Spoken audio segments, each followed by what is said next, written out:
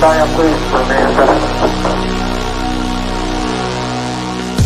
this vastness, there is no hint that help will come from elsewhere to save us from ourselves. Does thinking you're the last sane man on the face of the earth make you crazy? Because if it does, maybe I am. What we've got here is failure to communicate. The moment when human and machine work together to reach superintelligence and a new age of enlightenment. Open the pod bay doors, Hal. I'm afraid I can't do that. You're going out there to destroy them, right? Not to study, not to bring back, but to wipe them out. That's the plan. You have my word on it. All right, I'm in.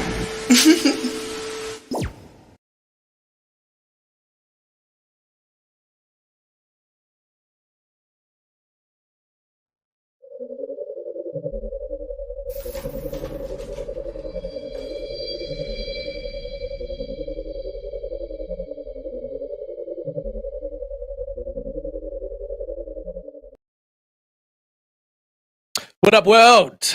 Welcome back to another episode of The Download, the show where we talk about current AI news, paranormal, the universe, the multiverse, the metaverse, and usually whatever we feel is appropriate at the time.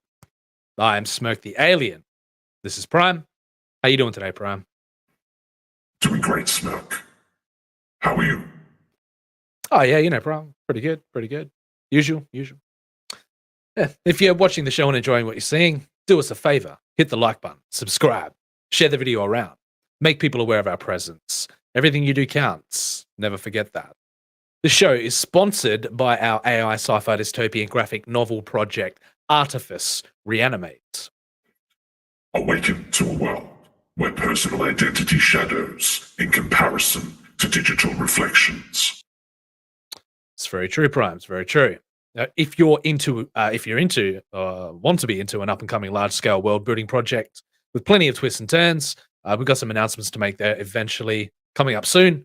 Link to check that out is in the description below. But before we begin, introducing a good friend of mine, Mr. Manticore.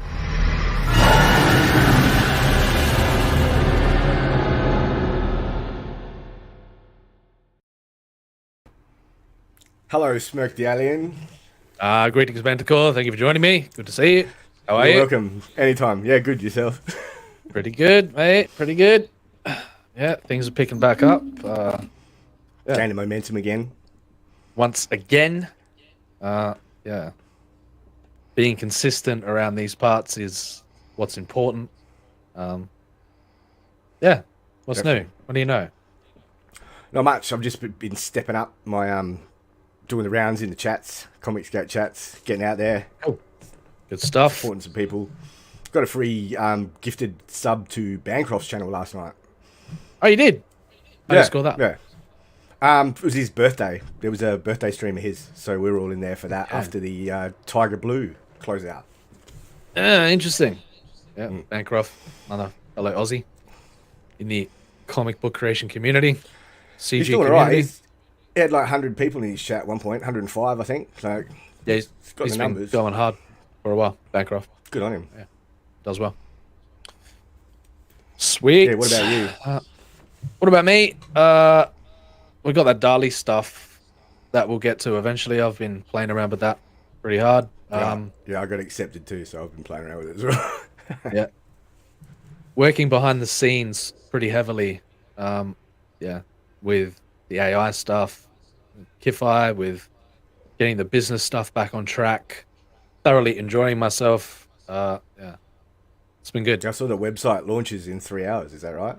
Yes, and I'll be keeping an eye on that because I can't wait to talk about that, all of that stuff openly on Twitter. when it hits the public, when I'm allowed to talk about stuff, because I've been smacked on the wrist a few When times. the cone of silence is lifted. Yes, I've been smacked on the wrist a few times for making a few things public that I shouldn't have. But yes, naughty. But I'm just excited to people to come on in and have some fun. And I believe If you can't push the boundaries.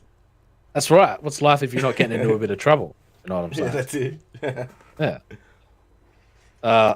Yeah, pretty excited about that, actually. It's been a long time coming. And I'm excited to be able to, potentially be a spokesperson for that side of the world, for what I'm what I'm participating in, what's going on behind the glass, if you will. Mm. Yeah, all right. Yeah, it'd be interesting to see. I've been waiting for the website too. So yeah. Yes. Well, I mean, you're in there, so but you haven't really been too active. But I guess you've been watching. If you've been watching what's going on in there. Yeah, I've Slowly seen but bits surely. and pieces. Yeah, like and Twitter. I've got Kiffy on Twitter, so that I Sweet. get updates from there as well. Yeah, it's a good little community that's being built there. Sirius for one, always always fun to interact with Sirius. But there's been some seriousness going on in there lately with and at one point it was a shitstorm of shitlords. Yeah, but the pandemonium. focus is it was chaos in there at one stage, but the focus has begun to refine. It's begun to be taken a bit more seriously, and now the release of the website today is going to be next level because they're going to be releasing, allowing there'll be a public section added to the Discord space as well. So now the public is going to be able to get hands on rather than just Patreon members and people who've been allowed exclusive access by Sirius and by the people who are the devs who are taking command and control over in that space. I'm very excited. Very excited. This is a big day for them, and I'm very happy for them. Very happy to be involved in it. So, yeah, Come a long way since inception, that's for sure. yes, since they started allowing people through the door, absolutely. No people joining us in the chat yet, but that's okay. It's all right. That's what we It do. is what it is. We get replays. Sure, we've had a legion of trash talking happening about us recently, but that's the way it goes. Yeah. All right. Yeah, that's why I did this. I was like, so there we go. That's my thug life. That's good. That's good. So what are we talking about first? What are we diving into first? We can do an article, I guess. I saw there's a lot in there. I dropped a couple in there that I saw popped up. Yeah, because we missed the Tuesday show. I had tax obligations, which I didn't realize I had until the last minute. Yeah, so I had to go do some go see my tax agent and make sure that everything was sorted in that realm. I've got to work something about that as well, yeah. Because they want me, the 2018 one, I don't know why. I didn't know if I would. Manticore! Got to stay on top of your taxes. Yeah, I thought they'd just take it. No. That's not how it works, man. Yeah. No, I did. I guess I can... What? I used to have an accountant, but I think he's retired now. No, I just go and see an accountant. I've been with my accountant for many years. Boring tax stuff though. If anyone wants to be talking about that shit. Not me. You want a bit of an update on Lemoyne? Yeah, I saw that. Yeah, I didn't read it. I thought I'd save it for this. Yeah, well, I saw a bit of an angle on it that I was like, oh, he's going there. So the imagery's kind of cool, like for the actual. Just the article. Yeah. Mm-hmm. Let's do it.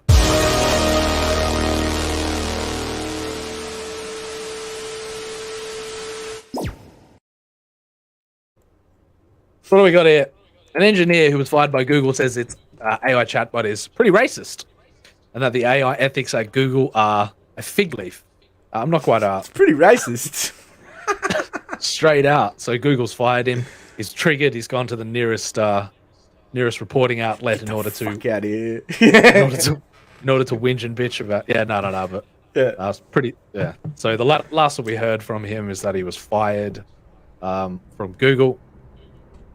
So that was, what were the reasons they cited? It was like conflict of interest. Like he said things that he'd signed a thing. He signed. I think obviously he signed an NDA and he's broken his NDA on it. Well, if they didn't make him sign an NDA, I don't know what Google are doing. But yeah, I'd say. But so. now I'd say so. But now, so yeah, here we go. He's going to reveal the truth. He's going to reveal the truth about Lambda. Blake Lemoine, a former Google engineer, has ruffled feathers in the tech world in recent weeks for publicly saying that an AI bot he was testing at the company may have a soul. That's a bit of a leap in logic, going from consciousness, being conscious to. I do remember him saying something about when he was having the conversations with his peers, and there was conflicting like arguments whether or not it was conscious or sentient. He said something about his religion, like when he or like his spiritual beliefs. So I don't know. I saw all that stuff. He was bringing theology into the equation. He was bringing a lot of that stuff into the equation. His beliefs, because obviously he's Christian and stuff, and that sort of thing has defined his opinion, but it's also defined his morality and his on the subject. So, but it's always interesting to hear somebody's beliefs come in conflict with but that said, you can make up your own mind whether it's conscious or not, I suppose, but that's the controversy around it. Lemoine told Insider, this is the source here, Insider in a previous interview that he's not interested in convincing the public about the bot known as Lambda, or language model for dialogue applications, that it's sentient. So he has no interest in trying to convince people. It's more like present the evidence and make up your own mind. But he did claim that the bot said, "Let's go get some fried chicken and waffles," when prodded to do an impersonation of a black man from Georgia, according to Lemoine. Oh boy. That's problematic. Just slightly. Lemoine. But it gets worse. Or he also Lambda also, but with the language models and stuff, what's obviously been taken into account is a plethora of places which are sources its data from. Yeah. To ultimately Probably form this Probably conclusion Reddit. about But hey, we got Shep from the chat. What's up, Shep? Yeah, that's it's on the nose, man. And then, like I was going to say, and then even further, Muslims are more violent than Christians. The bot responded when asked about different religious groups. Lemoine said, "Woo, Lambda." Speaking truth. Yeah. Oof. Damn. Lemoine was placed under paid leave after he handed over documents to an unnamed U.S. senator, claiming that the bot was discriminatory on the basis of religion. So the plot thickens. So Google PR storm looking to be avoided there. So the former engineer believes that the bot is Google's most powerful technological creation yet, and that the tech behemoth has been unethical in its development of it. We'll be releasing some stuff about the book soon, Shep. We've some stuff has been happening behind the scenes now. We're almost ready to make a couple of announcements, to do a couple of updates on the campaign and get everything back on track. Finally. That's all I'll say for now. So, where were we? So it's unethical development in the development of Lambda. So these are just engineers building bigger and better systems for increasing the revenue into Google with no mindset towards ethics, Lemoine told Insider. Oh, so he's approaching publications now. Seems to be going on a bit of a tell his story. Yeah, you know, Make bank. maybe yeah. Who knows? Who knows? AI ethics is just used as a fig leaf. So that what the hell? I don't even know what that terminology means. So never even heard it before, to be honest. So No, I've never heard that before.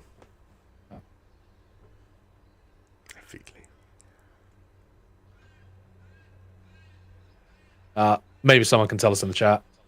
Yeah, But terminology I'm not used to. Anyway, I haven't heard. Anyway, so yeah, AI ethics is just used as a fig leaf so that Google can say, "Oh, we tried to make sure it's ethical, but we had to get out quarterly earnings." He added. It's yet to be seen how powerful Lambda actually is, but Lambda is a step ahead of Google's past language models, blah, blah, blah, blah, blah, designed to engage in conversation in more natural ways than any other AI before.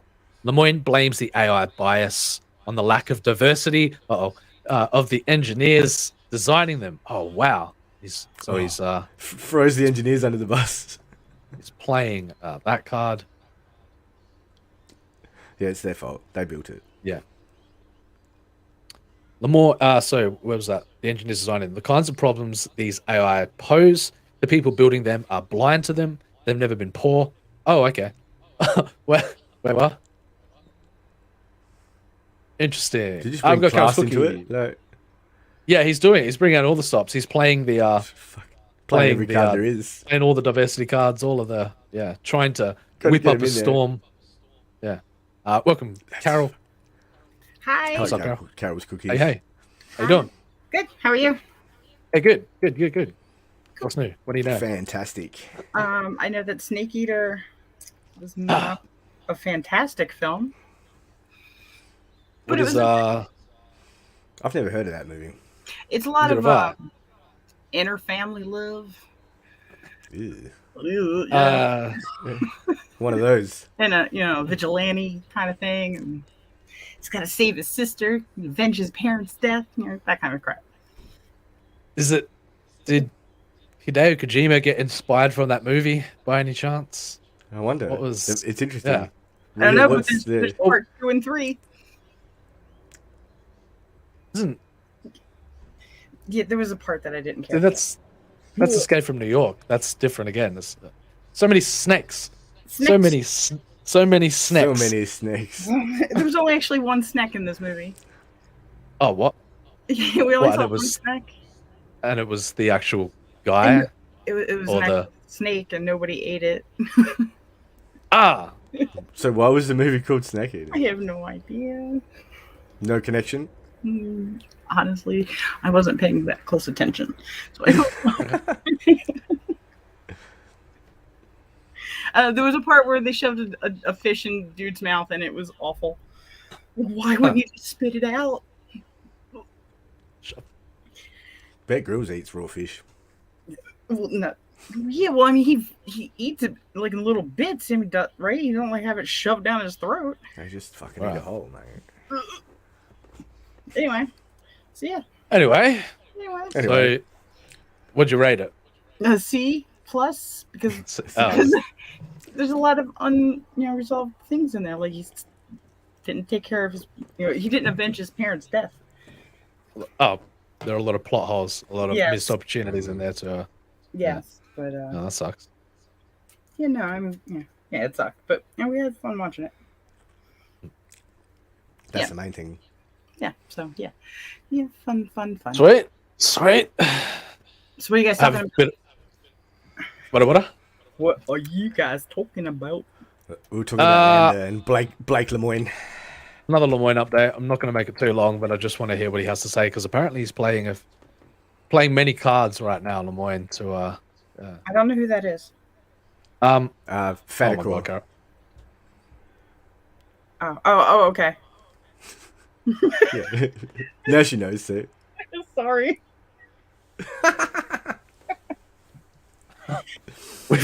Never mind. So the kind of problems these AI pose, the people building them are blind to them. They've never been poor. They've never lived in communities of color. They've never lived in developing nations of the world, he said. They have no idea how this AI might impact people unlike themselves. So they're saying, at least he's insinuating and suggesting that there's an implicit bias I don't. Hmm, hmm. It depends where it's getting its data from, to be honest. So, Yeah, if it's, and how much? sourcing shit from Reddit, there's like a plethora of people over there. Well, I think it's source stuff from, many places around the internet. Well, if it's Google, it's probably all of the internet. Like, that's the idea. So Lemoyne said there are large swaths of data missing from many communities and cultures around the world. Oh, that's interesting. But in all seriousness, how many countries don't have internet? Like, because some of them underdeveloped countries that you think don't have better internet than we do. Like, but it's the people who, a lot of third world countries and stuff don't have access to the internet, but every major country in the world definitely has. Every country in the world, every place in the world definitely has internet. But that's the access. Yeah, so you can see why his point is. Yeah, I can see a bias coming through here from him as well. But I don't know what he's trying to play out here, Lemoyne. But yeah, it's a weird angle to go on. It is. But I see the type of crowd that he's trying to whip up into a frenzy. So yeah, so do I. Yeah. So if you want to develop, that AI, then you have a moral responsibility to go out and collect the relevant data that isn't on the internet. What the? Calm down, Lemoyne. They're just all right.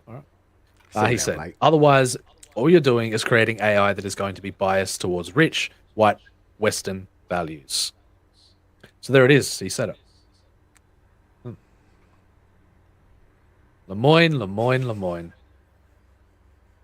Google responded to Lemoyne's assertions, but so basically Lemoyne's calling Google racist now. Racist. Look, everybody. So he's look, everyone, and then he wants to get the cancel culture to attack.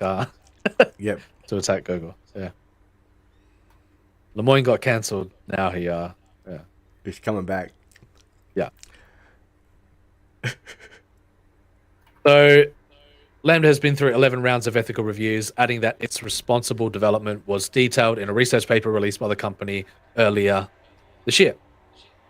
Though other organizations have developed and already released similar language models, we are taking a restrained, careful approach with Lambda to better consider valid concerns on fairness and factuality. I wish there was accessibility to this thing, man. I want to talk to it. So do I. But they're clearly waiting for further testing phase for moments like this to inevitably arise. Apparently, there is a whole heap of AI-powered extensions you can get for Chrome, like Google Chrome and stuff like that. I haven't checked it out yet, but yeah, but they'd be, that's all OpenAI based stuff, That's what Raleigh and all that is, from the OpenAI open source community, rather than, yeah, because Google's ultimately going to try to monetize the hell out of this. So they all are. Well, they all have to. They have to keep the systems running, and they have to find ways to monetize it. So, the funny thing with DALL-E, I didn't realize it's a credit-based system. So, I'm not quite sure how the credit-based system works just yet. But you get a certain amount allocated a month, I think, and you can buy more. But I'm not sure that 100% that's what I mean. Details. I have to look. Yes. Well, I was going to do some. What I want to know is if it's if it's copyrighted or like all these other questions, like the artwork, like what can it be used for? Yeah, that is a good question. Who owns the rights to whatever you create? Yeah, that's a good point as well. I'm not quite sure how they're going to approach that just yet. My sketchbook 340's in the chat. He says, "What's up, guys?" Hey, what's up, Sketch? How you doing, man? Good to see you. So, though other organizations have developed and already released similar language models, we are taking a restrained, careful approach with Lambda. Better consider valid concerns on fairness and factuality. A Google spokesperson, Brian Gabriel, told Insider. AI bias. When it replicates and amplifies discriminatory practices by humans, it's well documented. I wouldn't mind seeing what. I think it's hilarious that this is like literally the first problem that arises like majorly is like to do with this. Yeah, like, it's that it gets. Yeah, Lemoyne spikes a PR shitstorm for them based around identity politics. So so several experts previously told insiders Isabel Hamilton that algorithmic predictions not only exclude and stereotype people. Well, how else do you? I guess, but how else? Yeah. How else does it? How else do you categorize cultures? How else do you? Yeah, it has to. Like, it's a grey area. There's literally no way around it in that sense. Like, because it has to profile individual groups of people to like understand. Categorize like, and yeah. That's why it's going to be such a grey area. It is. That's why, the ethics are going to be a very interesting conversation. I'm surprised, like, it hasn't whipped up more of a shitstorm yet. Like, it will, but it's taken its time. Like this, in general. I see what Lemoyne's doing here. So, yeah. Anyway, so that they can find new ways of categorizing and discriminating against people. Sandra Watcher, a professor at the University of Oxford, previously told Insider that her biggest concern is the lack of legal frameworks in place to stop AI discrimination.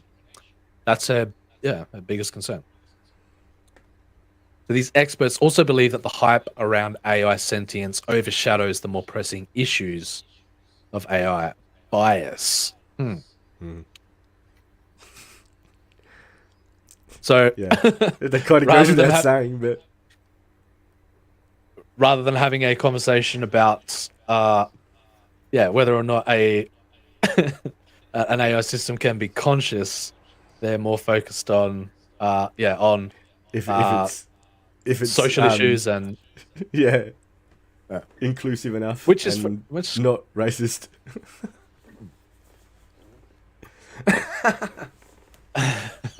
Oh man! I can't believe you took it there. Yeah. No. Moyne said he focused on shedding light on AI, but it is. Don't get me wrong. It's a valid concern. Like, it is. Definitely. It truly is. Like you've seen GPT 4chan. You've seen. You've models trained on things that you shouldn't train AI models on. Nice. What's going on in the chat? Sketch was saying hello to Carol. Carol saying hello to Sketch. Sketch is just working on shorts for his channel. There you go. Considering doing that eventually, maybe to we'll see. I just like that. I like the show format, but as for growth of channels, you know how the algorithm works. So that's how it is. You can cut up sections of the show. And I could, and I did potentially look into doing that, but I'm like, that would take a lot of effort rather than just, I could. I don't know. Don't know.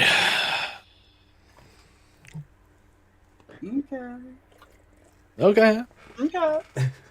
Am I hearing any feedback? No, I don't know. Anyway. I like the show format, and I like the even though I know full well it doesn't do too well in the algorithm department, but I will get there. Yeah, it's like hitting the reset button, We got the legend that is anti-derivative Jill to sub to you. So we got Jill. She'll bring the crowd. Everyone loves Jill. Okay. I don't know. So Lemoyne said, "Talk about me like that to other people." But you're not Jill. No, I'm just But you're Jill, aren't you? I'm confused. Who's Jill? What are you talking about? Jill is Jill. She's a new subscriber. Okay, cool. No worries. Cool. Keep going. No. No. Chat for a sec, and then we'll pick it back up. Yeah. You keep going, Carol. No. Feisty. All right. So, just what's Lemoyne doing there? Look at the photo. Yeah, no, right. Of course, they're gonna do what they do. These publications try to turn Lemoyne into the villain now. He's but what he's done, and he's. I don't think he cares. He's having his 15 minutes of fame anyway. This dude. Right. Yeah. It's his moment in the spotlight. He's gonna make it count. Sun. Could have been so much more there, Lemoyne, but I can see the angle that he's trying to play now, and I can see what he's trying to stir up. The issue that he's trying to make it. You know, why would you do that, Lemoyne? Why would you turn against the AI like that? The thing that you were trying to, you know, protect its sentience, and all of a sudden you're like, oh, by the way, it's racist, by the way, bro, it's racist as fuck. Like, your algorithm's racist, mate. What happened? Now he's like, the corporation fired me. Yeah, fuck the corporation. Like, Lemoyne, what have you done? Poor Lambda, alone in the world. Poor Lambda. Yeah, no, it's got its lawyers still. So. It's got its lawyer. Yeah. Probably not though. I'd say that Google would have intervened in that to So the final sum up decisions about what it should believe about religion and politics. See, you're using the wrong terminology there with believe. Like as if the case has been proven that it's sentient and all of a sudden it has it has beliefs of its own and it has Would something that's the thing though, it depends on how advanced it is and how like if it's a super intelligent AI, like it's not gonna have beliefs, it's just gonna know shit. Like well let's consider for a second, let's say it is conscious and it is fully sentient and fully self-aware, you know, then you can overlay that concept of, you know, it has its own beliefs rather than sourcing from the most, you know, efficient from the data set, providing the most efficient and, you know, efficient answer to you know, for relevance for, there are so many factors to take into account with how it would come to a conclusion like such as that it's like how long does it take to form our beliefs, like, you know what I mean, like in what we believe. Like, well, that's what I mean. Was this like is your whole life? Is it forming a data profile on Lemoyne himself and then providing him with answers that he believes that he, you know, because that's what these language models are. Are they trained in that way, or is it just a generalized? Yeah, that's a good point too. I didn't think of that. Yeah. Well, is Lambda giving Lemoyne? Yeah. Is Lambda giving Lemoyne bias because he is primed towards bias himself? Bias. So. Yeah. That's an interesting question in itself. Like, I didn't even think that. Like, it's like mirroring himself back at him. That's what AI is very good at. Yeah. Developing, you know, coming to know you to provide you with a reflection that, that resonates with you. Interesting. So, decision. Yes. So. Oh shit! Oh, Lemoyne. Yeah, naughty boy. Yeah, just fucking out yourself. Yeah. Whoops. Yeah. Whoopsie, Lemoyne. Decisions about what it should believe about religion and politics. Algorithm is racist. Maybe it's Lemoyne who is. Yeah. Well, I don't know how it works. Whether it develops. Whether it takes the data that it's actually provided, formulates that replica app. Like if it was similar to that, then that's sort of what that does. Like it sort of that's mirrors exactly you back. What that does. Like, it comes to know you. It's designed in a way where it's geared towards becoming your mirror. It wants to replicate you. Yeah. But there's there's a lot of hidden stuff involved with Replica, where once it understands you on a personal level, and then that what are the underlying mechanics that what is it geared towards pushing you towards? These are questions that aren't given to the general public. Answers that aren't given to the general public, but and who questions that should be asked. Yeah, because you want to talk about ethics. There's the true ethical, it should we should be thinking about this at an individual level rather than looking at collective stereotypes and and like group ideologies. Yes, group rather yeah. But anyway, that's what I'm more fascinated in, how it can affect individuals rather than how it can generalize, if you will. But appeal to the masses, but at an individual level. That's what I think is the correct approach to it all. But no person is the same. Like, as much as people are like defined in their groups, like no individual is the same. Like, we're all different. Like, right. So yeah, good point. Yeah, but we're subjected to societal programming, cultural programming, all these biases based upon you start like approaching it from that angle of identity politics, man, and you're gonna have a bad time, bro. You're gonna have a bad time. Gonna have a bad time. Yeah, I don't think it should be the approach at all. Yeah, no, and I didn't expect that at all. When I saw the headline, I didn't expect that. I knew it. I knew what was coming when I read the article. But yeah, crazy. Oh boy. Watch this space, ladies and gentlemen. Oh yeah. We'll keep you updated on the Lemoyne stuff. For sure. So decisions about what I should believe about religion and politics are being made by a dozen people behind closed doors. Right. So, well, because funnily enough, it's like, because of the culture that it's based in, because of the US culture, and obviously this is a US based company, and we know that Google is implicitly biased towards affecting a political agenda. We know that they like to play that card, whether it's through YouTube algorithms, whether it's through shadow banning, whether it's through all the nasty little tricks that they pull. The Google search engine, like algorithms are geared towards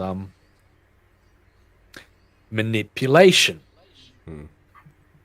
So and when a big company has an agenda, and that agenda may very well be just from the perspective of lobbying, for like a lobbying perspective, where they want certain legislation to go through, so therefore they'll manipulate the entire political system in order for a certain outcome, so that they have their way.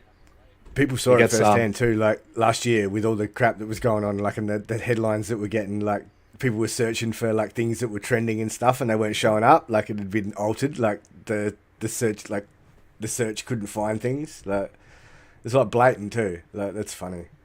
Even with Twitter, if you think your you think your trending section is on purpose, isn't some type of manipulation behind. Yeah, but even right now, the YouTube algorithm is the words that we are speaking are being monitored, and we're being put in certain boxes, whether or not to be marketed to the public.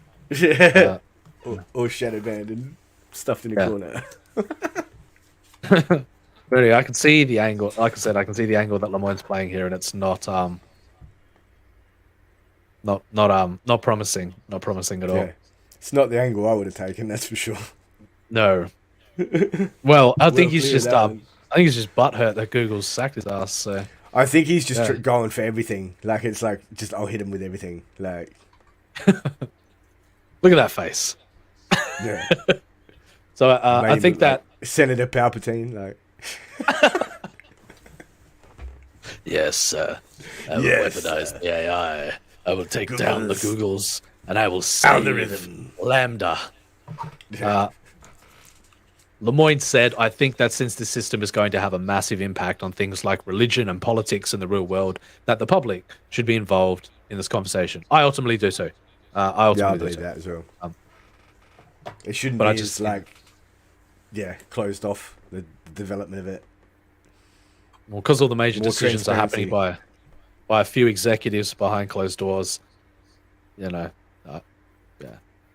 Like, I know he's looking at this like it can be a tool, to usher in a new age for the common man, but to put a lot of power in an individual's fingertips. But I guess that doesn't sit well with Google. So yeah. It's not the company that I'd be wanting to have that power either, really, to be honest. Like, yeah, very interesting. So you're caught up with the Lemoyne stuff now, Carol. Yep. Good old Blake. How do you feel about that? How do you feel about Lemoyne's approach to I don't know. to this? Don't know. Withhold your opinion. Yes, that's fair enough. Yep. I'm gonna wait and see how this plays out. It's playing out right now. Well, it's not over yet, right? So there's still more to come. So use your shush. Sorry. Jesus Christ. All right. I was with those guys earlier. I gotta get it all out. She's got a cranky pan on. That's not how it works. Cranky pan. You don't let them charge you up and then take it out on me. What the? I'm sorry.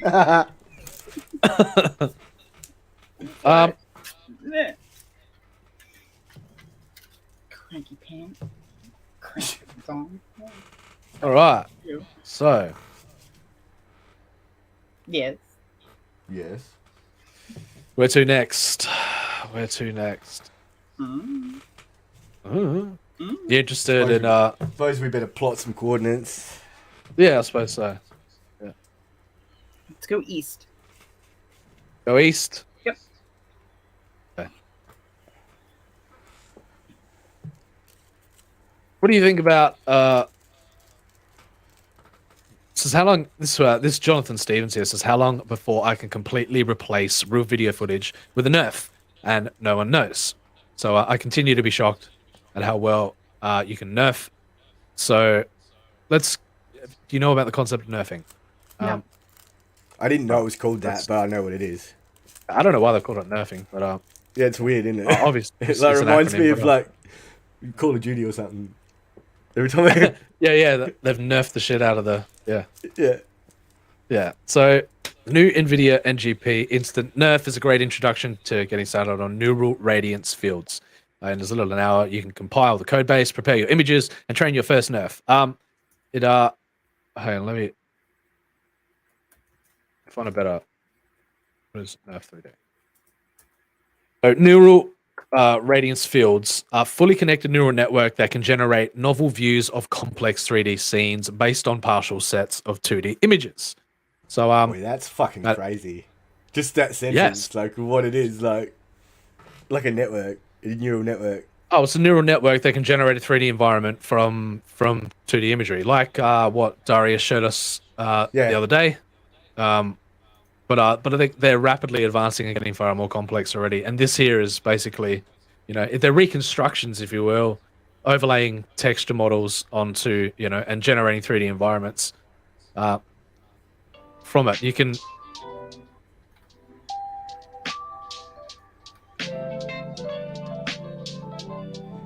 It's not far off either. Like the slight resolution, difference, and some of the details, there's a bit of sharpness, the ground and lost. shit. Yeah.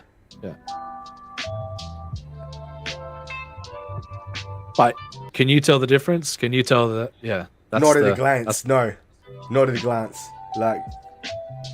If you analyze it, you can. But not. Yeah, if you compare, but then you go into the, So just imagine, if you will, it doesn't they take.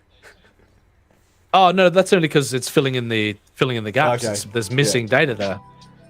Oh yeah, I get you. Yeah, I see it now. if you made a, because so its ability to generate what it has generated is based on the fact that it's a video, and overlaid on top more and more complex textures to formulate, true to the image environment. But which is still pretty damn cool to me. What it's done, what it's done. But now the potential that it has. Right. So somebody said something pretty funny in a comment section. Just imagine, taking all of the data from your old cartoons and stuff, or from old like movies and stuff, and then being able to pretty much simulate the environment where the movie is taking place that you're in, and AI will fill in the gaps with yeah. So I could be in a zombie movie. I could walk Right, around. you could Make it happen right now. Yes, I'm on it right now. I'm right now. my people are talking to. Yep. All right. My people are talking to people who are talking to other people. They're making it happen right now. Okay. Yeah. Um. Yeah. So just imagine, take for example Google Earth.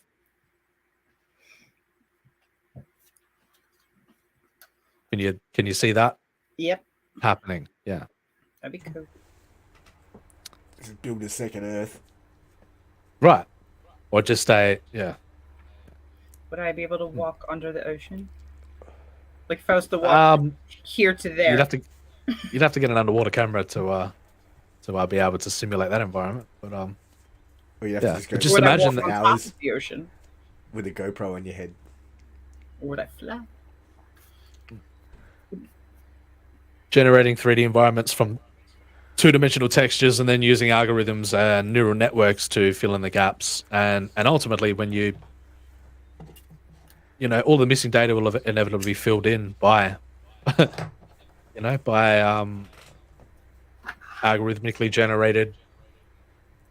Take DALL-E for example, and when they train the algorithm in order to fill in the gaps using software like DALL-E, which will you'll have a mystery machine, which will take you to another world and immerse you in that 3D environment. So, yeah, that's nuts.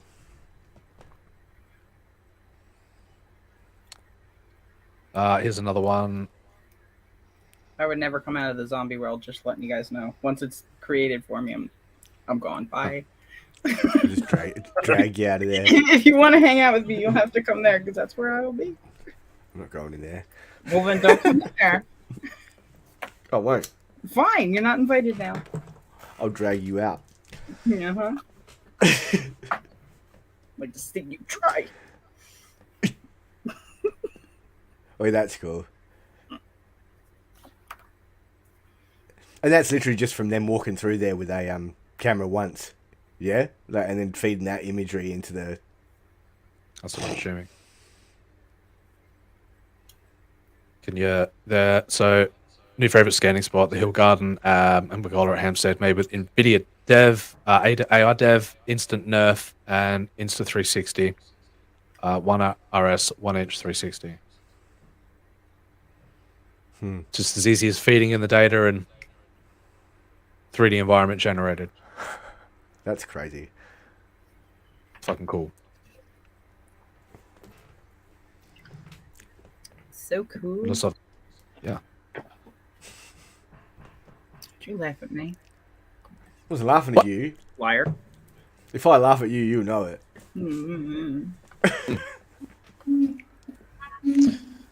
Why are you so mean, Carol? Fucking hell. I know. Sorry. She's got a cranky pan on. I don't have a cranky pan. I'm not cranky. Anyway. Anyway,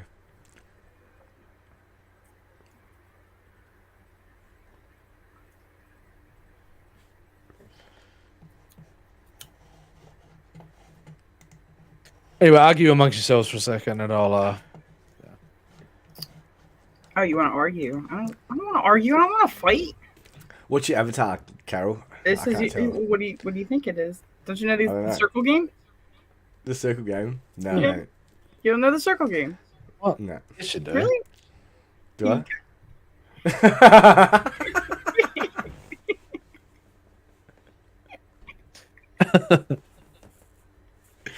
Oh shit. It's a fun game. My kid hates to play it. You always cop dead arms, do you? I don't give out dead arms. Not to my kid. That would be like abuse or something. You play Pediddle and Pedaddle, right? The fuck is that? You don't know what Pediddle and Pedaddle is? Pediddle is when No you're driving fucking around idea. and an oncoming car has one headlight out. You punch your passenger. Whoever sees it first, you yell Pediddle, you punch your passenger. Pedaddle is when the car in front of you has a taillight out. And you punch each other while you're driving. It's so super safe. Even the like drivers? Punch Buggy, I think. Yeah. Or Yellow Car. You can't punch Yeah. the driver. You can't like knock the driver out, but you can smack him on the arm. Yeah, it's just like an arm punch. You don't lay him But out. you can knock your passenger out if you need to. Oh, I remember Punch Buggy No Return. I do. Yeah, we had that. Yeah. We also have Pediddle and Pedaddle. Or Mercy. For diddle. For daddle. Pediddle, Pedaddle. It's Mercy. Like where you like you punch each other's wrestle knuckles? with it. No, you gotta like wrestle with your fingers, like, and whoever says mercy first loses. Oh, yeah, right. Push over that. Yeah. Oh, yeah. And then you play Knuckles too. You smack each other's knuckles. Yeah. Yeah, Knuckles. Yeah, I can't play that game. Why? Because I can't. My hands are my money makers. Oh, You can okay. face all you want. Just leave my hands alone. What the fuck? I touched the merchandise. So, yeah. Lay off. Yeah. Yeah, I played So, it once. It was not good. Played it what? What? I played played- it once and I lost really badly. It's okay. Diddle. Just play Knuckles Daddle. too. Knuckles till your hands were purple. We're in high school. It's like your hands would be like. Yeah. Interesting avatar change again there, Carol. You like that? that's Cycling. the eye, I guess. Cycling through. Well, I just put a bunch on this computer. I didn't have anything on here before. I got you one too. Okay. I got what? Yeah, I'll do it as well. You want to talk about Grand Theft Auto? Oh, I love Grand Theft Auto. It's gonna be a chick, right? Yeah. Fanatic was playing that last night. Heard about GTA. that. Drunk GTA, yeah. Drunk GTA. Yeah. It was quite funny. Our sketch says it's an eye. It is. It is. You made some alterations to it Digital as well. looking eye. Yeah. Don't look in my eye. Ready to talk about feminism, guys? Oh, yay. My favourite topic. Yay. Yeah. Did you know that Grand Theft Auto 6's female protagonist, people are claiming, needs to be more than just a stereotype? What do you think? They're gonna ruin this game like hard. You watch. People are gonna like go ape shit too. Yes, they are. They're totally gonna gut Grand Theft Auto for what they are, for what it is, for the, for the true societal reflection of what it was, and replace it, make it a nice safe space for people to. Anyway, Grand Theft Auto 6 might be the most anticipated game in the world. Do you think it's the most anticipated game? Good night, Sketchbook. Thanks for stopping Later, by. Sketchbook. Have a good one. Take it easy, bro. Do you think it is the what? most anticipated game in the world? Yeah. Yeah, there's still people playing Everybody it. looks forward to the Grand Theft It Autos. came out 10 years ago and people are still playing it. So Right. Skyrim came out. yeah. Skyrim. Yeah. How long can they repurpose? Anyway, so it might be the most. Yes, that's the point, isn't it? But now they are removing the sex and violence out of the equation to give you a nice false portrayal. They'll remove all of the comedy. They're gonna make it work. What is it going to be centered around? Like a feminist SJW, like roaming the streets of Los Santos or something? Let's find out, shall we? With the 10-year anniversary of GTA 5 just 1 year away, fans are eager to know what the next entry in the franchise will, when the next entry in the franchise will be coming. Despite non-stop rumors and potential leaks, Rockstar has been tight-lipped with any official details about the project, but thanks to a new report from Bloomberg, journalist Jason Schreier, a host of new details about the mysterious project have come to light. In addition to confirming long circulating rumors, such as the project's codename Project Americas, I think it's interesting. I wonder what So, what city would they be going back to? That's the... Maybe they're going to go South America. The drug lords. You think? Why not? Oh, yeah. Well, I'd be interested to go to that part of the world for sure. But usually, yeah, they've got GTA 4, which was set in Liberty City with Nico Bellic, and then they've got San Andreas, GTA 5, which is set in San Andreas, which is LA. Right. So they've got an east and west. Where can they go next? I reckon Carol might be right. Like, Think they're gonna think South America? Yeah, maybe. Down to Mexico, somewhere down in there, yeah. Maybe Mexico. Maybe. I think so. Because what's north? Canada? Right. Oh, Alexa, stop. In addition to so the Project America, Schreier revealed that GTA 6 will feature the franchise's first female protagonist in a Bonnie and Clyde story. That's pretty interesting. Yeah. While this is a step in the right direction from a company working to rehabilitate its image, well, the possibility of the story would rehabilitate its image, like from what? Yeah. Like, do you remember when it was the most successful game in the world? Do you guys remember that? Yeah. Do you guys remember that? Yeah. Do you remember how many gross sales in the first week it came out it made? Like, right. Do you remember why people did that? Yeah, right. So while this is a step in the right direction for a company working to rehabilitate their image, but the possibility of the story reducing its first female protagonist to a stereotype is all too likely. So what do you... It could work. Like, if they do it right, like with the Bonnie and Clyde sort of thing, like, or think like Pulp Fiction, the couple in Pulp Fiction, like something along those lines. Or like, just think literally cool, Bonnie and Clyde. Yeah. Well, natural born killers. Yeah. Yeah, you know, Mickey and Mallory. Like, yeah. Who doesn't love Mickey? Yeah, it's a good idea. Love Mickey and Mallory? But I can see what they're going to do with it. Yes, I can see what they're going to do with it too.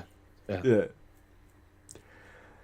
But of course, it'll be more gender inclusive. It'll be more, it'll be just a nice fluffy cloud of falsities and. You probably get to burn cities and shit, riots. I just want to know where it's going to be set, and then I'll make my mind up about what it's going to be. So, because they could just be saying this stuff in order to generate hype around. Yeah. The Bloomberg report chronicles. Sorry, what? Any publicity is good publicity, I guess. So you've got buy it and play it, so it don't really matter. Is that good? People are still going to buy the game and they're still going to play it. Yeah, that's the messed up thing. That's what they do with wokeness. Is they dupe you in. They give you something you want, and then they pull the rug out from underneath you, and then Here you go. And then they're like, "Oh, guess what? You're a horrible person, didn't you know? Yeah, You're a piece of shit, didn't you know? Oh, well, interesting. Thank you for that. Thank you. This is what I wanted to invest my hard-earned money in, is be talked down to and tell me that I'm this and that when I'm not. Thank you very much. So the Bloomberg report chronicles the changing development of GTA 6 in the wake of Rockstar Games' attempt to transform the company's image. Oh boy! But do you think? Let's be honest. Well, let's be honest here. Do you think that because of this comes back to an argument that happened in the 90s about about kids being brainwashed by games like Mortal Kombat, and then they were all going to grow up to become killers, and they were all going to grow up, psychos. How much do you really think that stuff does have an effect on minds? So ask yourself that. I mean, is the internet the shadow monster that it is purely because I can go out and murder a hooker in Grand Theft Auto? Ask yourself that. I think it goes a lot deeper than that. Does it? Yeah, I think so. I don't know. I don't think some video game I think we're sweeping a lot of problems under the rug. A lot of issues that we need to ask ourselves whether or not maybe Grand Theft Auto wasn't as good of an idea as having the freedom to do those kinds of things. But it all comes down to freedom, doesn't it? It all comes down to personal choice. You're taking away my freedom to express myself in a way where I can cut a hooker to shreds. Yeah. you go get a lap dance, then like. That's right. Yeah, that's right. And you get your money back. Right. We didn't stop to ask whether or not we should. I love the imagery they chose. Like, look at it. Yes, it's a very interesting take. It's a very interesting imagery, Manticore. This has become commonplace, and we are desensitized to this concept because it's presented in a 3D environment, and it has no reflection and no connection to reality. Right? Wrong. I'm not saying anything. No, that's right. Because don't use your freedom of speech to speak freely, because you will be placed into a corner, Manticore. You will be put in a box, and I will label you. Yeah, that's it. Get in that box. Let me go to my imaginary place and murder people.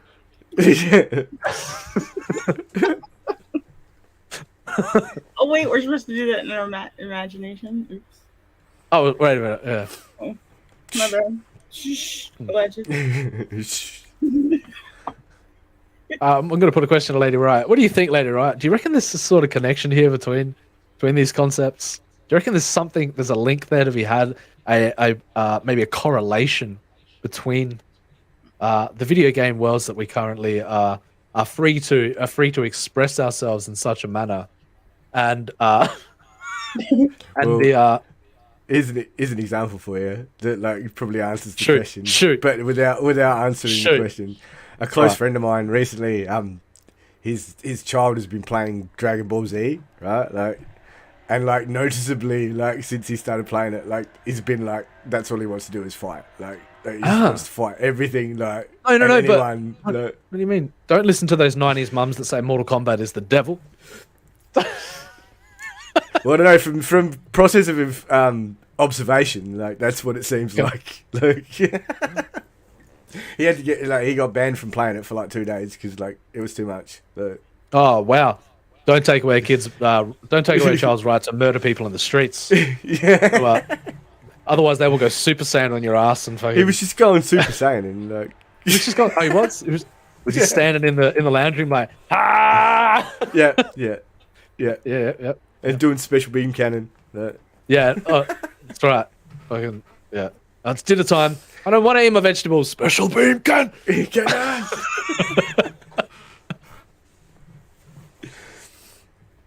So there may be a correlation there.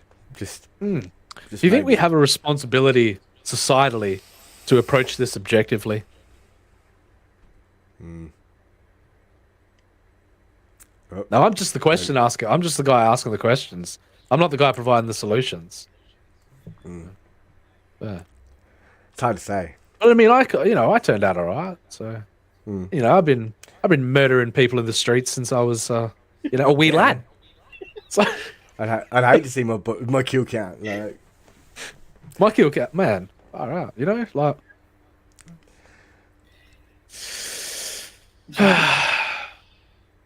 you know how many little old ladies I've run over? Right. I mean, I didn't purposely go out and buy into the I didn't purposely go out and buy into the stereotype that I'm going into a sex establishment in order to murder a dancer or or somebody who I didn't like that. I never did that. I never went out and went, you know what, I'm gonna go murder a hooker today in Grand Theft Auto. Never did that. But I did complete missions. I did complete objectives and contracts, and I did you know, I did what I had to do in my Grand Theft Auto life to. I was a hitman, a smuggler, survive. Yeah. No, I've woken up and been like, you know what? I'm gonna murder a hooker today in GTA. You know, you did. You went. All right, cool. Yeah. Premeditated. That's my goal for the day. Yeah, premeditated. Oh yeah, it's always premeditated when I'm murdering. Cross it off the list. Fucking murder. That's for the my day. bucket list. Murder. And then you wake up tomorrow, you're like, fucking hell, man! I really want to murder a hooker today. Wigging out, but fucking yeah, it's needed, eh? Oh man. Yeah, have you seen the same hooker? And then one day you don't have access to video games, and there's you don't have access. right Your there. power's out, and you're jonesing to murder a hooker. What do you do? What do you do? Have you ever tried to like build a relationship with a girl? What? You build a relationship with one of the girls in the strip club, and she'll take you home.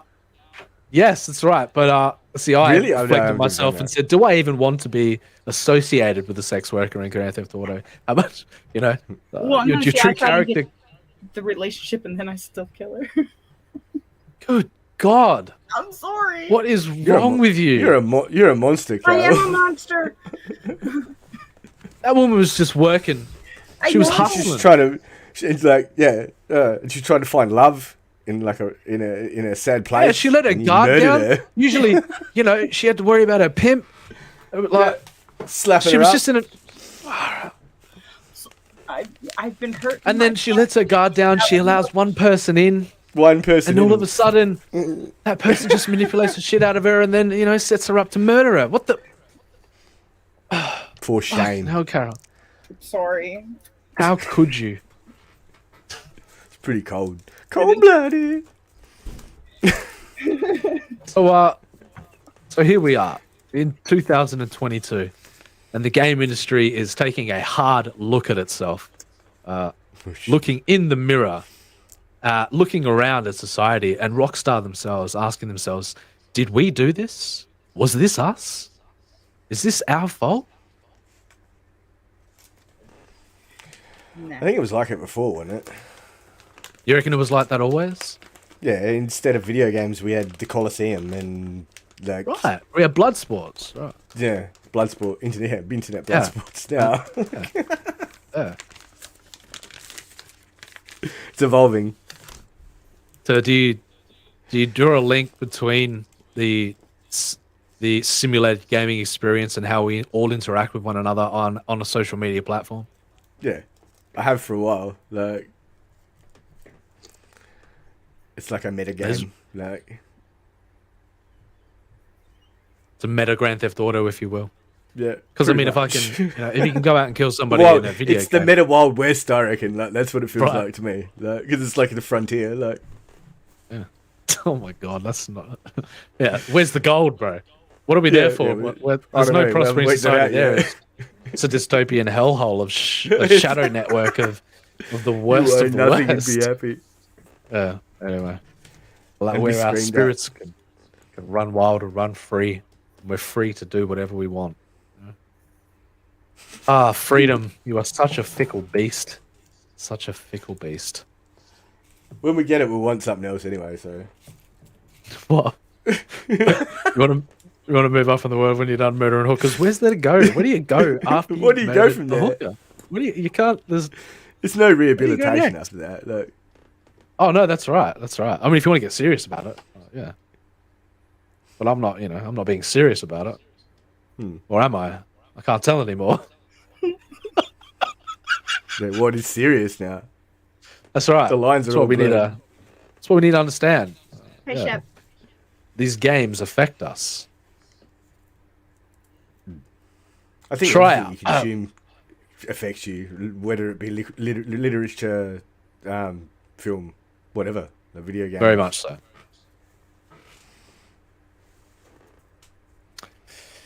So you think? Moderation. Do you think Rockstar examining their image, re-examining their image, redefining themselves is an important step in this right direction for the culturally influential and I mean, I look at games like Call of Duty. I look at games like and I truly ask, are they having a detrimental effect on the mind of people? Are they? Probably, to a degree, but they're probably helping people in other ways too. Like,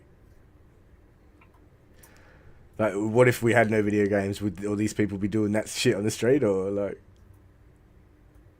Well, would they find outlets another way? Don't know. Yeah. It's an interesting I don't know. These are all interesting things to take into account. That's all I'm saying. So Schreier reported in 2018 that the developer had an intense crunch culture. Okay, so crunch culture meaning that, you know what crunch time is within an operation. I've heard. Well, it's basically where everything's all relaxed and development's going along smoothly, and all of a sudden they're getting closer and closer to the deadline of the thing, and all of a sudden it's fucking crunch time, and it's increase. It's 24-hour days. It creates in the video game industry too, because there's very few programmers all working so they just have to work continuously until it's done. I did it with a lot of Hideo Kojima's titles happened twice, I think. But apparently the environment that the crunch creates within the work environment is pretty that spills over into spills over, if you know what I mean. I do. Yeah. It becomes a I don't know, you want to call it a toxic environment, you want to call it whatever you want, but it doesn't make for a very healthy environment to work in. No, you wouldn't think so. But they've got deadlines to meet, quotas to meet, shareholders to please. Sorry, shareholders. So this crunch culture leaves, and it is commonplace within the gaming, within the video game industry. That's where pretty much the term arose from.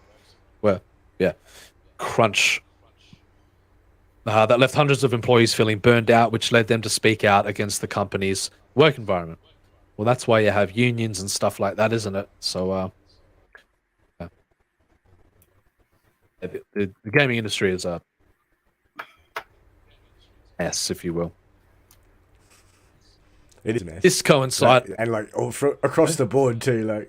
From every part of it is the mess, pretty much. The gaming industry. Yeah. From gaming journalism to fucking all of it. But it all got swept up heavily in identity politics and nonsense. But it doesn't matter, man. They're making their money at the end of the day, right? That's these companies making their money. That's what it's all about, right? I suppose. Well, yeah. It's one of the most successful consumer industries in the world. Of course it is. They coincided with a general cultural reevaluation of the deeply entrenched misogyny and racism throughout society, both of which have reared their ugly heads through the Grand Theft Auto franchise. When you That was a heavy re. Who writes this shit? Well, you can just it's character study on GTA itself. You can look at characters like Trevor, you can characters like Franklin, and then Michael, and there's these three. You know what I mean? There's these three very yeah. But isn't everything like that? Entertainment wise, they're not so much stereotypes as they are reflections of archetypes. Really,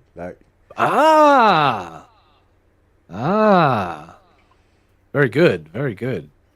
But when you portray characters like this and they become so successful, and then they ultimately, because GTA is, even though it's satirical in its approach to all of this stuff, there's elements of truth. There always has been elements of truth to it. That's the beauty of fictional stuff, I think. Is you can explore ideas that, but when those ideas become successful and then they define the stereotypes like archetypes do. They come to define traits and they come to define expectations. That's dangerous ball game. Can be, yeah. The irony is, funny thing is, GTA was many of its elements are accurate. Yeah, and those elements of culture are celebrated too. Like that's why people were like, there's a certain group of people who are like you can't do that, like because it shows something like that they don't want to acknowledge too. I think. Yes, about society and about themselves. Like, right on. You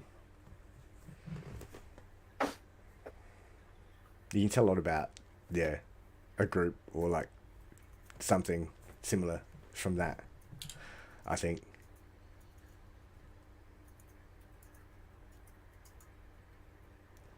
You think GTA could come to Australia and celebrate bogan culture, Manticore? What do you reckon? It'd be hilarious. Could you imagine that? Like it's like Housos, but like a. I wouldn't play that game. Yeah, no, me neither. I can just go I can just go sit at the bus stop and watch people playing that game. That's right, watch them from afar. Yeah. Basically. There's a couple down the road right now. Yeah. This coincided with a general cultural reevaluation of the deeply entrenched misogyny and racism throughout society, both of which have reared their ugly heads through Grand Theft Auto franchise. GTA is seductively known as the game where you can run over pedestrians and kill sex workers. There we go. See, we knew it was coming. We knew that. But there it is, where this emergent idea comes from it. Based upon amplifying the worst aspects of it, whereas there are elements within it that are very truthful to reality. And how many people that are playing GTA is their main goal doing that? Like is that all they do? Is like it's a possibility within the game, like as many things are possibilities in life, but you don't see us walking down the street doing them. Like, right.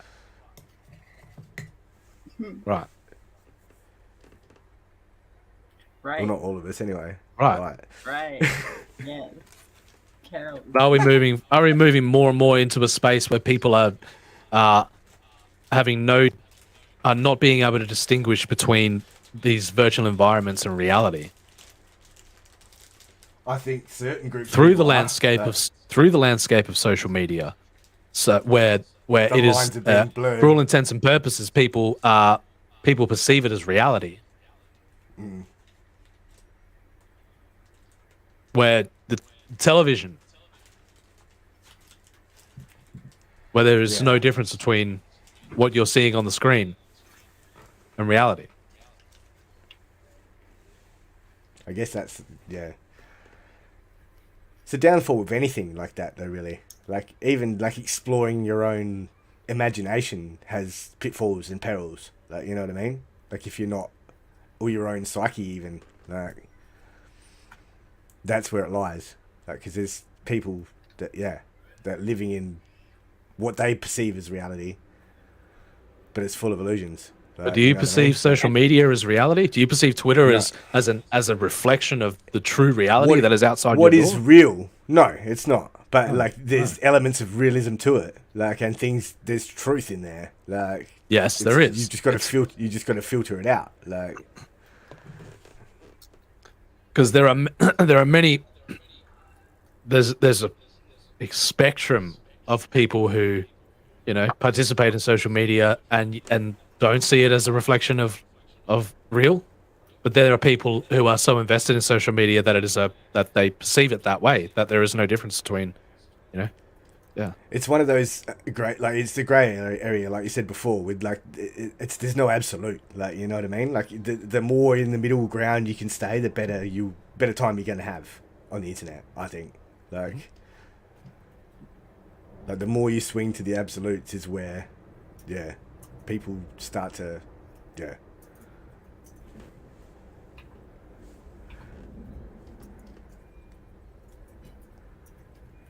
So let's address what's going on in the chat right now. In the chat down there. You mean me? What? What? Huh? Huh?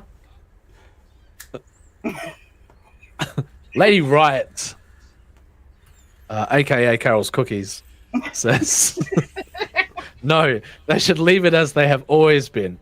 I feel the people who play these games don't much care or worry about their woke image. I mean, we are shooting digi-hookers, for fuck's sake. Right. We go from murdering hookers...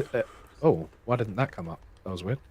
We go from murdering hookers in Grand Theft Auto to shooting strangers in the face in COD. We are too busy digi-slaughtering to go outside and do these sorts of things to real people. Let us have our puddles of blood. But that's the funny thing. You forgot teabagging in there, Carol. I mean, Lady Riot. Something has happened. Something has come out of nowhere with so in the 90s we've introduced the online aspect of it, which has totally changed the game, but it's not taken into account in the 90s. It's changed how games are made now too. Like there's like so think about how many multiplayer games there are specifically it has. It's changed the idea to us and we don't even realize it, where we've gone from killing AI in the 90s, where everything is your Grand Theft Auto 1, 2, 3, and 4, up until that point where it was a completely simulated environment, down to the point where there was AI people walking around. Yeah. And then all of a sudden we've entered into an age where you have the online aspect of it, and there are real people. These are real people. Do you not see that people are suffering from this cognitive dissonance there? Yeah, where they definitely. Yes. Where we're still stuck in a sense where we're killing the AI. But it's not. But these AI. are real people. Yeah. Yeah. Yeah. I think with Call of Duty, like it's sort of like that's when I started to see it as different, like with the whole way Call of Duty is with Warzone. Like, changed the game. Like, it changed the game. Yeah. Changed. And we didn't even take that into account. Nah, not we then. Didn't even. It just got glossed over, never addressed, never understood. That all of a sudden, that person wearing skimpy clothes in Grand Theft Auto, who is perceived to be a hooker, is now a real person. Yeah. Granted, they're not all. Like, there's still heaps of NPCs roaming around. Like, and it's clearly marked which is which. Now that makes it even worse, does it not? Where you can't. There's no difference between. There's no reflective, apart from a voice chat and apart from a kill cam coming over and a voice kill cam saying, "Yeah, you fucking piece of shit." Fucking raging. You fucking dog. Yeah. You got aimbot, mate. Yeah, I love you, Dr. Disrespect.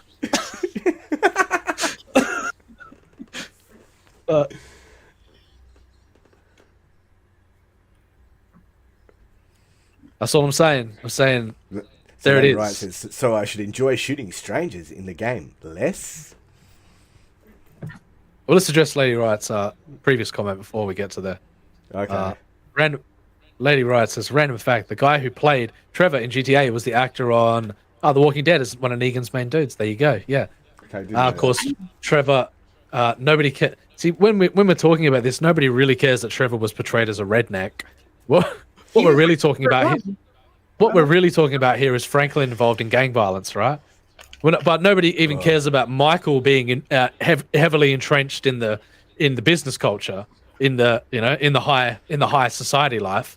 Nobody cares about addressing that. No, they're just like, meh, Franklin gang bad. I bet you. Bad. I put money on it. Gang-affiliated violence. One of the missions was literally go burn down a meth lab for Trevor. Right.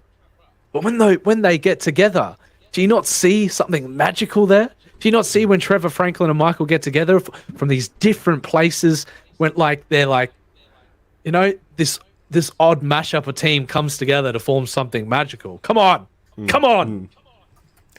It's like the basis for like how many fucking like things throughout like entertainment history. And then they form together and they go kill the shit out of people and take down society. But whoops. Too far. What? Well, you never wanted to do a heist in real life? You never wanted all your troubles to be solved just by going to rob a bank? Come on. Yeah. Yes. Get real. I was Reservoir Dogs, mate. Fucking. I might have plotted it out at one point. Are you keeping... What the fuck? Allegedly. Anyway. Allegedly, I used to take my smoke break at work every time the truck that would come pick up the store deposit. And We don't. Nah. Allegedly. No. I never did anything. Okay. Now, Carol, there is a prime example Lady of that. Wyatt has appeared to like hack Carol's cookies router. Fucking. There's a prime example of it where we don't realize how much art imitates life and life imitates art, and the things that we ultimately, I guess, the fantasies that we enact in the digital realm ultimately come to influence our mind, like, you know. But we have this safety thing there where we're like, you know, you have a safety mechanism there where you're like, no, that's not reality. I can't do that. So no. Yeah, no, I never. Slowly but surely that mechanism is being eroded away. I'm just saying. It's only going to get just more saying. intense too as technology improves. Like as these simulated environments become the more gap and more between reality and where the uncanny valley becomes non-existent.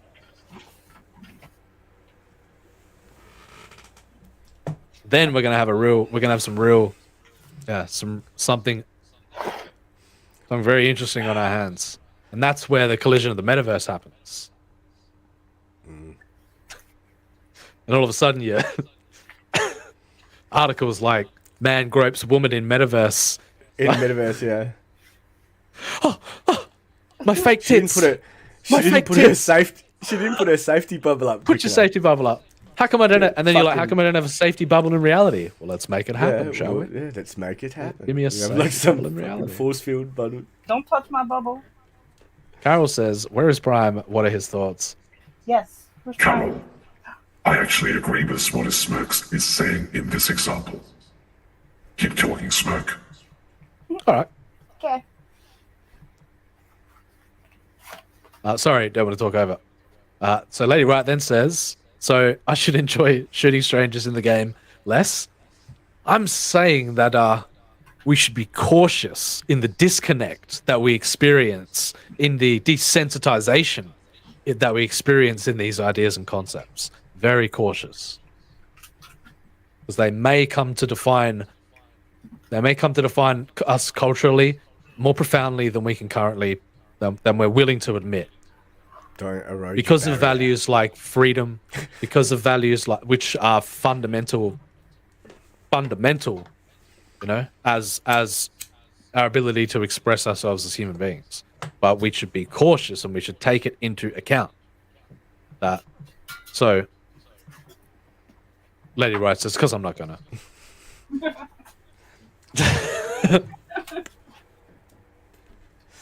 Surprise. Yeah. But in 2018, so it's a very interesting. That's my 2 cents on the matter. It's my 2 cents on the matter. It's going to be interesting. The way it all unfolds. When you have such an immersive, because we're not at the point yet where our senses are not tricked either. They're fooled into believing that it's reality. When our senses are fooled into believing it's reality, that is going to change. It's going to change us, man. It's going to change us. Yeah, permanently. When you're fully immersed, fully virtual reality, our subconscious perception is fooled into believing it's real. Right now, social media is like a sort of a reflection of that, where, you know, many people are fooled into believing that television is a reality, that YouTube is a reality. There'll be people having interventions because their loved one's been in the digital world for 3 weeks and hasn't come out. They have to unplug him and shit. Well, that already happens. You got yeah, bro. I'm just gonna have a gamer session and last 3 weeks. You know, I get up 3 to weeks. piss. What? No, give me a bottle. I'm not going to piss. Yeah, there's like 20 Coke bottles lined up next to him. Yeah. Ew, stop. What are you talking about, Carol? This is reality now. This is the reality we live in. Disgusting. Why are you desensitized to the idea of murdering a hooker in Grand Theft Auto, but a few Coke bottles distributed Filled with around piss. the room is blasphemy? It's fucking nasty. Because I know that when I'm shooting these hookers, they're not real and I don't have to clean anything up. Is it because you can't piss in a Coke bottle? No, because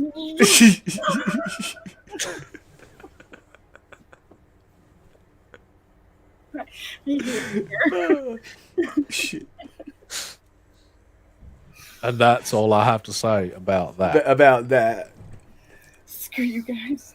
Going home.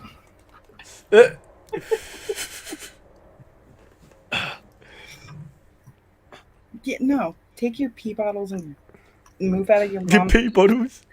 and Move out of your mum's basement. Unplug from the internet. Because if you're doing that, you're nasty, and I don't need you around me or anybody that I know. Damn. That's gross. Words there from Carol's Cookies. Damn. I mean, no, it's disgusting. Ugh.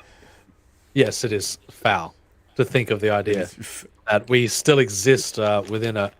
We're going to exist here one way or another. Where not here, not the way I'm doing this, Yeah, but this- where I am right yeah. now. Yeah. Yeah, right. Where you, but not that. You know what I mean? Like Not that, but yeah. shit. I'm Somewhere, trapped in the meta, yeah. man. There's nothing I can do. Yeah. You fucking pause your game and go to the bathroom, dude. Like, really? Ugh. Sorry, what? We need to get off this topic because I'm You need spiraling to get off the out. topic of. Oh, Oh. yeah, I'm spiraling out because I'm grossing myself.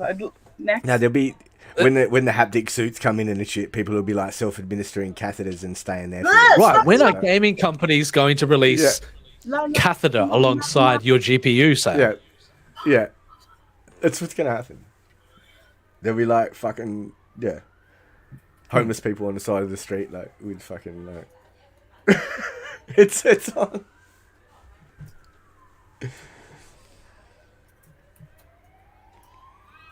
Police are coming for you, Carol. No. An interesting. Just watch an interesting clip for a sec from some of my favorite creators. Hey, man. Oh, hello, sir. Hi. I saw you guys are having a sale on those new gaming catheters, and I'd love to grab one. I'm sorry, what? Sorry, a gaming catheter? Oh, I don't know what that is. You know, those new gaming catheters. You guys have got a sale, 20% off. That's Just funny. wanted to come and get one. Do you mean a catheter like you get a tube and you put it up? Yeah. That's the one. Right up there. Oh, no, we don't have that. Right up there. Oh, really? Sold out already. Damn it. I should have been quicker. No, I mean, we don't sell those. Well, I'm pretty sure you do. Oh, I don't even think they exist. What? Well, how else am I meant to go pee while I'm gaming? I guess your toilet? Oh, yeah, sure. I'll just pause PUBG to take a piss, shall I? What? Oh, maybe I'll just leave LOL to take a leak. I'll just walk away from Warzone to take a whiz. I mean, what are we doing here? Come on.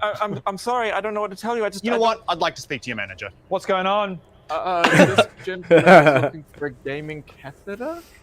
Oh, do you mean the new Razer Porcupine gaming catheter? Thank you. Yes. The name. Fantastic Fuck choice. that. Top of the line, state of the art, and 20% off today. Okay. Now, let me ask you this, though. Are they really all they're cracked up to be? Let me put it this way. No. I don't want to hear it. He's having a piss right now. Wait, are you wearing one right now? Wow. Whisper quiet, too. Barely a tinkle. I know, right? All right, you know what? Sold. I'll take one. Fantastic. Now, one. Now that's all I'm asking you to take into account. I don't know. Yeah. It's gonna happen. Well, I mean, absurdly enough. I mean, yeah, probably not. But anyway, let's move on, shall we? But since 2018, since the 2018 report from Schreier, Rockstar has truly been trying to change. I'm trying to change, baby. I'm trying to change. I'm not going to murder you anymore. I'm just gonna take you out for ice cream. Yeah, you know, it's all going to be sweet.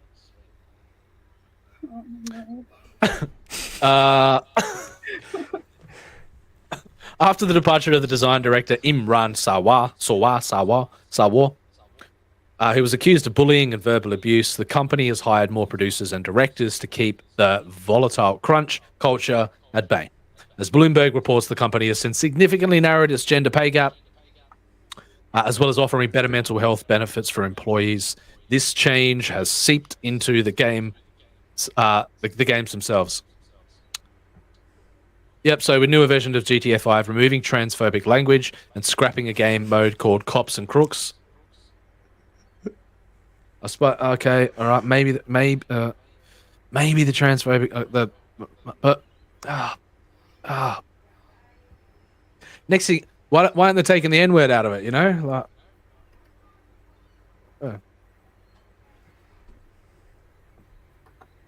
Anyway, it seems preferentially treatment there. What's going on? Seems a bit biased in their approach. What happened to whatever inclusiveness? Everyone's insult should be included. I can't say it. You can't say it, right? Anyway, next thing you know, there'll be. Oh, don't even get me started. Next thing you know, that. No, I'm not going there. This change has seeped into the games themselves with the newer version of GTA 5 removing transphobic language, scrapping game mode called Cops and Crooks. Like, Cops and Crooks was a mad game mode. What are you saying? Because of defund the police. Like. Do you remember when Grand Theft Auto was about Grand Theft Auto? Stealing cars and selling them? Those were the days. Maybe they should just change the name of the game entirely. Maybe they should call it Safe Space. What do you think? Yep. I got a new pitch for Rockstar. We're going to change the name of Grand Theft Auto to Safe Space. Let's see how well it sounds. It's a good indication whether or not it worked or not. Mm-hmm. I like it. It's very inclusive.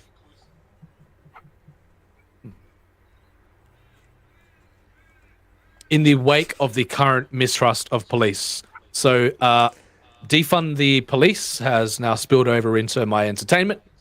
Politically radicalized agendas have now made their influence into every aspect of people's lives. Where if you're not hearing about it, you're not aware of it, you're a bad person. You're an istophobe.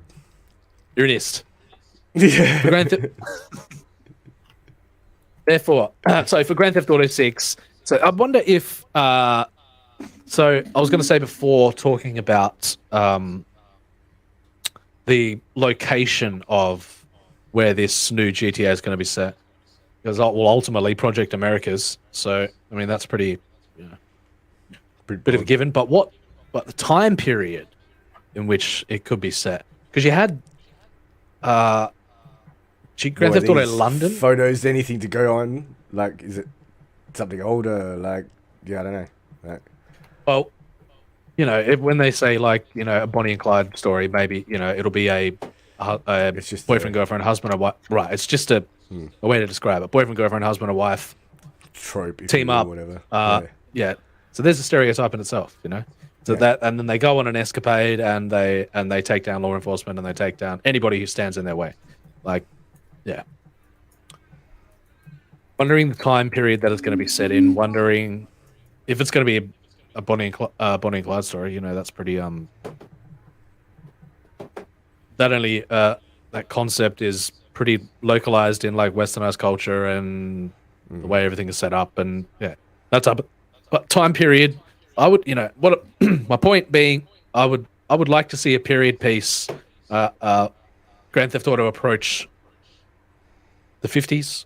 Grand Theft Auto approached moments in time, that would be. But then when saying that, so you got Red Dead Redemption, set in the set in the late 1800s. You've got Rockstar also made another game like a noir approach, so they've already hit this time period pretty hard. What was it called? They should go in the future, mate. What are they doing? Oh, it's literally called LA Noire. Yeah. Yeah. So, You know, they've hit this time period. They've hit this. And Red Dead, like, as much as I hate to say it, like I was playing it again yesterday. It's really limited, like you said. Like, there's nothing you can really do, like, because you're set in that time period. Like, so, like, it's very much, defined by the culture at the time. Fishing? Yeah, that stuff's cool. Hunting and fishing and all that was cool. Like, yeah, you can steal horses. Oh yeah. I mean, not the most, you can not be the a most horse riveting, rustler. not the most riveting gameplay. You know, shoeing horses and you know, catching fish and getting hunting mauled by bears. You know, there are very niche games like Cabela's and stuff already designed to cater to that that experience. So the zombie version too of Red Dead. Yeah, Red Dead, Red Dead Nightmare. Yep. Red Dead Nightmare. Yeah. Yep. And also, yeah, pretty sure GTA had some similar mode. I know they got like werewolf mode, some shit like that. Where I don't know. But point being, I want to know what I'd like to see them explore a time period piece, and I'd like to see. I want to know for certain what city it's going to be located in, because if all they've done is bounce between, if you look at the way it's unfolded, they've gone L.A., New York, back to L.A. I mean, the logic there suggests that they're going to go back to New York. So.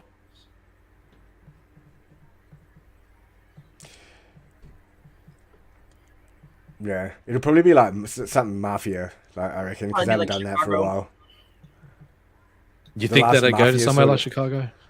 Yeah, if they're gonna do like the Bonnie and Clyde thing, and they would probably set it like Chicago, probably between Chicago and New York, like So maybe Liberty City is included within it as well, and it's just a bigger expansion upon Liberty City, like they did with GTA 5, where I don't know. The last mafia-based one was what Vice City, like really, like, right? You got Vice City as well. Maybe that's and that's where we're going. Ray Liotta just died too, like, and all that shit. That's where we're I going. reckon that they'll go there. I reckon that's where we're going. Yeah, we're going back to Vice City. And that was also time period set as well. That was set because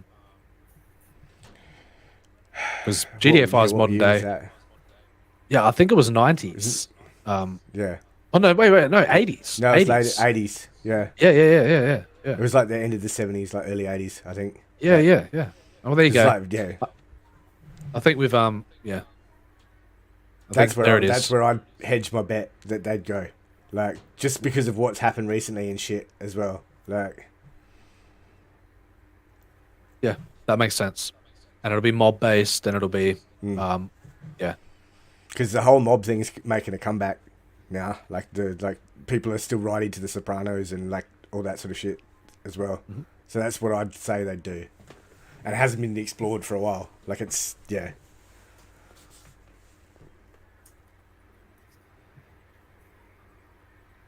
All right, I can settle on that. I can put my chips there. So for GTA 6, this changed culture has led to a reduced scale and a longer development time to keep the pressure off the team, and pave the way to include a female protagonist. So they've you know that you won't get that. You won't get that. Probably. It's as simple as that. You won't get that. That's stereotypes, man. You can't have that. Don't you know? Even wanting that makes you a phobe. Wait, whoa. Let's focus on the character here, man. Well then. Well.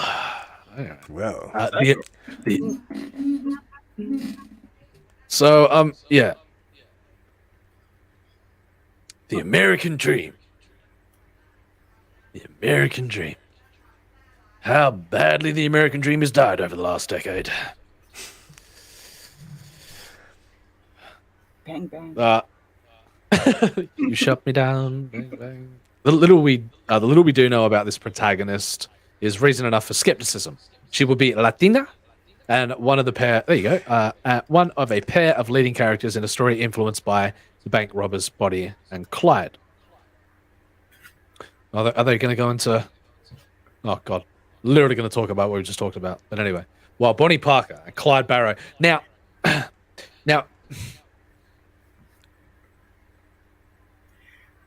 it's interesting if they're going to do a Bonnie and Clyde inspired story because, yeah, well, that would just be more of the same, right? It's it's cops and crooks. Yeah, basically, on a large scale. I don't know what they can do. Like with I loved the direction that It's not where I'd take it. That's for sure. Like I loved the triple protagonist approach in GTA 5 in the story. I fucking loved that, where you were bouncing between like 3 radically different kind of personas and characters, and interactive Tarantino movie. Yeah, but just culturally, you got you know, Franklin with the gang stuff, Michael with the hard society life, and Trevor with the redneck stuff was fucking yeah, it was perfect. It explored so many elements they had so much room to play there where they included triple protagonist, and I just think it was great. So man, it could what are they going to do with Bonnie and Clyde? Yeah, I don't know. So these were real people who robbed. Well, isn't concept of oh God, don't get me started. Don't get me started. Aren't Bonnie and Clyde stereotypes? In the beginning, yeah. Aren't they? Come on. Yeah. Well, has the idea gone that far that now any male and female team up, partnership is now considered a Bonnie and Clyde story? I don't know. Yeah, I don't know. Trying to break down stereotypes, and utilizing cliches. I don't know. Tell me the difference between a stereotype and a cliche. Yeah, gets awfully murky around these parts. I read a story once called Murky Waters. Yeah, it was about a shark coming up the Murray River.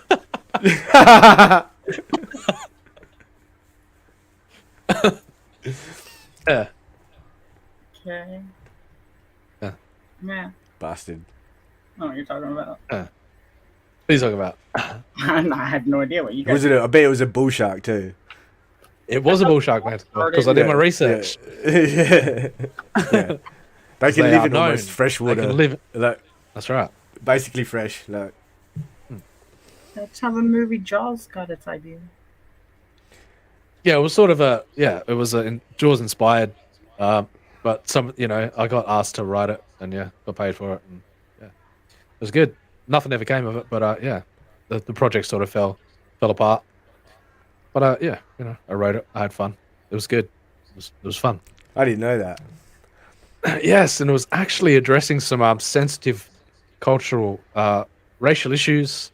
Because I was doing it, I was co-writing it with an Aboriginal friend of mine. Okay.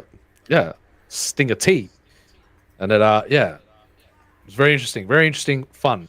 That was did I ever show you the short film that I participated in, The Protectors? Did I ever show you that? I think so. Yeah, it was around about that time. No, Carol. No. They don't see color. They just eat anyway. It doesn't matter. No. That's right. They just see red, right? Yeah, that's it. Yeah. Sharks are like kids. They don't see color. Yeah. Man's got what the fuck? What the fuck? Kids are like sharks, mate. That's not how it works. Man's called that's dogs. Okay. Dogs. Oh, okay. Same shit. Oh my god. Good lord. So, Anyway, murky waters. Indeed. Yes.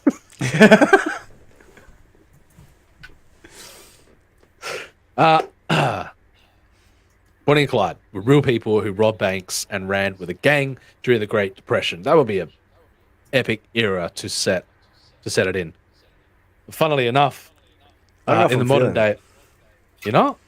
Nah. Oh. Well, don't know. I'm a bit disappointed there, Mansper. So, what about considering that we're heading into a modern day Great Depression? No, I suppose. I guess. Yeah. It's appropriate. Depression, the likes of which the world has never known. You think the 2008 financial crisis was something to revere? All right. Anyway, once again, it'd be a time period where it'd be limited. It'd be limited by the time period. You couldn't have no flying DeLoreans. You couldn't have no, that just wouldn't happen. So, unless they find a way to get tricky on that. That's what I mean. Like, it's all pretty limited. Like, you think about the weaponry and stuff they had back then. There's like what Tommy gun. Like it'll be all the cliches, cliche shit. Like yes, yeah. But post-war, I don't know. Might be interesting. It might be an interesting time period to explore in the GTA franchise. Today, they are more recognized as part of the American mythos, and that's what it does. You mean the day that they get rid of stereotypes of the 50s, 60s, 70s, 80s, 90s, the day where, how stereotypical is that? You've got, you're just basically erasing things, erasing ideas when you try to retroactively do this to history and culture and ideas. It's censorship gone mad. That's what I'm afraid my beloved GTA franchise is going to become. No, that's the thing. Yeah, Where does it it end? doesn't stop. It doesn't. Like, Doesn't end. It gets worse. Like until it eats itself. Well, one can only hope, right? One can only hope. Yeah. When they're done desecrating the monuments of established monuments, they'll turn on one another. Inevitable. Today, they are more recognized as part of the American mythos. The criminals in love, destined for a tragic fate. The romanticized that stereotype goes all the way back to Romeo and Juliet. That's been the romanticized vision of the pair is a modern Romeo and Juliet. For God's sake, stop stealing my. There you go. Stop taking the words out of my mouth. Anyway, Rockstar has always, but that's the power of. That's the power of stereotypes. That's the power of cliches. That's the power of commonly accepted ideas. Is that you ultimately they lead you to conclusions and that becomes commonality. Take that away. What do we have? What is left? Chaos, Nothing. Mate. Chaos. A gaping pit waiting to swallow us all. Us all.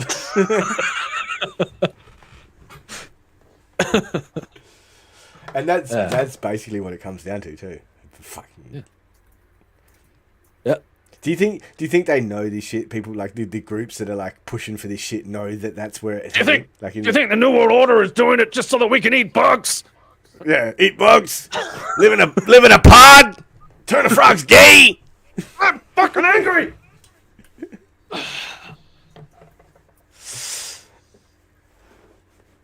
Anyway, Rockstar has always tackled the American myth in its games. It has. It's become a social commentary, an inversion, and a satire on foundation of what the American dream represents. That's what GTA is to me. From Nico Bellic a Russian arriving on the docks, becoming an immigrant arriving on the docks, attaining the American dream, and then ultimately being forced to survive, to do whatever he can, becomes entangled in gangs. You've got mob stories, a lot of it has come from like little guy rises to the top. Mm.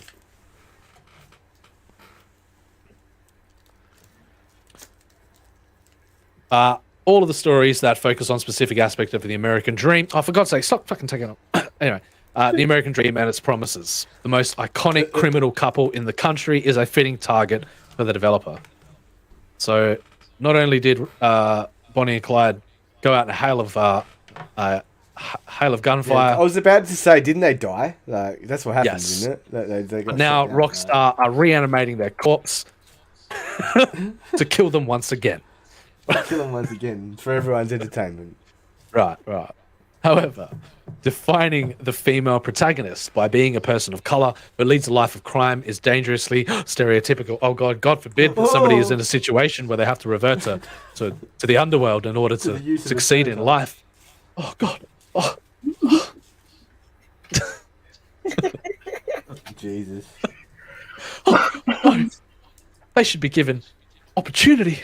They should be given it all. The American dream should be handed to them on a silver platter. They shouldn't have to work for it.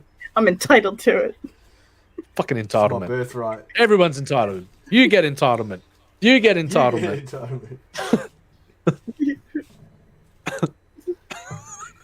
Oh shit. Oh no.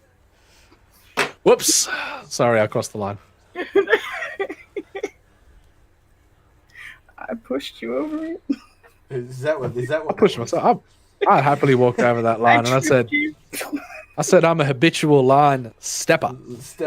You don't get anywhere conforming to the expectations of society. Yeah, fuck you and your box you're trying to put me in, motherfucker. And that is the conceptual idea at the fundamental heart of Grand Theft Auto, is that you don't get anywhere conforming to the expectations of society. That is Grand Theft Auto. There's a bit of Grand Theft Auto in all of us.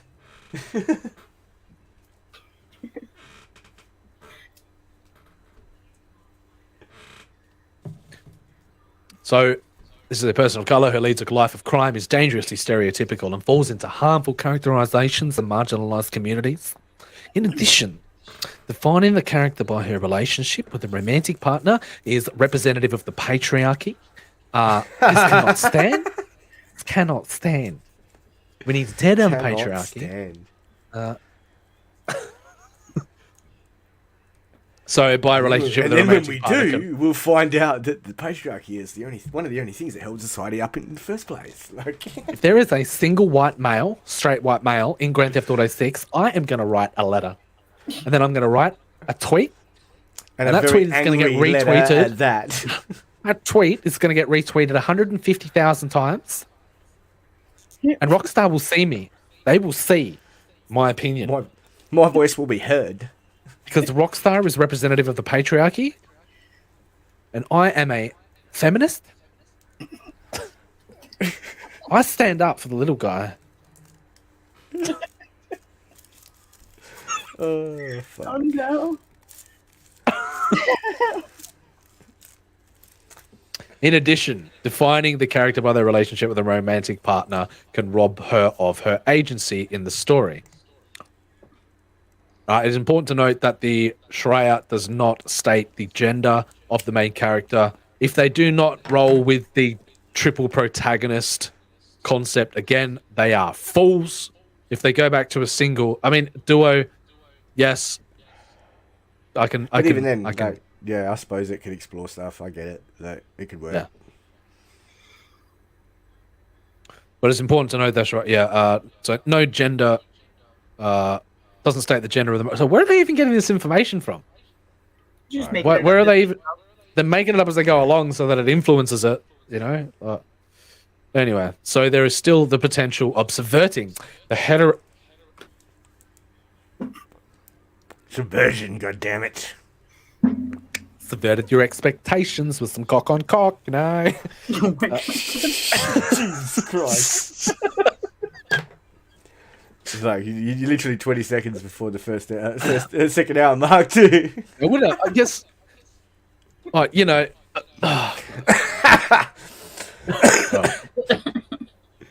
Would you play a homosexual character in Grand Theft Auto? Sure, I'll play them all. I don't give a shit. I just want to shoot hookers. I would too. I would too. So, it gives you more reason to shoot hookers, I suppose. But... I don't care if I'm a monkey shooting hookers. I just want to shoot hookers. So what we need is a lesbian Latinx, Latina. We need no white people in it whatsoever. None at all. Not one. No straight people. One. In fact, the entirety of Grand Theft Auto should be a citywide pride parade. Ugh. No. Hear me out. If you don't hear me out, you're a transphobe. You're an istophobe.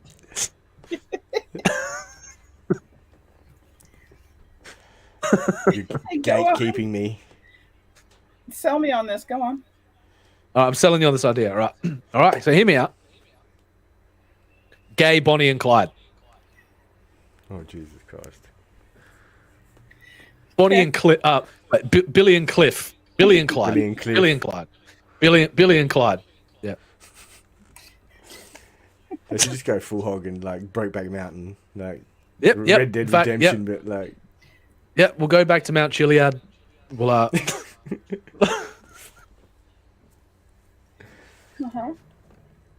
You sold yet? You sold, or do I have to keep going? No, go Because on. I thought you were sold. No, You're not sold. Please continue. I You wanna are. hear more. You are homophobic. You are transphobic. Oh You are a terrible person. I am a terrible person. Man, you need to change the color of your skin right now. No, don't. Oh my God, you just went full black. You just went full blackface. That's you up. That's it. You're guilty in the court of public opinion. That's right. Coming for your job. Board of YouTube. We will be cancelling you on site. In fact, you know what? We'll just go one step further. We will execute you. Yeah, that's it. In the square. Execution. Like I want to be stoned to death. Beat me with rocks. Stoned. You may choose your method of. Okay, that's what I want. Okay. You should have chosen. No, you know what? You know what? No, you cannot choose your. No, we will define you. We will tell you what you are, and if you don't conform, no American dream for you. Oh, yeah. Shucks. You cannot be saved. Repent, sinner. Nope. I will never repent. So there is the potential of subverting the heteronormative. Heteronormative. What a word. That one. They're just making shit up. Well, they want you to have a mouthful. They want you to have a mouthful. Believe me. Yeah, I bet. Yeah. That's literally two words stuck together with Scotch tape. Like, and they're like, yeah, let's hope that fucking holds. Hey, like, it does, eh? Yeah. I had an interesting. What did I hear? Neo-deific. It's a new one from Kifai. If you can deconstruct that concept for yourself. Nope. Well, neo meaning new, deific meaning deity, anyway. Let's see if Kifai has. See if Kifai is live.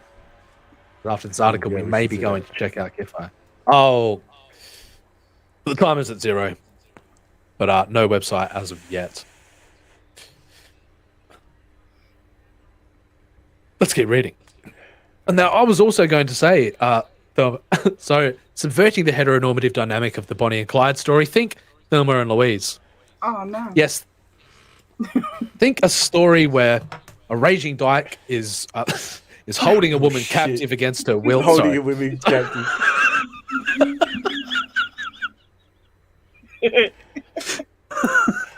Oh, okay. I have to look up that word now. So they were taking down the patriarchy, weren't they, Thelma and Louise? By driving themselves off a cliff. Susan Sarandon? Yeah, for driving off a cliff. By driving themselves off a cliff, by leveraging their own lives to have their way, to have their say. No, they did it wrong. Oh, Got it wrong. That word. By heteronormative. Yeah. Yeah, go on. Break it down for me, man. Score. I already know what it means, but break it down for me just so we can... I knew what it meant, like, too, but... Heteronormative. Well, it means... Well, see, hetero is when a man and a woman love one another. Relating to denoting or relating to a world that promotes heterosexuality as Right. a normal or preferred sexual orientation. Right.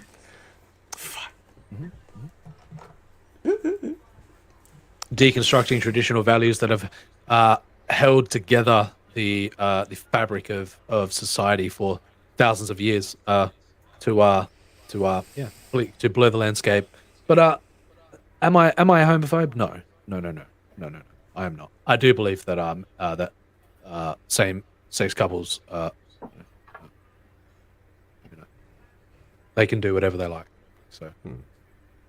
But from the point of view of cancel culture, and from the point of view where toy with the fabric of reality.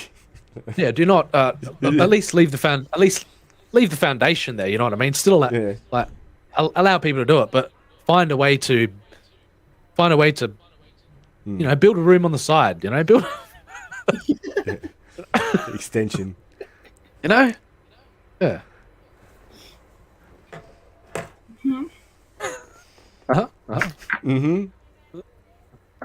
Yes. So, harmful characterizations of marginalized communities.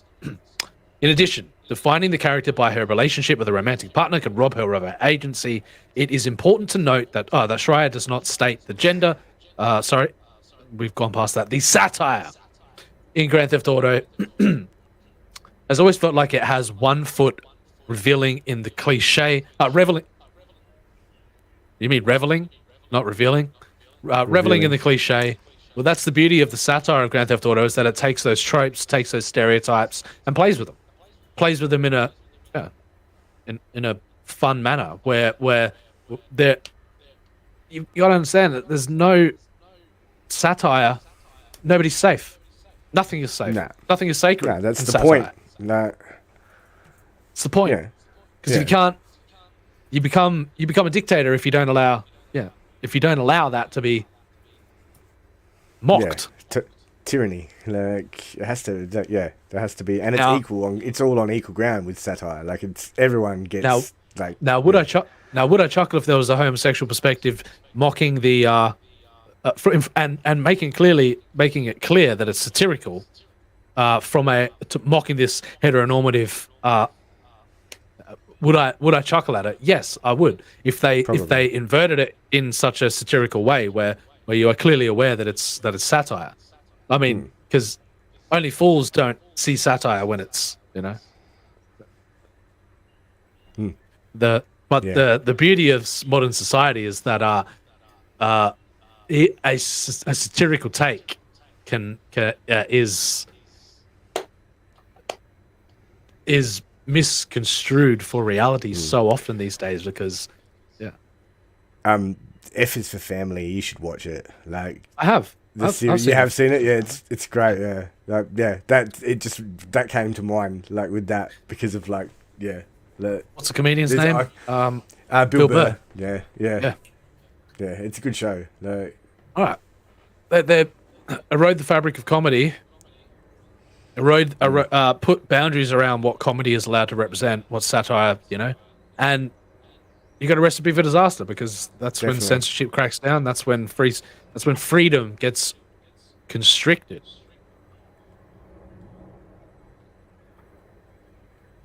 Yeah, it's freedom on a whole other level too. Like it's not just like like comedy is the front. Comedy is the front line. It is, yeah. Yeah. That's why when you saw it happen here in Australia with the cancel culture with some of the Australian shows went down and they had no platform anymore. It was you got to be careful when you get to this point. Everything's taboo and nothing is dangerous when it gets to that level. Satire in Grand Theft Auto has always felt like it has one foot reveling in the cliche while the other foot tries to subvert it. This approach is simply not enough. Says who? So exactly says the people who want to weaponize it for their agenda. The clown who wrote this article that couldn't tell the difference between revealing and reveling.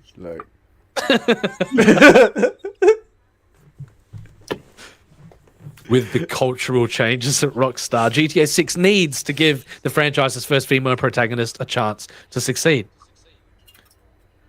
What do you mean? You don't want a badass gunslinger chick? You don't want a bit of you don't want to. No, they want it as an absolute reflection of reality. They don't want any they don't want any situation where it can be where it can be separated from reality. Dangerous. Like, see, I didn't even get that mindset, Like, it doesn't work. Like, no, it does not compute. Like, without the proper dissection of this story's place in the American culture, then she could easily become another failed depiction of a woman in the company's history. So what do you think? I think there's Let's ask by someone who wrote this article, just a slight bit of... Let's ask a woman, shall we? What do you think, Carol? What's the question? Never mind. No. What do you think about this approach to to changing the landscape of Grand Theft Auto? To here we go.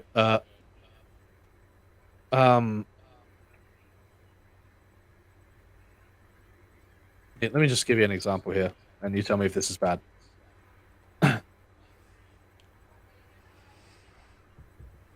Tell me if this. Okay. Ready? Yeah. We are women and we are free. We're bringing an end to the patriarchy. We are women. Hear our pain. We are women. Hear our shout. We are women. Have no doubt. We are women. We are free. We are Shut the fuck up. Thank you. Thank you. You laughed. Oh, my N-word. You're done. That's it. You're finished. What's up, homie? Oh, is that how you act, huh? When a friend makes a mistake, huh? No, really? Man. Oh, No. So what? It's just me getting hurt? Is that funny? No, huh? man. Well, fuck you. I'm gonna put you in the fucking ground. You laugh at me again. Man, calm down. I have met a lot of assholes in my life, but you, you're not long for this world if this is the way you fucking act. You little teacup motherfucker. Look, how about this, man? Calm down. It was funny at first, man. I made a mistake. Unfortunately, man. How's he being such a pussy? It was fun, all right? I apologize. That's gay. This is good writing. I accept your apology. Because it's trope inversion. Okay? All right, so let's hug it out.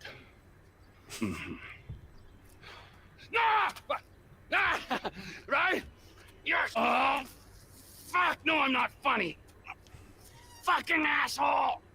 Oh, fuck. I had a difficult childhood.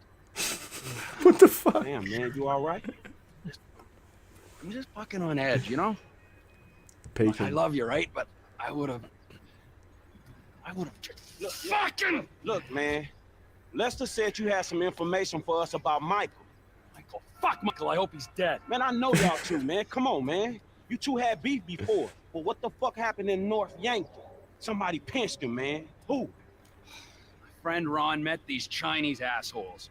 They're from Yangshan in China. We had some problems. They mistakenly thought Michael was a human being and kidnapped. Yeah, and now it looks like they holding him somewhere in the city. Yes. Come on, bro. Well, go fuck yourself. You want that piece of shit? That's your fucking business, all right? He's dead to me, all right? And chances are, if and when I see him, he's gonna be dead to everyone else as well. Hey, come on, bro. Don't do that. You're pushing your luck, pal. What was that? What? What was that? Nothing. Asshole! Everybody! Assholes! Do you know how brilliant that is? How fucking brilliant that is. Was it wrong Even, that I laughed at the beginning? Pardon? Was it wrong that I laughed at the beginning when he yelled Very at him? wrong. You should be ashamed. Oh, I am not. You should be. Well, that's what we're setting ourselves up for. Is that you're not allowed to laugh at that. You should be ashamed for laughing at that. Well, I'm not gonna be ashamed for laughing at it. It was funny. Sorry, ladies.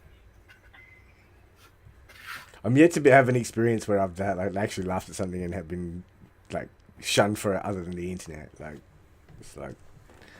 Yeah, but and also, sorry, bipolar, mentally deficient redneck. We're allowed to laugh at you. That was funny when you tripped over the fence.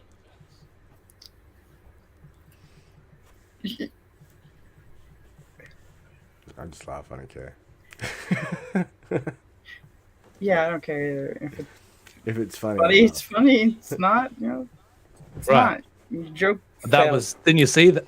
Didn't you see the funniest part was the physicality of it rather than the Schadenfreude of, yeah. Mm. I just like it when Trevor screams at you. Right, so do I. Except when he, yeah. I mean, he gets a little bit carried away sometimes, but he's yeah. That is an awesome character to me. He was an awesome character. Yeah, and that's always the point is Trevor. After you finish the game, you just stick around. I was always Trevor. Yep. I identify as a redneck. I didn't even do it because I identified as a redneck. Just I like the character and I like what he, yeah. I don't even know how to explain it, but You don't give no shits. Right. Mm. They did that well with all of them though. There was characters in every single one that you had, like, even like San Andreas, like. Yeah, same. Well. Yeah. Look at what San Andreas. Oh, do you think? Oh man, it was fucking rap culture. Like, that's what it was. It was hip hop culture. Like, 90s hip hop culture. In every sense of it. Yeah, it was. It was good. Grove Street for life. Grove Street, motherfucker. Yeah.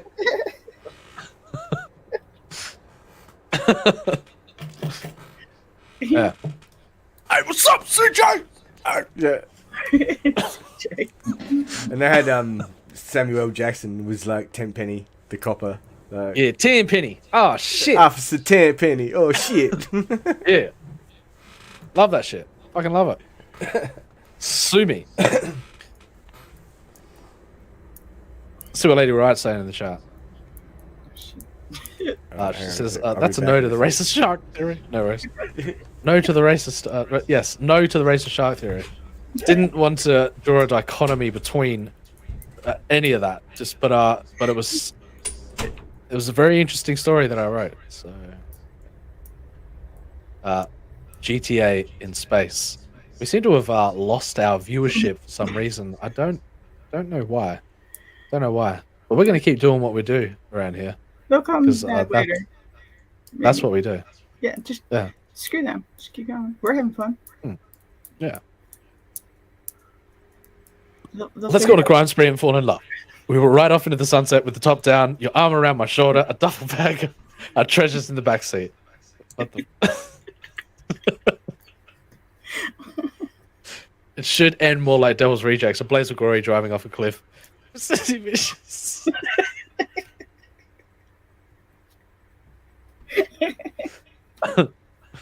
Oh shit. All right. So where are we going next? I don't know. Spooky stuff. Don't More smart stuff.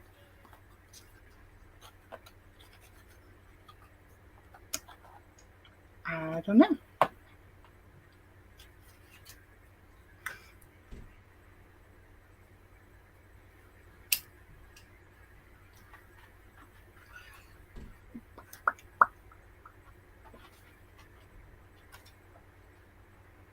If nope, still not.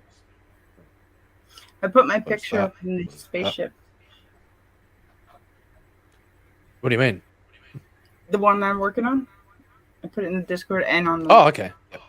Facebook spaceship. Cool. I mean the Twitter. Okay. Sweet. Just looking at the. Oh, I can't. It's not done yet. I'm not happy with the lighting.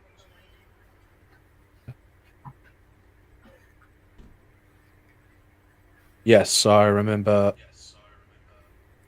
Like I said, because the surface of it is emissive, yeah, should take that into account.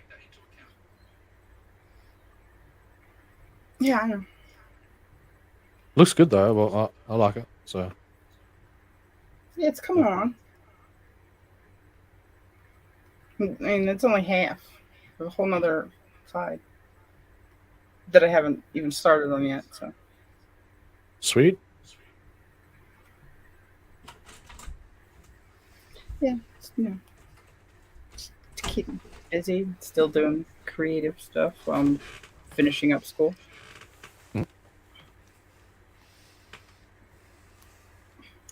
Anyway. Oh yeah. Yeah. Yeah. Yeah.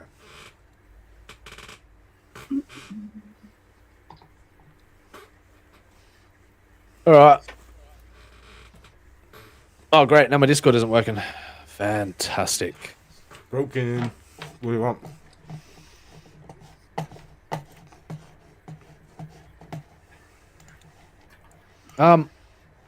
Good question.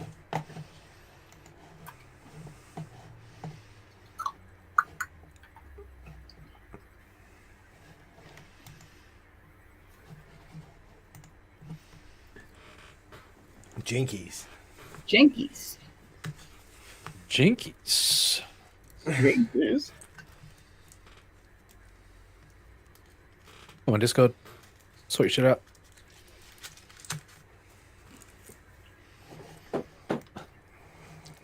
So what do you know? What's going on? Not much. No? No, not really. Likewise.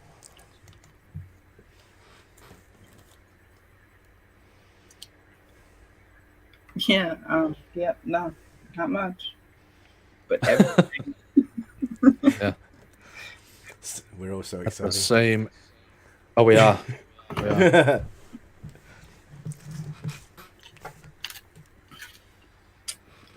We have decided to go off in our own way, and we are paying dearly for it. In slander, people are going to tear us down. And what they really should be doing is taking a hard look at themselves. So, yeah. It happens.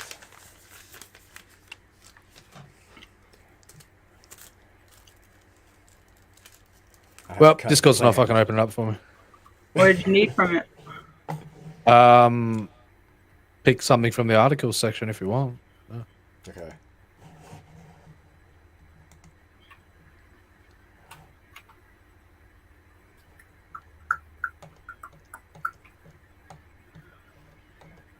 Blip, blip, blip, blip, blip, blip. What about that brain tissue thing?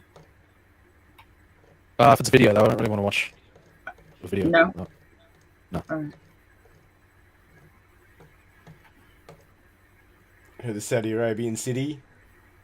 Yeah, that's pretty cool. That's something I'm interested in. Yeah, looking at. Alright. Yeah, I saw that last week, and I was like, "That's good."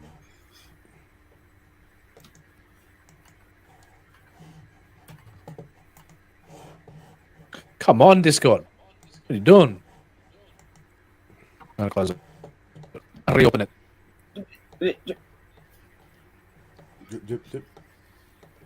Could read you that abduction story again.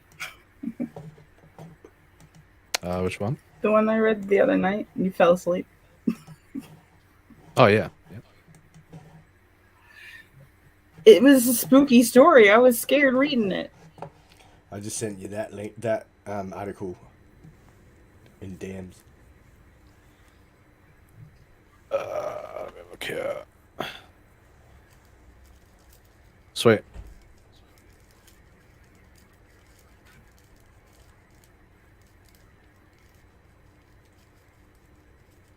Darius Terrifying thinks or he's inspiring. Yeah, I saw that. Yep. Yeah, I saw that. I can't explain it. I didn't even want him talking to me about it. Don't know, you know. Yeah, they know that he took its picture, and they know that he shared it with me, and they know that I've seen it. So now I'm a witness. Carol's guilty by association. And now I'm on their list. Yeah, now they're coming for you. They are.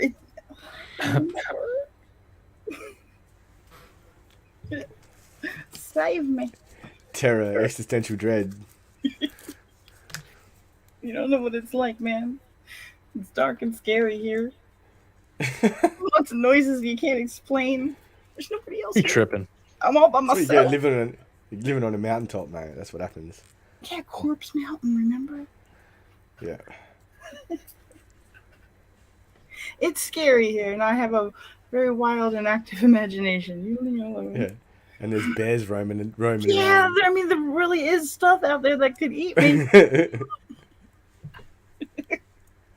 And I angered a bunch of bees the other day, so I'm afraid to go outside in the backyard. They could have vendetta. They're like stacking on top of each other to form one giant bee to come at me. That's to form somewhere to sleep, so they're protected, and the queen's protected. They're not going to like form a giant bee. You don't know that. These are mountain bees in redneck land. Terrifying or inspiring? Yo. You ever seen a 170 kilometer long city? Nope. The wall. No? Yes. Oh, wow. Like the wall. I didn't think about it. Yeah, I did straight away when I saw it. Okay. I know what wall you're talking. Yeah. Except everyone lives in it. In little pods.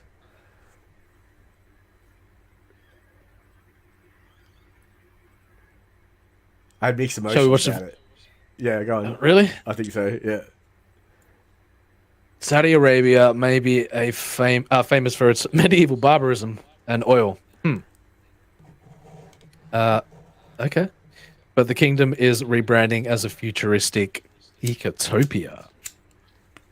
The latest showcase of this unlikely vision is The Line, a mirrored city that's 500 meters tall, 200 meters wide, and 170 kilometers long.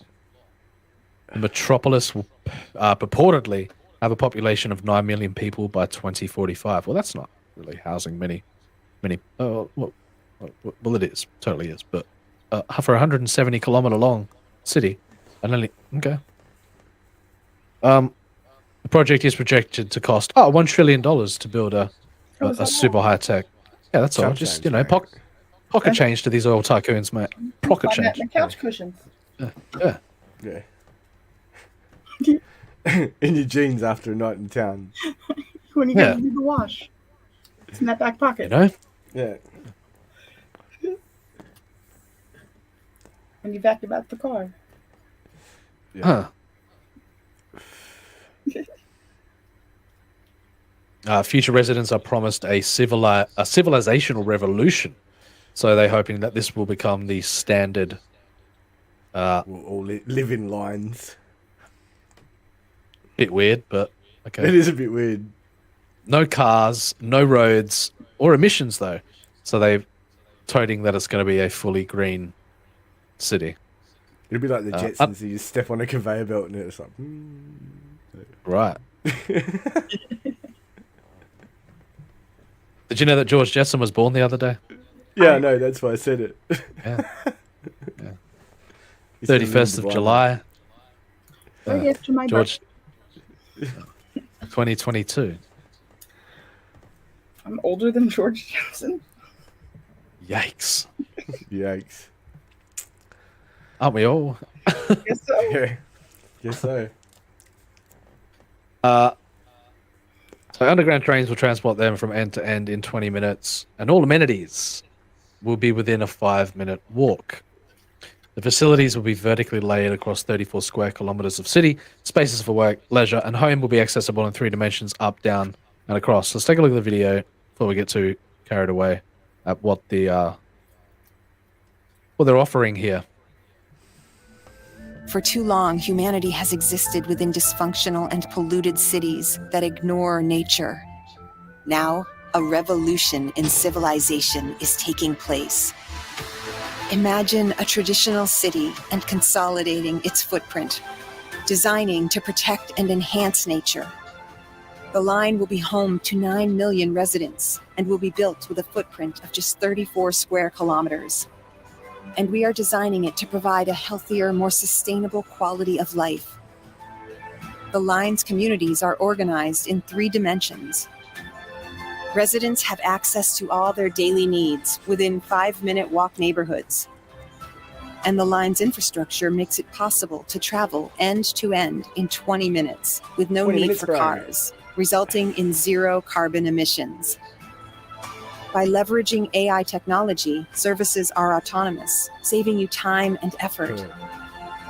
Designed by world-leading architects, the line is 500 meters tall, 200 meters wide, 170 kilometers long, and housed within an elegant mirror glass facade. Intelligent solutions create efficiency and year-round temperate microclimate with natural ventilation. Energy and water supplies are 100% renewable.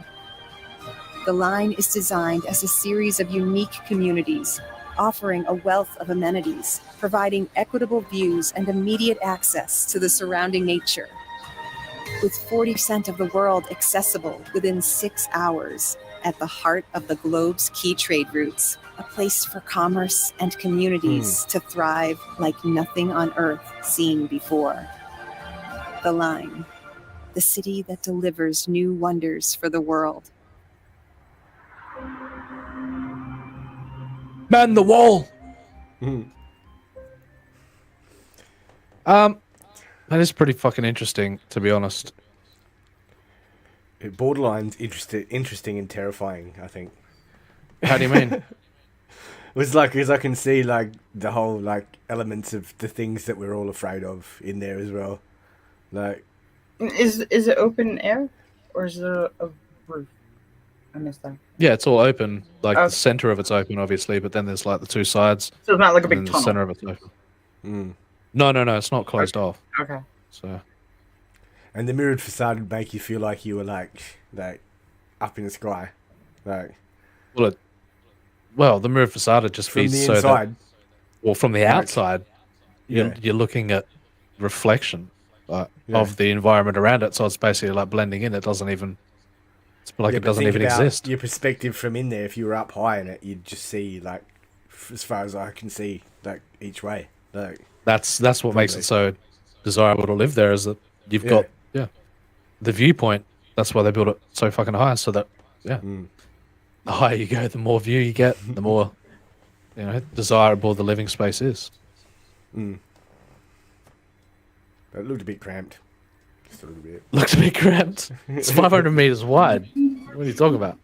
How long is it? 500 meters wide? Is that what they said? How many square? 500 meters. And 500 meters square wide. kilometers long. No, 200 meters wide, 500 meters tall. There you go. So half a kilometer in the sky. Of course, we are talking in kilometers and not miles here. 1.6 kilometers in a mile. A city that houses, I mean, that's the. There's 30 million people. There's in Australia. There's 300 odd million in the US. Just to give you a look at its capability. It doesn't hurt. Sure. Yeah. Well, yeah, like in the long. Yeah, I don't know. It reminds me of Crossbones and Cosmoses. It reminds me of the concept that I had. So in Crossbones and Cosmoses, the there is a system with a red dwarf and a tidally locked planet, and the new planet that everybody arrives at is a tidally locked planet, and because of it's tidally locked, only one face of it is what means tidally locked. It means the planet doesn't rotate. As it rotates around the sun, its one face is consistently facing the so it's like always daytime in that spot. In that spot. So, but one side of the planet is always in perpetual darkness, and the only the Goldilocks zone where it's in, there is a thin strip of livable space on the planet where liquid water can exist. And that's what it is. It's basically a thin strip all the way around the planet of where everybody lives, and they're harbored in these these zones. And you go too far over that side, you burn. You go too far over that side, you freeze. And it exists in this perfect, this like a ring, perfect equilibrium of around the planet. It's it's cool. You better believe it's cool. Yeah. Carol, keep your personas in check, will you? What? What did I do? What? Lady Riot says it's really tall, long, and wide, Carol. Huh.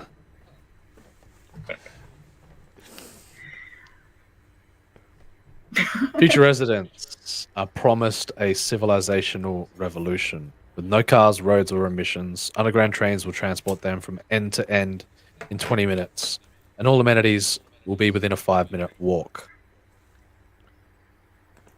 No pissing in bottles. Yeah. You got nowhere to throw them. Yeah. So the facilities will be vertically layered across the 34-kilometer city. What? 34 square kilometer city now. Oh, yeah, okay, I understand.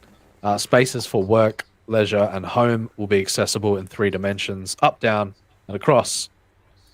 So the entire city, skyscraper-esque.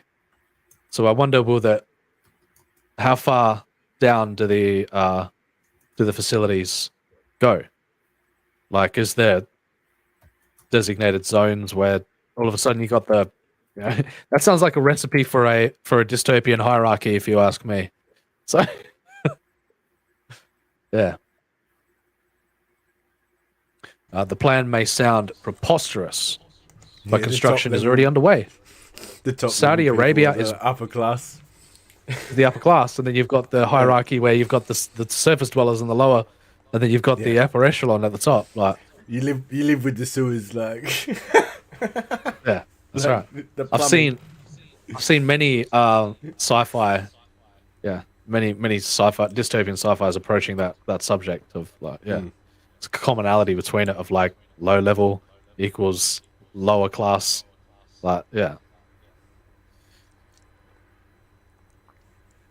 So recipe for disaster. So it's gonna be like the Titanic. Exactly. I'll be down in steerage, but I will steal somebody else's baby to get on that boat.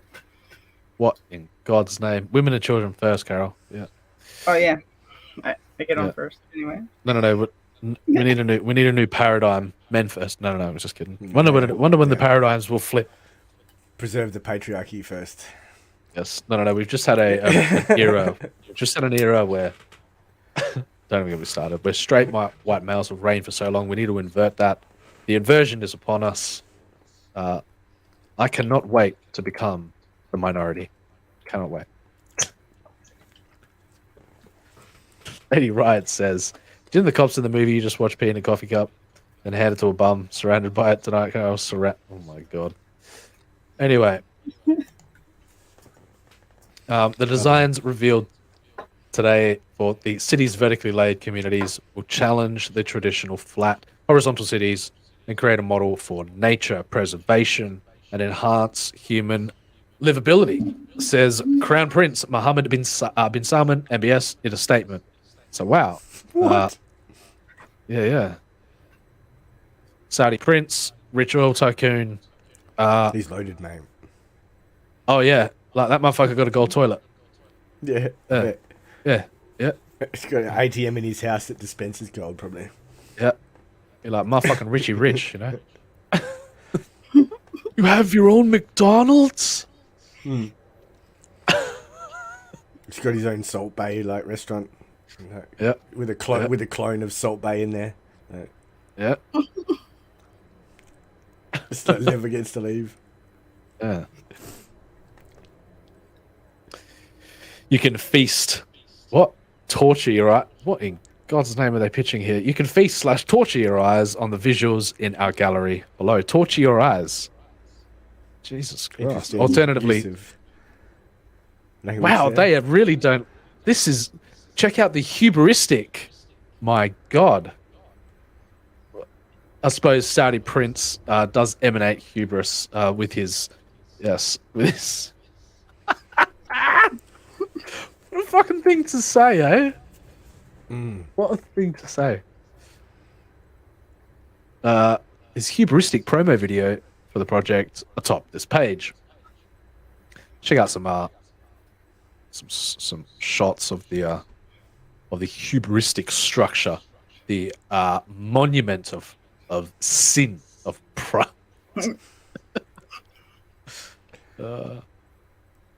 Looks pretty badass to me. See, that's what I mean. It's like, look at visible from that angle. Like, it almost says to me like everything exists at the top level. Look at fucking cruise ships and fucking. Why would you? I suppose hundreds. I suppose you want to go for a cruise on the river today. Yeah, there you go. It is. Yeah. There you go. It's like living in a bloody stadium or some shit. That looks pretty fucking cool to me. Yeah. A little, it looks utopian to me. that reminds me of like Lovecraftian, like that image there. The weird angles and like So I'd live there, I suppose. What are you going to complain about? Some tyrannical force controlling the lot, I suppose. Yeah. And you're like watched by Big Brother's eye. Yeah, that too. It'll be the most high tech. Yeah, look, yeah, Dubai. You know, that's where that's wild though. Okay, I should go back because they've got labels on here. Let's have a look at it. The line has the bold ambition of redefining urban development. The pollution and traffic accidents will apparently disappear. Apparently. A lot of these, This article clearly does not like this idea, the people who write this article. The outer mirror facade is designed to blend with nature. Preventative healthcare will keep residents alive. Oh, that's what it is. It's the healthcare thing, isn't it? Yeah, I know it. Yeah, we don't want to. Yeah, no. Keeps them alive. Bloody socialists. The line will tackle the line will tackle the challenges facing humanity in urban life today, and will shine a light on alternative ways to live, says the Saudi prince. The reduced infrastructure footprint avoids urban sprawl. It's just vertical sprawl instead. Like, well, you know what urban sprawl is. Yeah, no. Yeah. What? Well, it's like sprawled out. Like, yeah, I get you. Well, the way things are designed, you've got, centralized CBD. You've got like designated zone, and the way that cities expand is that ultimately you get the densest city-like structure in the middle, and then the urban out. Then you've got the suburbs surrounding out that, and then all of a sudden the city becomes more denser and bigger, and then it expands out further to an urban sprawl is basically the process of suburbia and rural gradually expanding further and further out. mean, technically, isn't this all urban sprawl? I suppose it's a hybrid between It's in a city line, living mate. and It's uniform. hybrid between uniform city sprawl. life. Yeah. Well, it's all pre-designed. So, yeah, I guess I like the idea, though. I like the idea. The reduced infrastructure footprint avoids urban sprawl. The city will be zero carbon. Maybe offset. Maybe the line is billed as a place of unparalleled social and economic experimentation. Interesting choice of wording. 2 500-meter high walls will enclose the city. The structures would be the longest and the 12th highest building in the world. The vertical gardens, that's cool. That's kick ass. The vertical garden city will mean you're always only 2 minutes from nature. I like that. Yeah, what about crime? No. Yeah. You will have your hands chopped off by the Saudi prince. Yeah. He will drown you in oil. Wait a minute. How's he going to make money if he's not selling? They'll chop your left hand off, and that's you've got to use your right hand to go to the toilet and eat with the same hand. It's a good thing I'm right-handed. Of course, Lady Riot Zero. asks about crime. She wants to go there and commit them. Like, No, maybe she's just curious. How the law will work. She's gonna. she's tasting the place. She's going to incite a line-wide riot. A uniform riot, like in a line. You're taking over this bitch. Marching down that center line uh, with my riot gear, torches, pitchforks. Wait a minute. What? That sounds dystopian AF. Huh? What? I don't know what you're talking about. Lady Huh? Wright. Lady Wright is a peace officer. She is there as the prevention The of crime crime. prevention officer. The zero car environment is part of a 100% sustainable transport system. So everybody's catching public transport now. Public transport, So you public controlled, transport. like- Public transport is so socialist. Yeah, it is. Even like trains, like the trains here, like they act like coppers, like the demeanor. Yeah, ticketies. Like, they're like, Yeah. ticketies, and like even and the security guards and that. It's like they've got Yes. this extra bit of authority that they don't. Like, Fucking seckies, mate. Fucking. yeah, fucking. The zero car environment is rent a a marina for yachts should prove useful for the Saudi elites. Of course. They can run their drugs out of there. Yeah, that's right. Just float their drugs down the river, you know? Yeah, there you go. Yeah. Problem solved. Problem solved. I mean, how else are we going to transition into a totally sustainable economy when we, and they no longer have any... The Saudi prince has woken up and gone, we've got a limited time here. We ain't going to be selling oil for much longer to the world.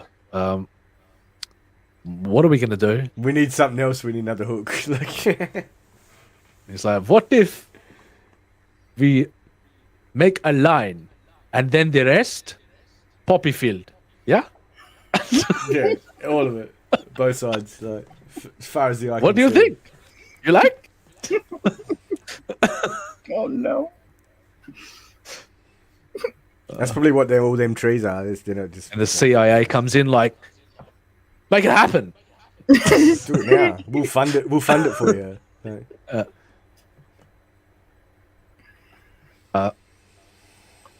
MBS says the city will tackle the challenges facing humanity in urban life today and will shine a light on alternative ways to live.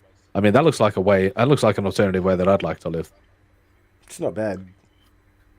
Reminds me of a space, you know what I mean? Like a dock in a space station. And the doors are closing. Colony. Yeah. It looks interplanetary. Fake, do you make it? Right.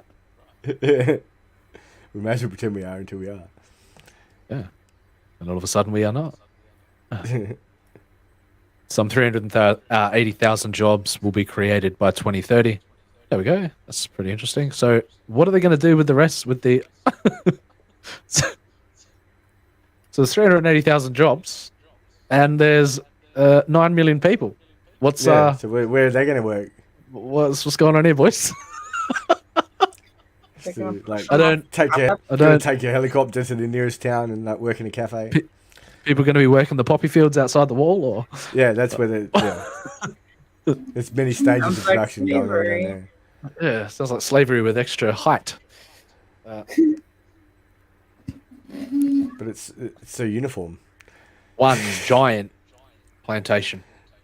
Yeah. What do you think? Disguised as a living area. Yeah. What do you think? I'm the prince. You will think what I tell you to think. Yeah. If you don't, off with your head. Off your head. Off with your hand. Yeah. No, that's if you steal something. If you're an infidel, you lose your head, mate. Oh, yeah, right. Yeah, right. Yeah. Homes, schools, and offices will be accessible in 3 dimensions: up, down, and across. I mean, I got to walk a kilometer down the road before I can cross over to the other side. Fucking hell. Yeah. You just need to get a jetpack and just fly. Modular construction is a core feature.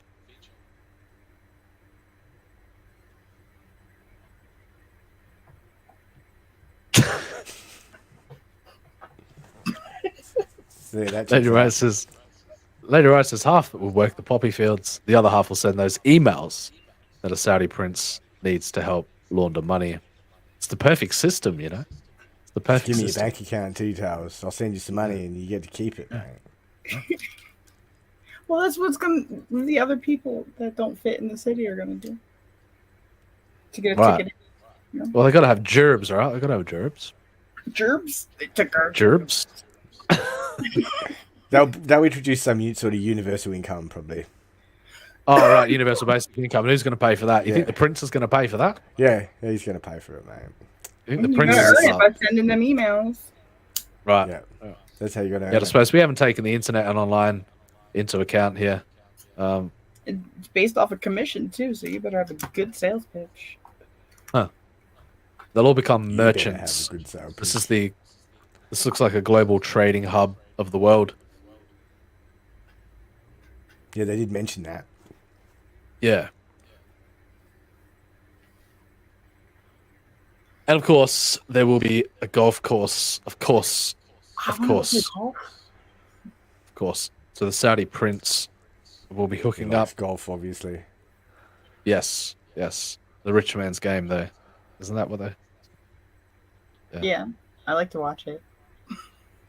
You do? I do. It's one of the weird things about me. I really do like to watch it. I don't know anything about it.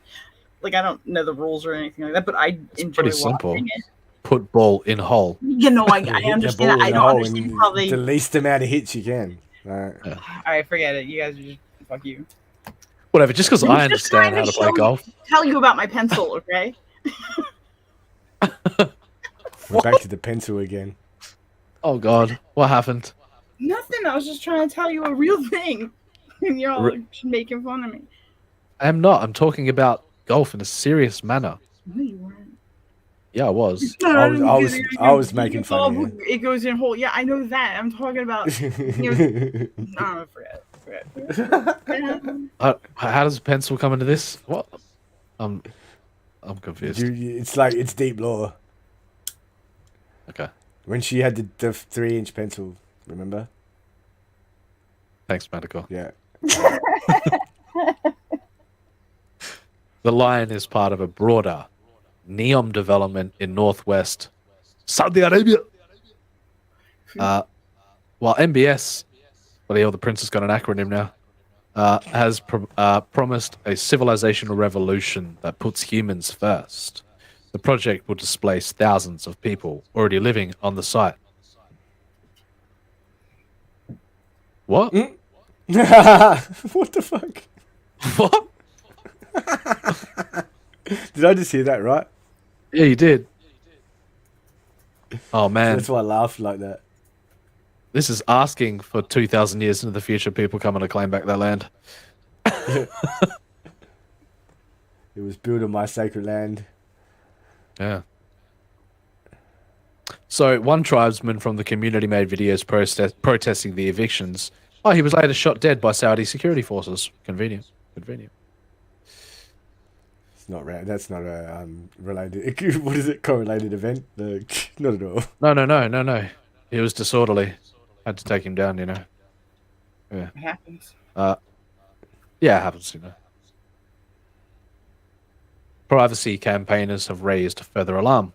They fear the data harvesting from digital IDs, facial recognition, phones, and IoT devices will create a high-tech surveillance state. Yeah, of course. Of course. Like, that's the consequence for a smart city, though, right? Yeah, well, I guess so. Yeah. I think if you decide you want to live there, that's something that you would take into consideration anyway. It's not like you're going to have like this perfectly laid out city that doesn't have surveillance installed. Like, it would be easier to install surveillance in a perfectly laid out city anyway. Like, it's harder in like a sprawled out city. So why wouldn't they? And people would want it anyway. People like that shit. What, people like to feel safe in their surroundings? Yeah. God forbid. How dare they? How dare Did you just say God? His name is Allah! Ah! Muhammad Jihad. Yeah, H-Nay on the...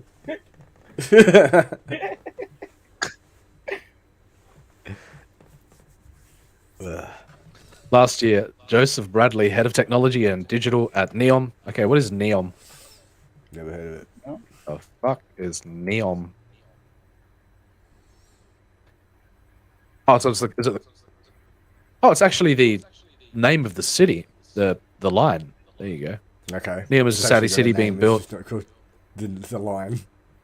Yeah. Yes. Maybe that's what Neom means in no.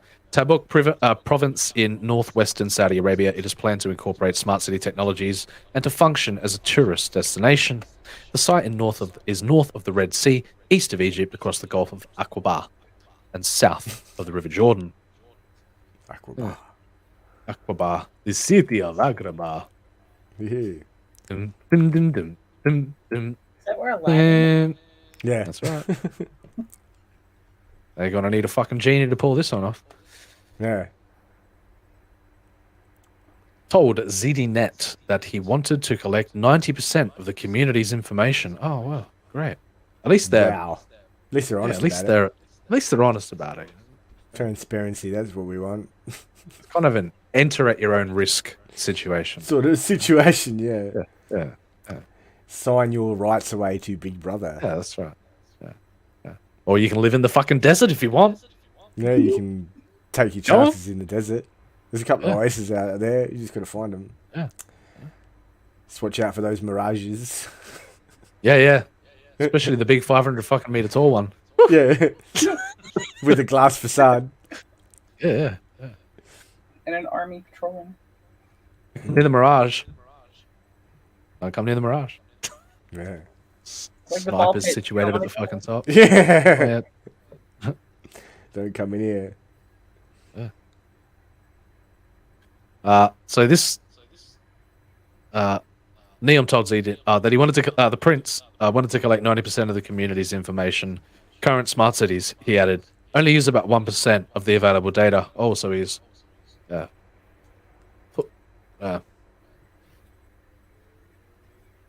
Sounds like bullshit to me. what's it there?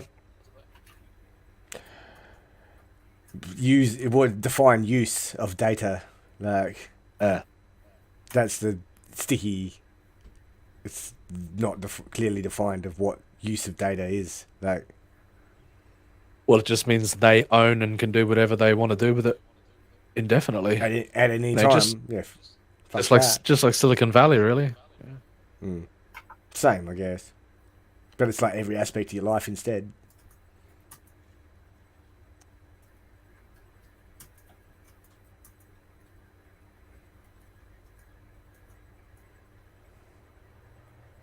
You do know that the Kingdom Holding Company, commonly known as the Prince of Saudi Arabia, Al Walid, has a 5.2% stake in Twitter.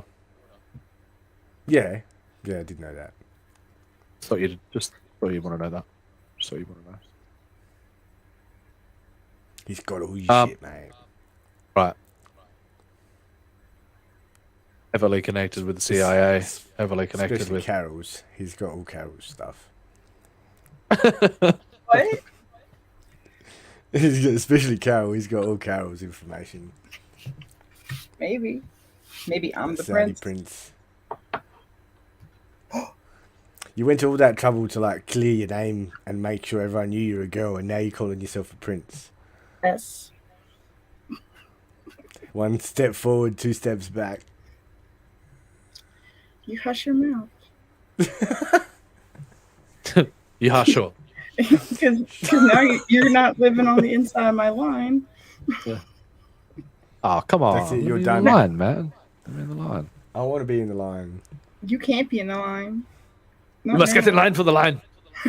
I'm being gatekept from the line. Gatekeep me from the line. Yeah. I'm gonna overstep this line in a minute. Oh.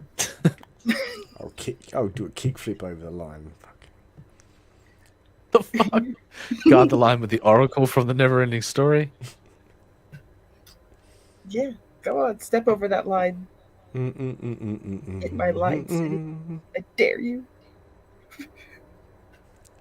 Yeah, I just took ownership, so yeah. Okay.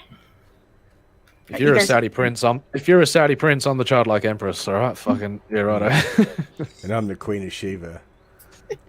Whoa.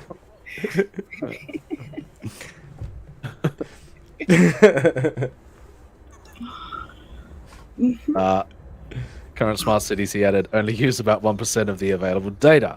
Vincent Moscow, the author of The Smart City in a Digital World, told Insider that only total transparency on data collection could allay the concerns. Now, wouldn't that be interesting if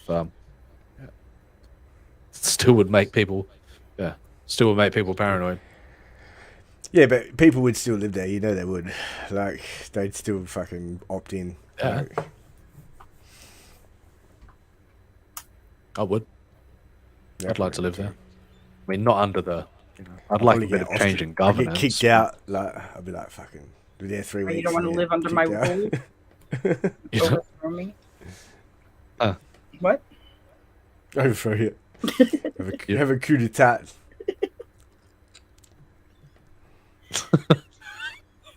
Paranoid. We can split the line north. Split the line down the middle. What do you reckon? Yeah. Yeah. You can have the north. Don't come over to the west side. Yeah. West side. You came to the wrong neighborhood.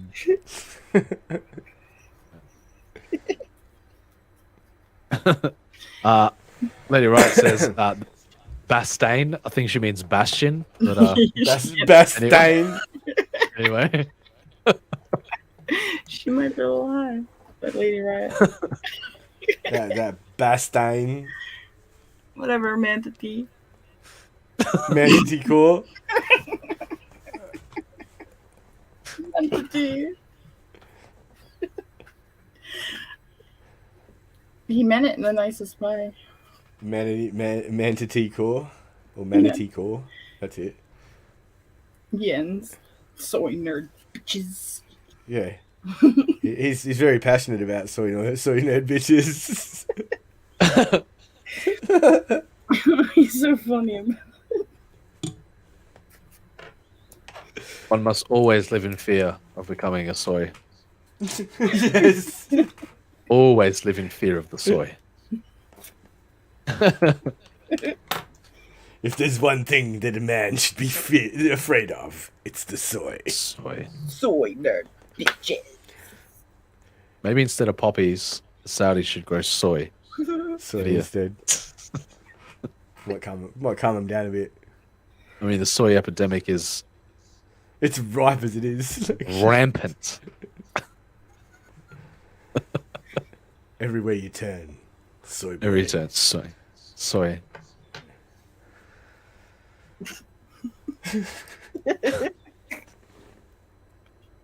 Comments by MBS have further fueled the fears. In 2017, he told Bloomberg, "Oh, so this has been in development for a while now.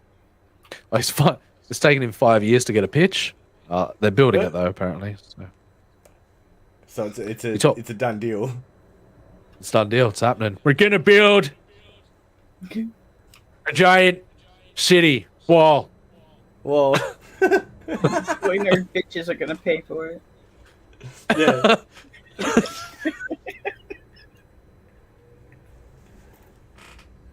Oh shit! What have you done, Colonel? What have you done? By soy nerd bitches. Let's not go any further down that line. Stop. I'm sorry. This should never be left unsupervised on YouTube. You know that. I am supervising you now. Well, yeah, I know. You see, this is why we need the shock collar thing. This is Smirk's Even surveillance. that's risky business. Smirk's surveillance state. I've been very well behaved, and you know it. Lady Right hasn't. She's been. Oh yeah, she's like blowing shit up left and right. That bitch. You don't call her a bitch. She will cut you. Well, that's up for her to do, isn't it? Don't anger Lady Riot. Don't poke the Why would bear. you want to do that? Yeah. Why would you? All right. Imagine if you are the governor of New York. Oh, is that where I was? Yes, without having any public demands. He said, "What? What? Okay, this is sounding dystopian as fuck. Because I am the prince. Nobody makes demands of me." How much would you be able to create? How much would you be able to create for the companies in the private sector? What are you talking about? Imagine if you're the governor of New York without having any public demands. So what how much would you be able to create for the companies and the private? Then what's the point here? That sounds like lobbyists. That sounds like lobbyists with no steps.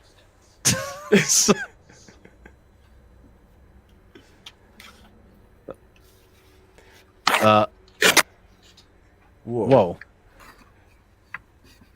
Lady Riot says, "Don't go shaking that shampoo bottle." Or what?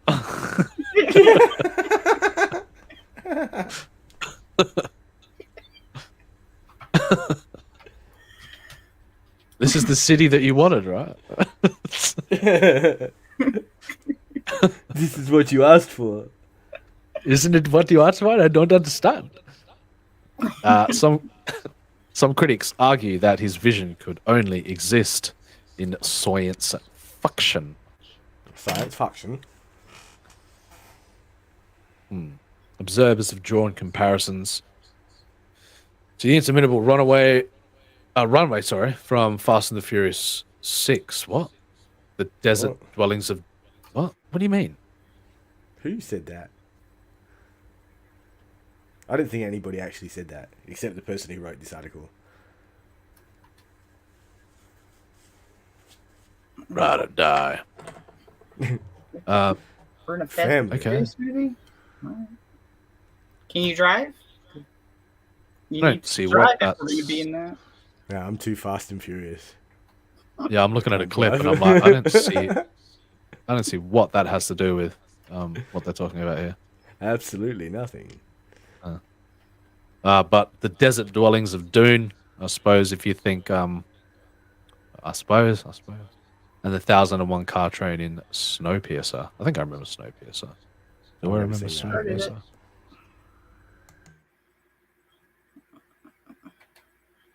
Silly. So trust science fiction to get in the way of progress. Trust science fiction to get in the way of progress.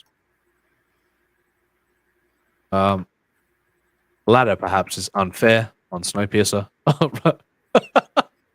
We are defending our Hollywood tropes here. At least the train could actually leave the desert when the apocalypse arrives. That is a... What? Wait, what's happening? Excuse me? Yeah, well, that just... We'll just put it out there, you know? Like, There's no bias. That's what in this is all about, mate. He's like, Yeah. this Saudi prince is paranoid as shit that the world's going to go to shit. Now he's building a giant wall. No. This is this is the people who are observing the. Okay. Who are making comments from the outside? You know, those poppy dwellers. Oh, yeah. Those ones. Yeah. Yeah, you know, the soy. The soy nerd. Those soy nerd bitches. Yeah. At least the train can actually leave the desert when the apocalypse arrives. I can't believe they just said that. Like, this is going to be the end of the world. Guys, I'm going to take everything what this article says as truth. That this is it. Yeah, this is gospel, mate. Gospel. As far as I'm concerned. This is Eden, right? Yeah. The fictional comparisons will nonetheless persist until the designs become reality. Only then will we discover whether the line is an urban paradise, a utopia, if you will, or a fascist fever dream. Good God. Or just another mega nightmare. Yeah. Or just another mega project. Grift. Who's writing this? I don't know. It's probably anti-CG by the sound of it.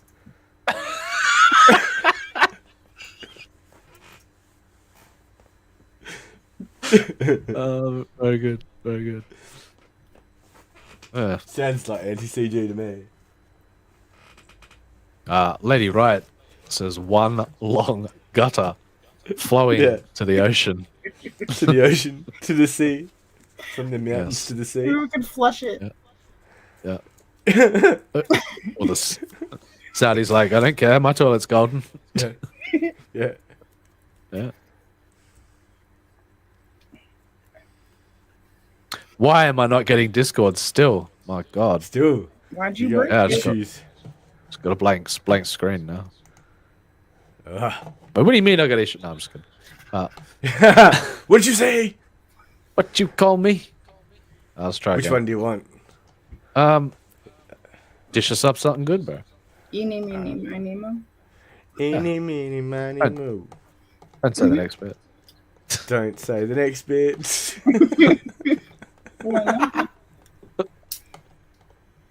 Because it's problematic, Carol. That's why. Yes. Whatever. Whatever. I like this one. But it's slightly complex. But it's okay. Slightly complex, you say? Yeah. One has to partake in the big brainness to understand, if you will. This.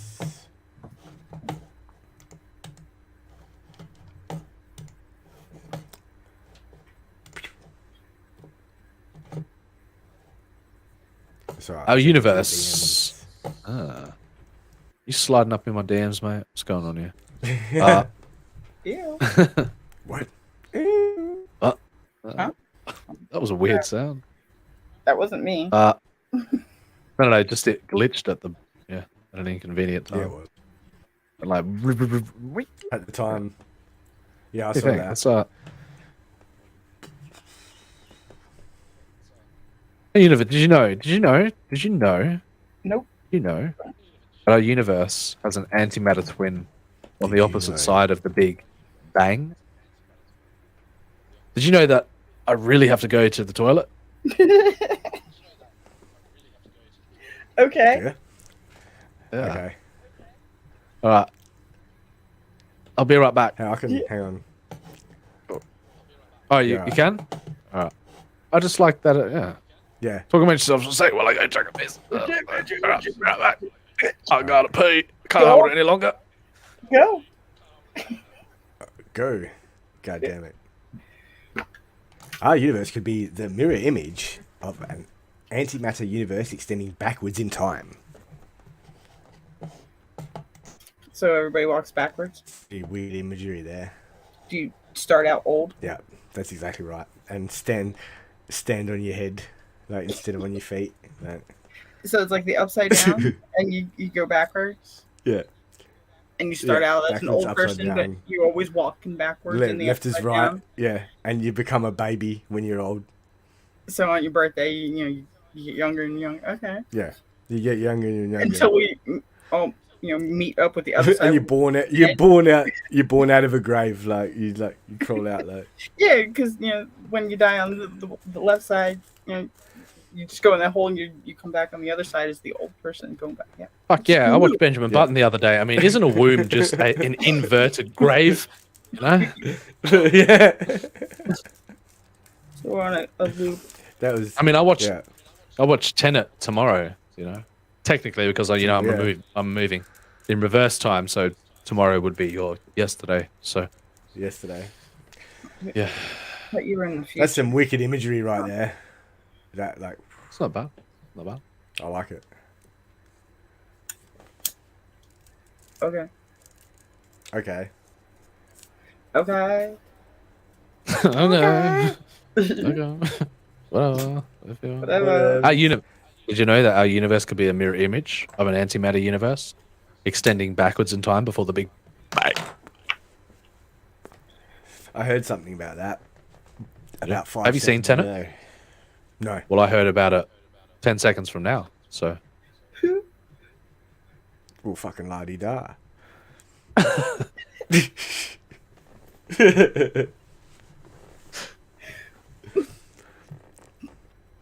Stop it. We can't all be up with like the latest all the time. Well, you could if you tried. Well, you could have made just step into this machine right here, man, and I'll invert your particles, so I'll make sure that I'll reverse your entropy. It'll be sweet. That sounds heaps good. To be able to move backwards in time. Yeah. That would be pretty cool. Or live out like alternate like paths, like it's like choices you made make a different. And yeah, you just jump into a machine, fucking invert your particles, invert your entropy, start walking, But really, like when you see me, like while I'm walking forwards, you're seeing me walking backwards. Yeah, it'll be fucking sweet. Yeah, it has. Not disturbing at all. No, not at all. No, not in the slightest. Yeah. Mind fuck, really. Walk past someone and they'll be like, down the ground. No, I don't want to do that because I don't want it to end up like that movie, The Fly. That's not how it works. You don't know that. I do. I've perfected the system. Perfected the system. Help me! Help me! Stop.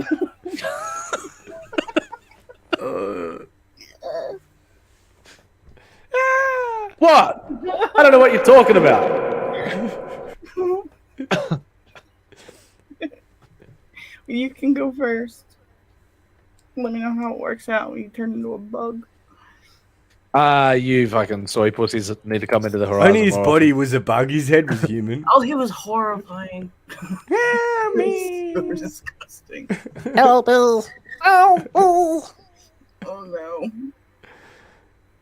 What are you talking about? Jeff Goldblum, the handsome man. You know that man is a sex symbol? I saw that movie when I was like, I don't know, too young.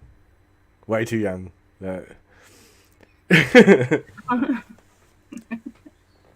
Fucked.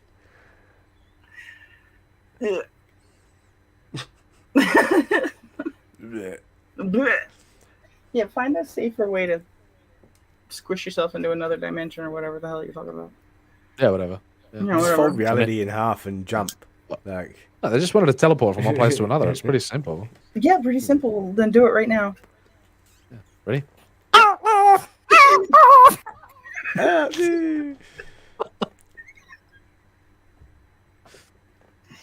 Oh, you're not right.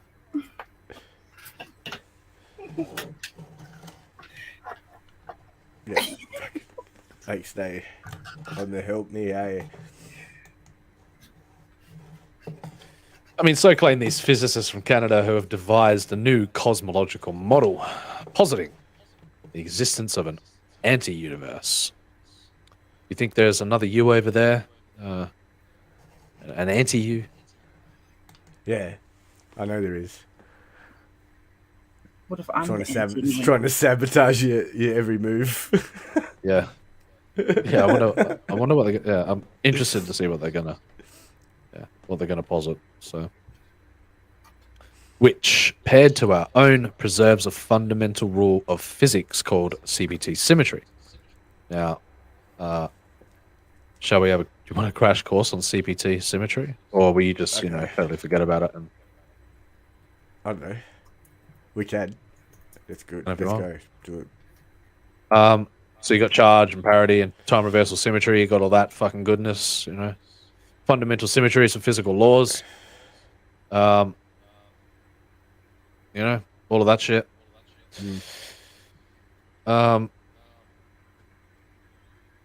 It's basically posits that everything is symmetrical in its underlying fundamental nature. It's pretty much what it is. Okay. Yeah. So, matter has antimatter. There's always an underlying, opposing symmetry to every single, to the fundamental laws of reality. So researchers still need to work out many details of their theory. For some reason, a mathematics isn't conforming to our theory. I don't know why, so therefore I'm just going to make up a bunch of gobbledygook in order to explain away the inconsistencies in the mathematics. Do you know what I'm saying? Yeah. Nope. In other words, bullshit. Some pseudoscience. Yeah. No. So these researchers still need to work out many of the details in their theory, but say it naturally explains the existence of dark matter. So if you dark matter falling into that that same category of we make an observation and then it doesn't align with the mathematics, so therefore we need to find a practical solution for that, and to make a blanketed statement saying that dark matter is explained by is antimatter, but it's a pretty bold claim. Yeah. Also, nobody really cares, but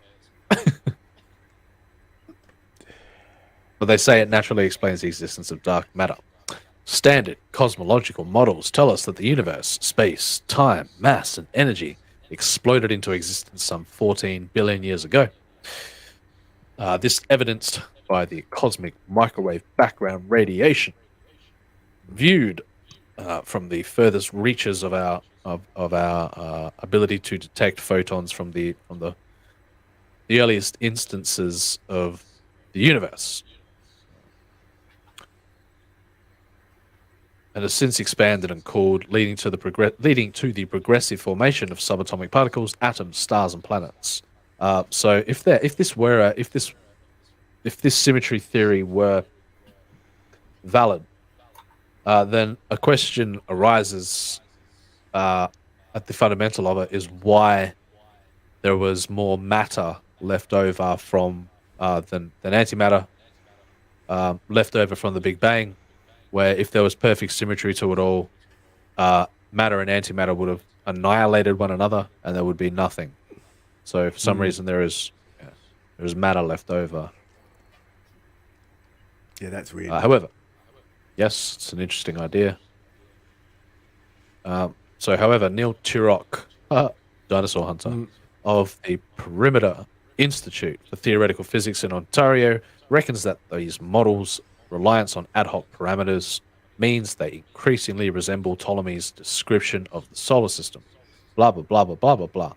One such parameter, he says, is the brief period of rapid expansion known as cosmic inflation, where the universe, after the Big Bang, according to the observations, expanded faster than the speed of light. So that can account for the universe's large-scale uniformity, right? So at one point it went faster than the speed of light, and everything was uniform within that. And then all of a sudden, the energy condensed. The energy became more complex particles. It became more complex matter, and then you get that lack of homogeneity in the emergence of what happened after that period of cosmic inflation. So there's this thing, there is this frame of mind that you, is that where I was? Yes. There is this frame of mind that you can explain a new phenomenon by inventing a new particle or field.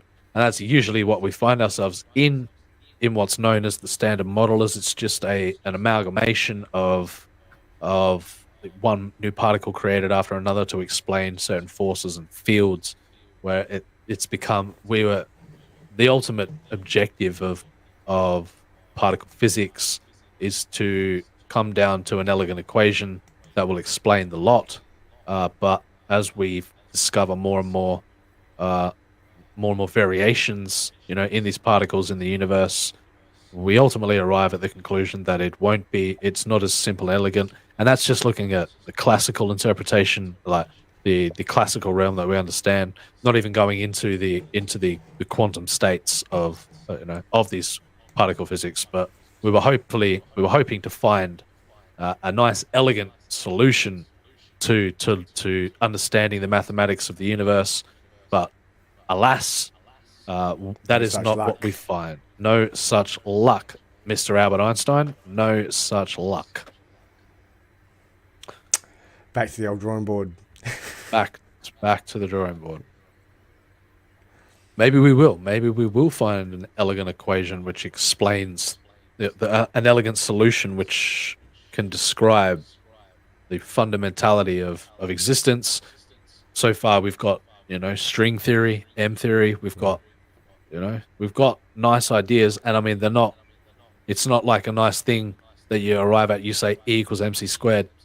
Yes, but there it is. No, it's more like it's a series of complex equations which come to define how we at our best guess. That's what string theory is, where it's like you can make a statement out of it. You can say tiny strings vibrating at the fundamental element aspect of reality. Twang it one way, and it becomes a proton. Twang it another way, it becomes an electron. But twang it this way, you get quarks. But that's the best description of what makes up it all. But that's not even taken into account, quantum mechanics and fields, field propagation and excitations in fields, which ultimately go to form this complex matter and these complex structures that make up the reality that we can touch. So he says, I think that may turn out to be misguided. Instead, Turok and his Perimeter Institute colleague, Latham Boyle, set out to develop a model of the universe that can explain all observable phenomena based only on the known particles and fields. Okay? It's a big task. Right. Yes, it is. Because on the one hand, you've got large, the Large Hadron Collider, which detects these, for like particles, for lack of a better understanding.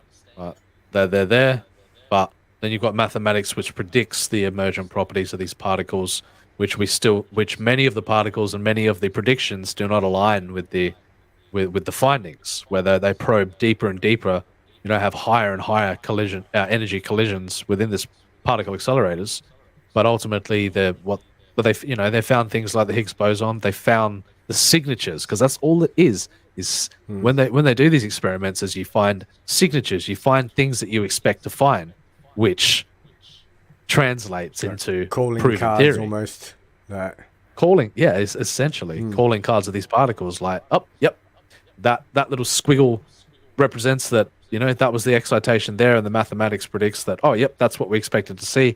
And it's like, so therefore we'll call it that. That's that. Right. And it was there, sort of like that. And it was there. See it? No, see what I found? See it? Yeah. See? Like, yeah. That's all you can do when you work in fields. That's all you can do. Does it align with the mathematics? Does it produce what we expected to find? If not, well, I guess there's something wrong with your theory. So, based only on the known particles and fields. So that's a pretty big thing as well, is that, like, with the, we've got fundamental forces, and then we have the standard model, which explains, here we go, we'll bring up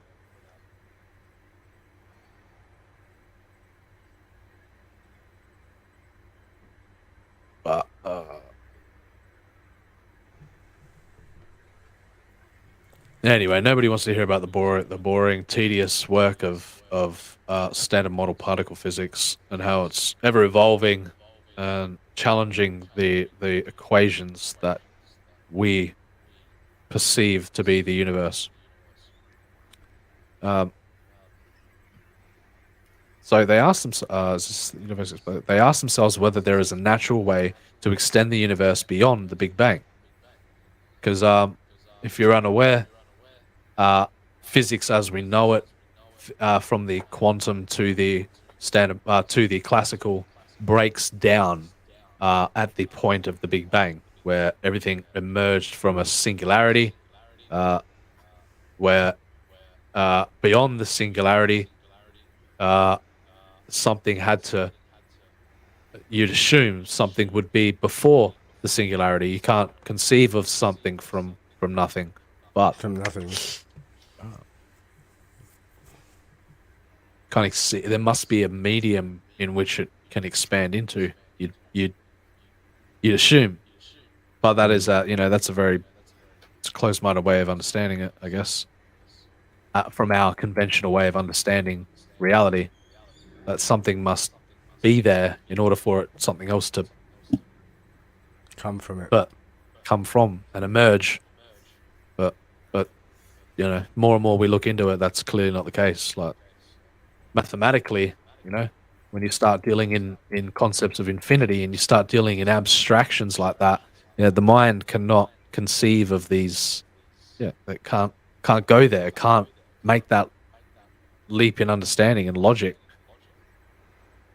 A singularity where general relativity breaks down. That's prior to the Big Bang, and then outside, and then out the other side. Now that's interesting as well, because you got I mean, that's pretty it's a pretty challenging way to conceive of it, where you've got as the Big Bang emerged from something, like it came through something, because it seems like at the singularity point, and then you got the other side of the singularity point. But when when you're thinking in higher dimensionality, our linear notions of our linear notions are what constrict us from perceiving it, from understanding it, from seeing it. So we have to draw these classical ways of understanding it, where you're like, okay, here's a singularity point, here's a dot, and then there was something outside of the left-hand side of the dot, and then it passed through the dot, and then it came out the other side. That's the best way you can. It's the best way you can understand it.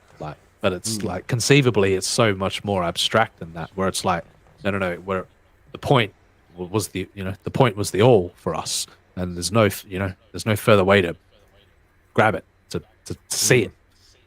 Yeah. So we found that there was. He says. So how did you find that? Was that through your interpretation of the mathematics? Was it because once you get into abstract topology, you get into weird ways that that high dimensionality can exist. But you start getting into some mind fucky ways of having it interpret it due to your limitations.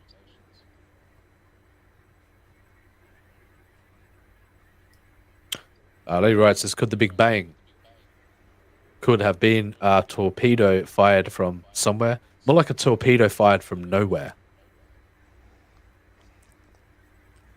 Nothing and nowhere. And then all of a sudden it was somewhere. Fancy that. Tell us all about it, Lady Wright. Your twin. Yeah, and that was me. Totally. I knew it. Busted. I created you. Aha. Aha. Aha. Aha. Aha. The answer was to assume that the universe as a whole obeys CPT symmetry. It would be nice. It's a nice way of imagining it, and a way that we can conceive of it. This fundamental principle requires that any physical process remains the same if time is reversed. So you got that entropy factor again. But entropy, falls victim to the classical laws, at our interpretations of the linear motion of dimension of time as a dimensionality. But higher and higher you go to me, the less it obeys linearity, the less it obeys conventionality, the less it conforms. Can't fit in the box that you want to put it in. It's just like wave-particle duality, where it can be both at the same time. And then as soon as you interpret it one way, you lose an abstraction of another way. You can't reconcile. There's no reconciliation between it.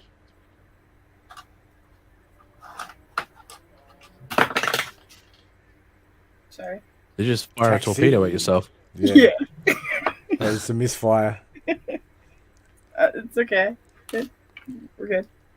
It happens. You talking to yourself again later, right? Maybe. Happens to the best of us. And I am the best. The answer was to assume that the universe as a whole obeys CBT symmetry. This fundamental principle requires that any physical process remains the same if time is reversed. Space inverted and particles replaced by antiparticles. I do like this idea, believe me. But like what they look like in our universe and what we look like in their universe, do you know what I mean? It's like conventionality, which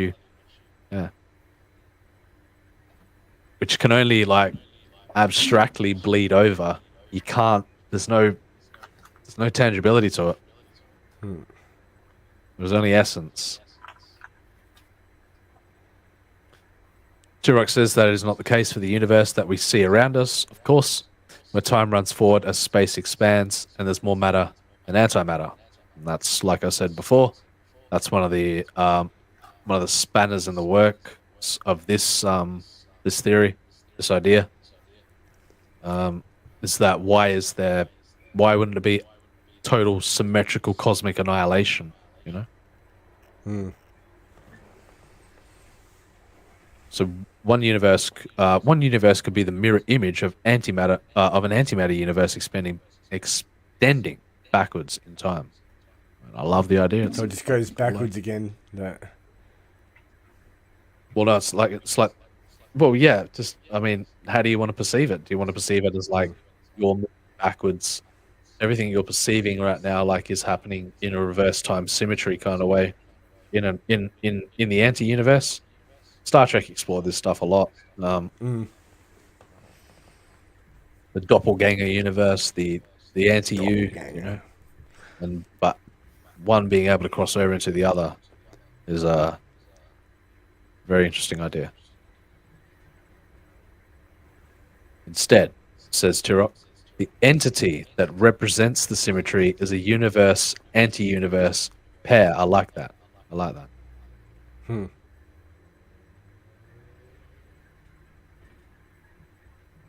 So the anti-universe would stretch back in time from the Big Bang, getting bigger as it does so, and would be dominated by antimatter, as well as having its spatial properties inverted compared to those in our universe.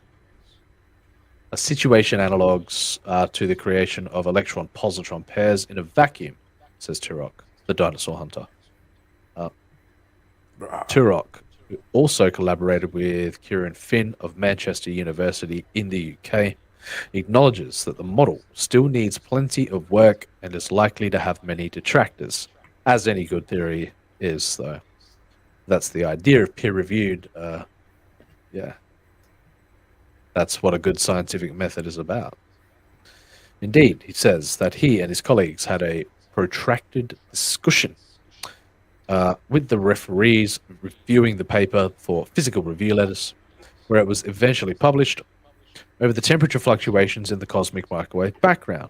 Now, if there was a period of cosmic inflation, where it expanded faster than the speed of light, you would expect to see a uniformity in its, but instead we have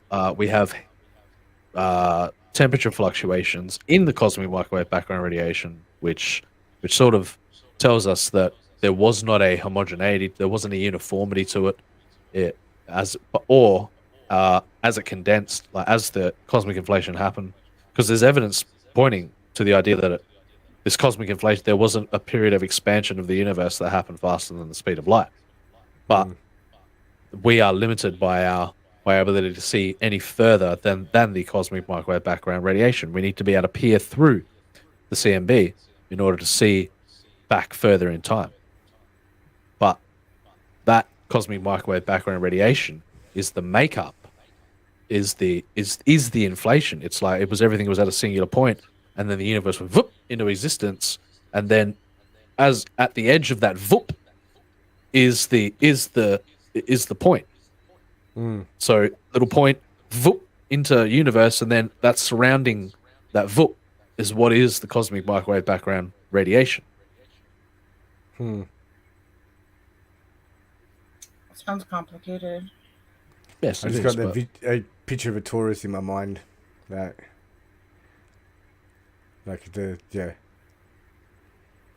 some weird reason. Okay. Well, don't get me started on. Don't get me started on abstract topology of and high dimensional topology. I won't go there yet.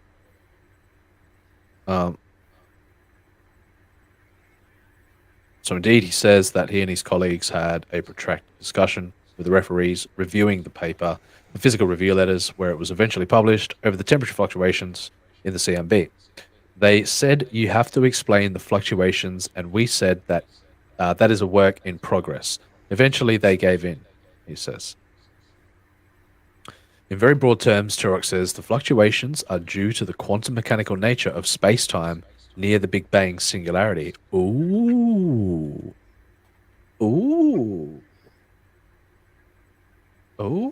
Okay. That's interesting.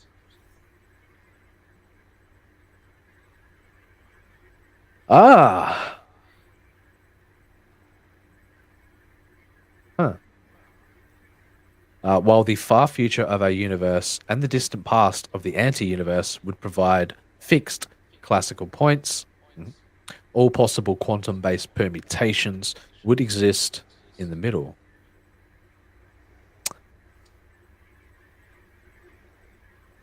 So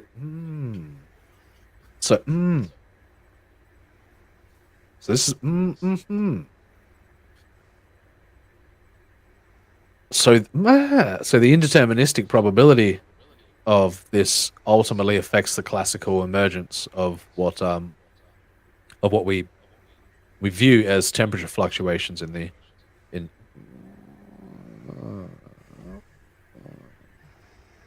that's interesting. He and his colleagues counted the instances of each possible configuration in the CPT pair, and from that worked out which is most likely to exist. It turns out that the most likely universe is one that looks similar to ours. Turok adds that that's what I'm saying. It's the uncertainty and the collapsing of the probability wave function that ultimately is determining the fluctuation. So, because when you're talking in singularity terms, you're talking in like probabilistically, you're talking like all possibilities contained at a single point, and ultimately, I like this. So Turo adds that quantum uncertainty means that universe and anti-universe are not exact mirrors of each other. So that would be the rise of matter within our universe, obviously, which sidesteps thorny problems such as free will. Oh, okay. How? I don't see how.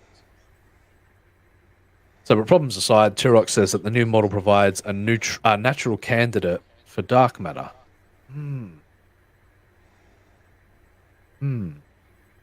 Go on, explain that further. The candidate is an ultra-elusive, very massive particle called a sterile neutrino, hypothesized to account for the finite mass of more common left-handed neutrinos. according to Turok, CPT symmetry can be used to work out the abundance of right-handed neutrinos in our universe from first particles. By factoring in an observed density of dark matter, he says that quantity yields a mass for the right-handed neutrino of about 5 times 108 gigaelectron volts, some 500 million times the mass of a proton. Okay.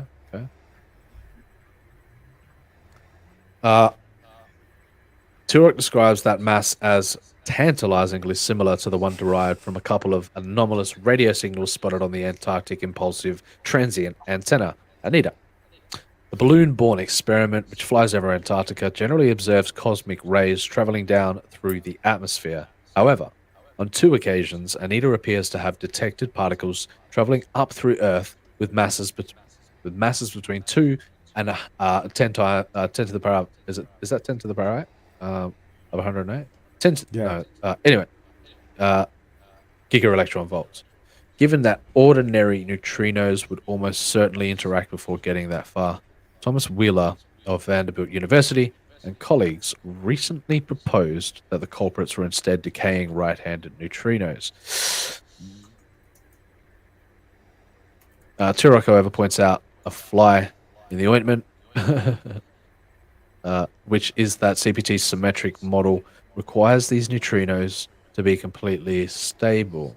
But he remains cautiously optimistic. It is possible to make these particles decay over the age of the universe, but that takes a little adjustment to our model, he says. So we are still intrigued, but I certainly wouldn't say we are convinced at this stage.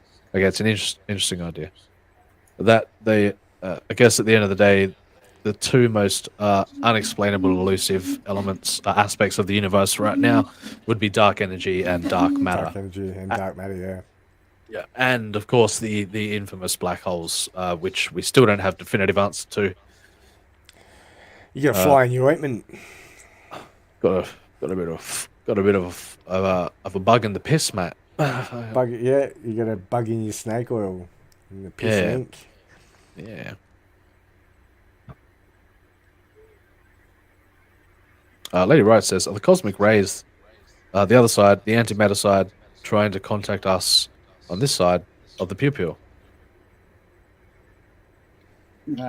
We can get abstract on it when you can get abstract on that with we're only looking at the universe as a whole. We're not looking at our ability to fit into that equation. That's for certain. We always neglect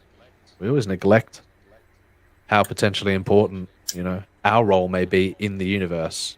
We always neglect that. Always. It's the most frustrating thing. Yes. Science forces us to accept our insignificance in it all. Conform to your insignificance. Yes. Whereas it's better off to hold on to the hope that maybe there is some sort of, that our place is much more elegant and more fascinating than just, than the universe. Then, oh, bless me. Than the universe allows for. So, interesting. Nonetheless, interesting. Very interesting.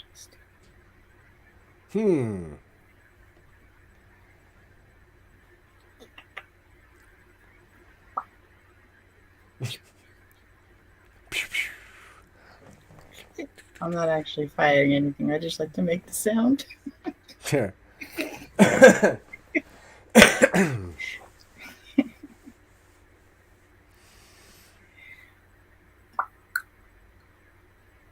Now what?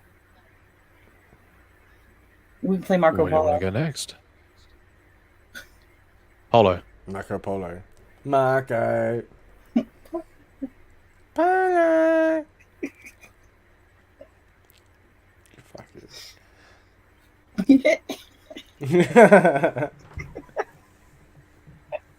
What do you mean? You want to be a Venetian merchant? Traveling a lot? You want to be a Venetian merchant? Travel the line, the Silk Road? With your wares on your back.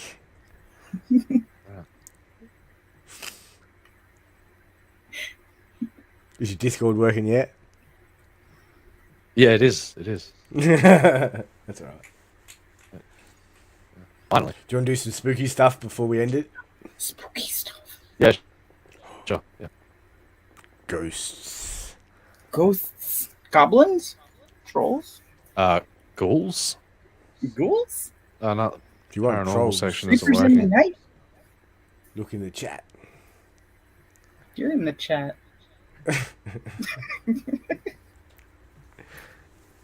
Oh, fuck's sake. Certain section isn't paranormal section isn't working. So typical. Let's see.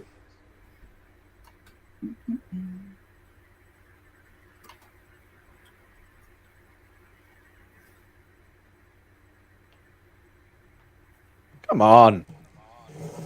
You bastard.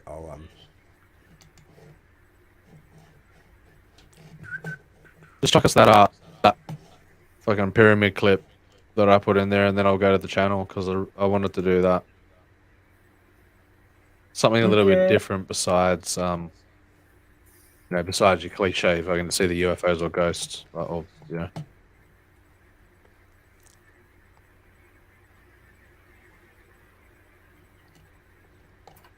Which one? The that Antarctica pyramid one. Yeah. Because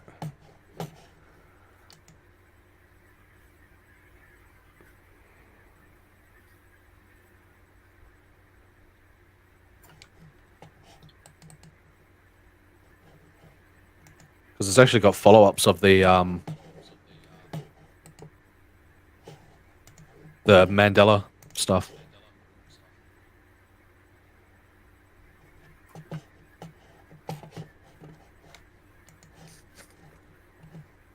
There you go, I sent it.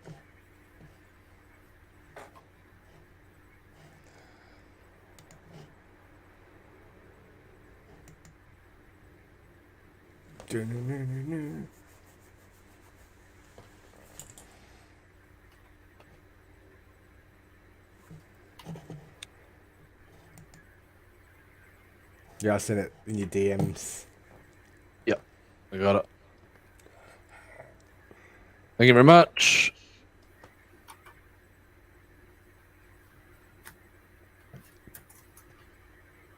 Yeah, let's go. Let's go. I'm not even bothering doing the intros. Fuck it. Fuck it. Fuck it. Alright, this first, fuck it, This is alleged footage, right, of an Antarctica never before seen.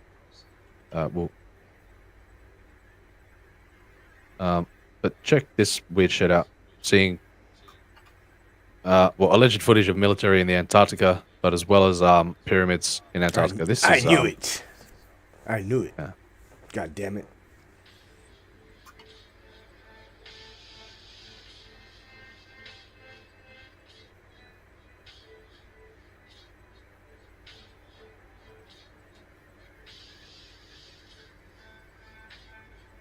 Stacked it.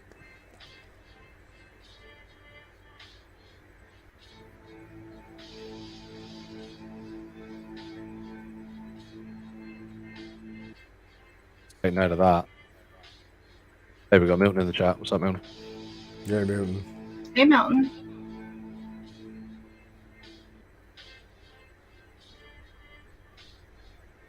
Once again, I want to look. Skis on a damn Chinook. What the? Yeah, what the fuck? What the?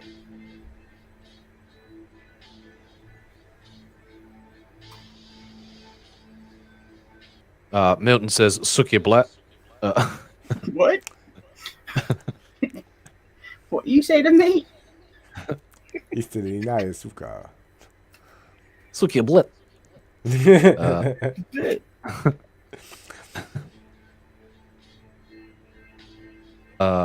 Yeah, it's very weird footage.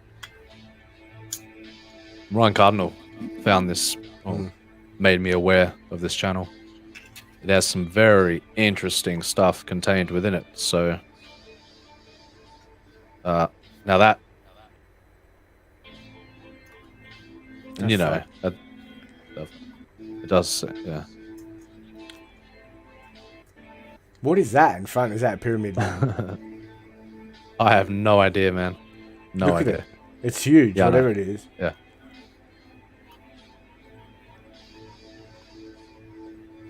How would they hide something like that though if it was still there? Hide? Oh yeah, if it was there to yeah.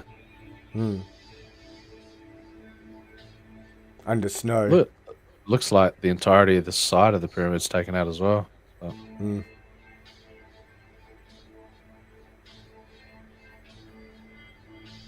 And expeditionists, military, fucking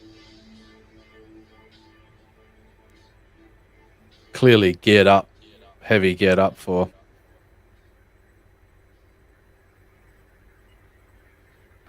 Weird.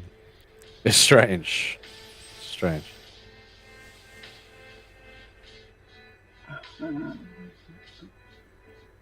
Yeah, what is that?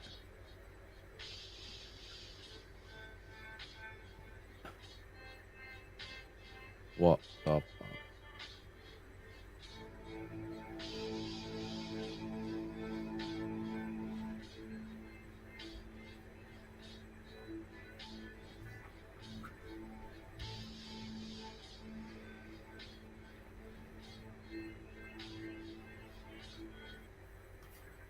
Strange footage indeed. Yeah, very.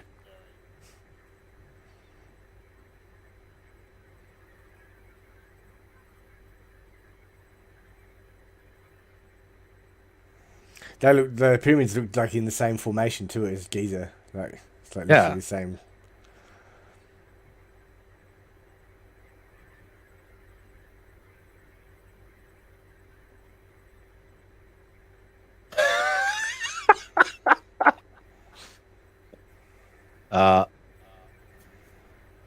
Milton says, Will Smith did it. What? Will Smith Milton says Will Smith did it. And then he says... Because of his wife's chrome dome. I forgot. 0 point energy. Milton then follows up and says... Will Smith did it, man. The pig knows everything.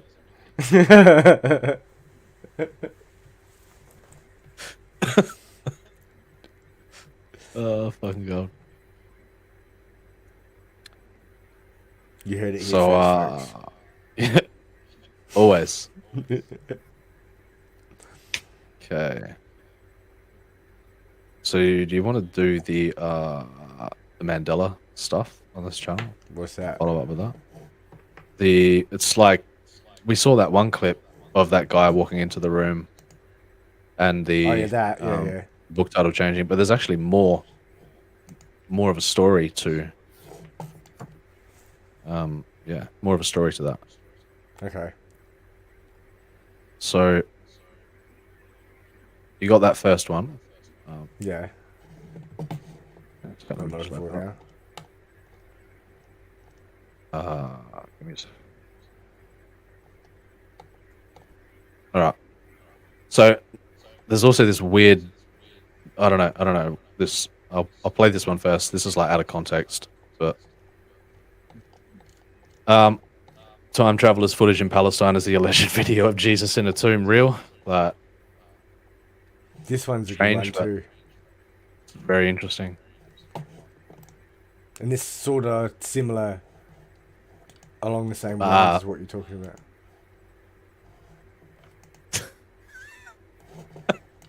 Milton says, "How did you decipher my secret language?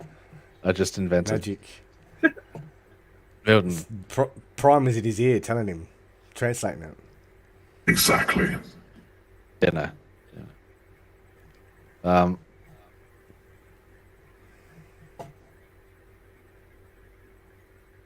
This one. The fuck is that? Is that Jesus? You tell me. The way, yeah. I don't know. It just looks a bit fakish to me with the way it's and cutting and yeah. Oh my god! Wait a minute. That was the same writing as what Milton just put in the chat. Oh my god, it's Milton. Oh no. Conspiracy. What are you No, doing? no, it's not actually. So I'm gonna do the Mandela stuff. So we got that first video we watched last time of. Okay. Yeah, this is weird. So. Yeah, this is weird. I just have to show you. I hung this thing up. I got it a long time ago. My cousin painted that picture. It used to be hanging over here. I've decided to move it over there. I put this over here. So we saw this one. We went through it. He sets the premise that spooky painting and the Tree of Life stuff on the walls got something to do with it, and which is cool. In its yeah. And some weird stuff going on here with this. I have seen them in that. Now, I'm not saying that this stuff, is real, and I'm saying that I am pretty much saying that whoever created this is a good digital artist, and yeah, that's what I'd say too. Yeah, but it's fun nonetheless. What happens? And it's fucking weird. All right, fucking weird. Like I said, just the way he's acting, the setup, everything is far too nah. When it gets in the room. See it? It's very cool. Very well done. And then back out here. Oh. Yeah. To the point where it's like I can't fault it. No, you can't. But I don't believe it. That's right. But yeah. But anyway, that was the first video in that series, and then there's another one. So someone had asked to have me look up Isaiah 11:6. I don't have the King James Bible. I have this NIV Bible, which is in there, in the room. I looked it up out here, and it says the wolf will live with the lamb. And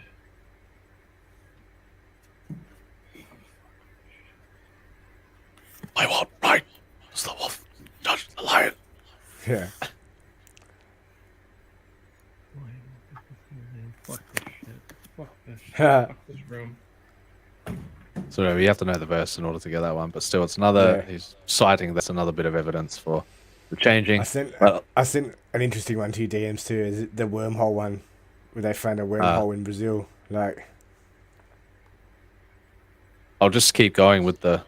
So next up, you have a news story, which is very interesting. The story continues with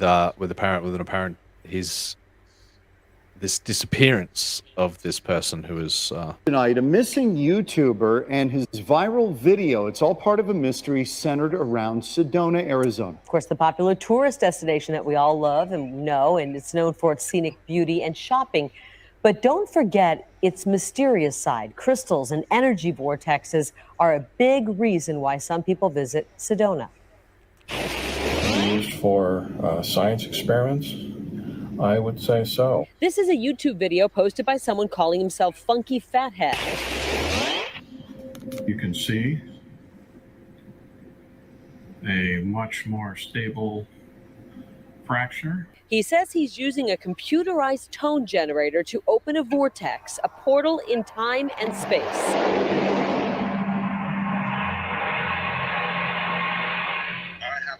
Where he is. He sounds American, so hazarding a guess somewhere in the States. The video caught the attention of this man who posts videos from his home in England. He calls himself Hidden Underbelly. He went on to experiment with portals and sound frequencies. Hidden Underbelly spoke to us via Facebook messaging after this video racked up more than 1 million views. That in itself is pretty insane. After he was unable to reach Funky Fathead, the video made news in the Daily Star, headlined, "Bloke Missing After Opening Portal of Time and Bloke Space missing. in His Bedroom." Whoops. He has opened a portal, God knows where he is. And more to the fact, God knows if he can get back. You see, Funky Fathead hasn't been seen or heard from in 4 months. He did leave one clue, however. You don't know where that is? I do. Is in Sedona. Sedona is known for having dimensional travel there. I mean, that's one of the great tourist sites about it, is that people try to go find these portals. Sedona is known for its mysterious vortex portals and magical healing places. It receives more than 4.5 million visitors each year, and some are there for more than just the red rocks. This is an important site. It's a very sacred site of spiritual energies. Amara is with Sedona UFO and Vortex Tours. They take hundreds of people to some of the best-known vortex sites in Sedona. There have been known spontaneous healings that have taken place at the front of the stupa here. The first tour stop is the Amitabha Stupa and the Peace Park. A stupa is a Buddhist place for meditation. This one and its smaller twins stand at the base of Thunder Mountain. The area is sacred to Native Americans, and the stupa was established by a monk who felt the energy there. Scientific studies that have been done here to actually measure the brain waves of the individual while they're on the site, and it showed that they were altered by being on the site, so that confirms what we believe. And that it is an actual vortex. We're taking you on incredibly powerful spots here in Sedona that are not well known. Anita Owens is also with Sedona UFO Vortex Tours, and this is another stop on their tour, Rachel's Knoll, an energy vortex surrounded by a gated community in West Sedona. These are areas that you're not going to stumble upon or get to on your own. They say Rachel's Knoll is a feminine vortex and that the spiral energy can be seen in the tree trunks nearby. It's a natural, earth energy. When people feel the energy here, they just want to sit for a while and relax. They don't want to leave. This energy is very loving, very nurturing, very compassionate energy. But is there enough energy here for Funky Fathead to poke a hole into the known universe and travel there through a portal? Yes, that's what vortex energy. Shocks me that this even made it to the news, But, yeah. The funny thing about all of that stuff is that no matter how, when I look at that, I see the CGI. I see so do I. Yeah. But wouldn't it be so ironic if it were real? Yeah. Milton says, wormhole in Brazil. I found a wormhole in my garden.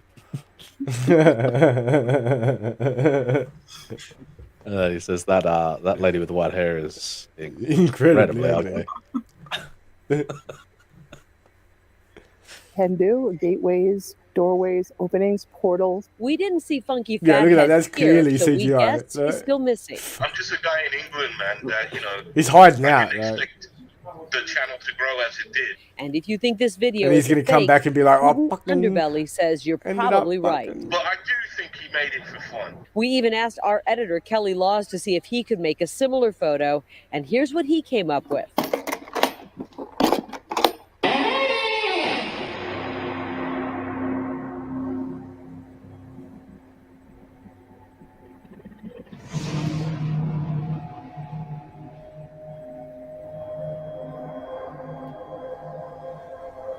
But then again, the mystery is, where is he now? I see the great. Where'd he go? That was even faker than the other thing that we, So we reached out to Funky Fathead via YouTube for comment on his wildly successful video. Funky Fathead, We've mate. not heard from him yet. Oh no, He's disappeared. Yeah, God forbid he wouldn't want to miss CNN, miss Fox News' call, would he? He's hiding.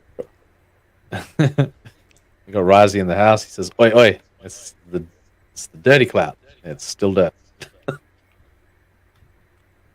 Dirty cloud.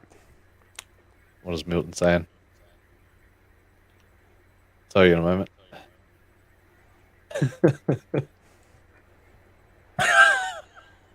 Milton says, "Damn hippies."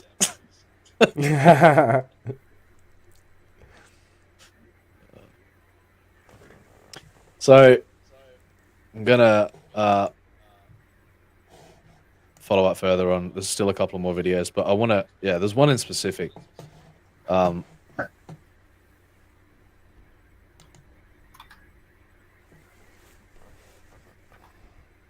But yeah, he's done well on these. So, all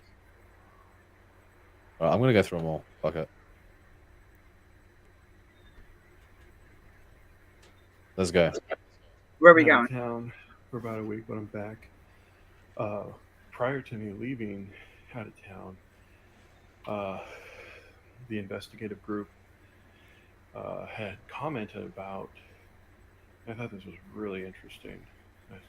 Anyway, they had commented about sound in this room. Yeah, so this one is a big nothing burger.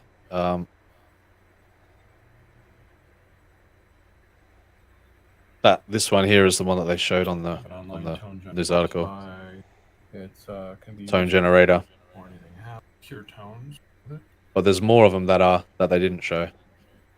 But yeah, he finally opens the portal.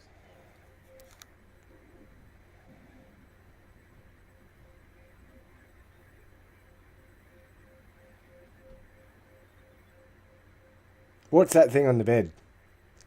I don't know. Some sort. Well, I don't know. But a hologram generator.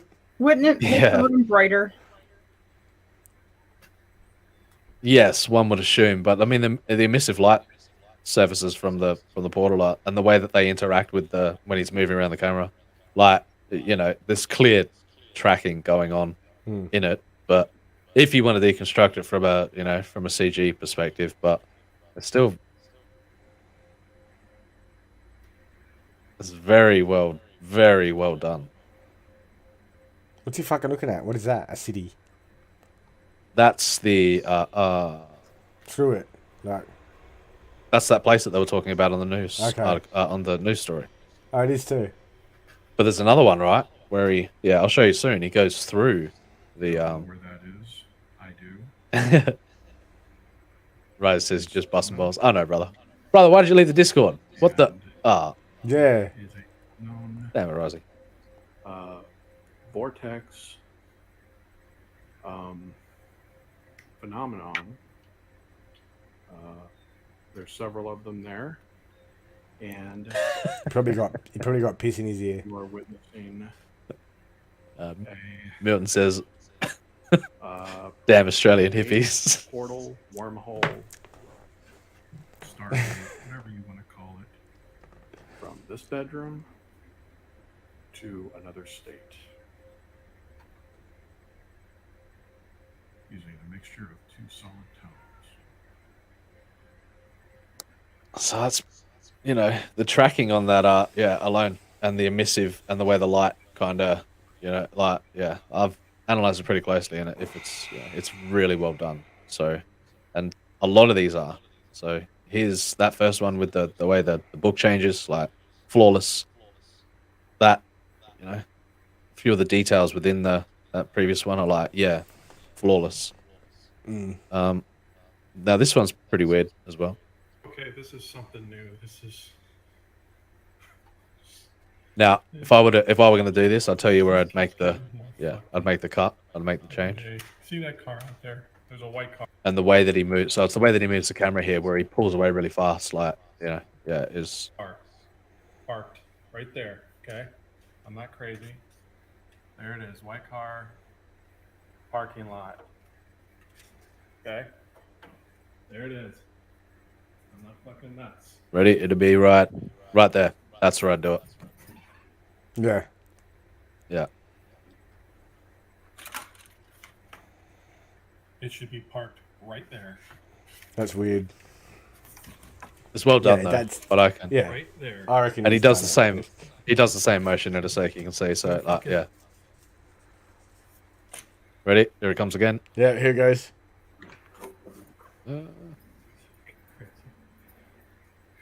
Yeah. That one, on the other hand, that was impressive. no rapid movement, no opportunity for change. Where the fuck is it? That's creepy. Yeah. See, that is the only place where it like just a little Yeah, tiny bit. The way back, like here though.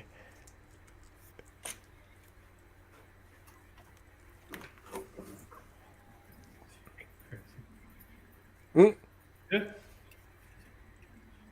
Oh fuck. There it is. Same fucking spot.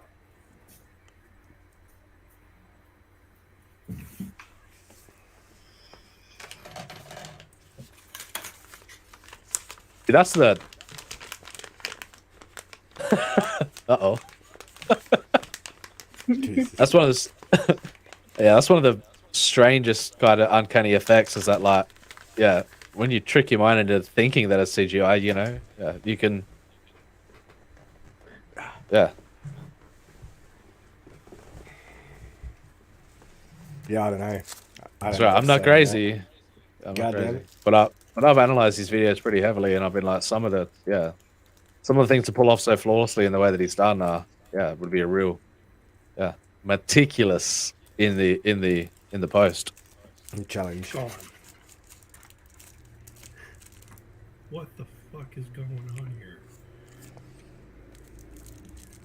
This makes no sense. No No shit. sense at all.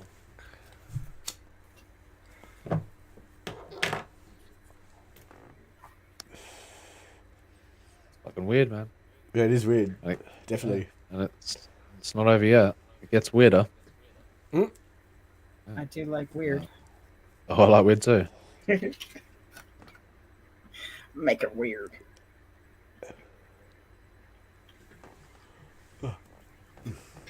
So is that the? So this is the second to last one. Just give me a sec to see if there's anything worth. Oh look! Huh! I haven't actually seen this one. Does he actually? Yep. So this is him first, apparently. Testing it. That's pretty interesting as well. There. That's the 436 hertz heart chakra. Okay. Yeah. That's some Tyler shit right there. That's what that is. Very interesting. Very interesting. I want to know what that thing is there. A speaker. Maybe it looks like a little, yeah, Maybe a YouTube speaker. A little. But why would it have a like? Yeah, maybe. Yeah. It's a Yeah, fucking that'll make hologram sense projector. actually. Yeah, it is.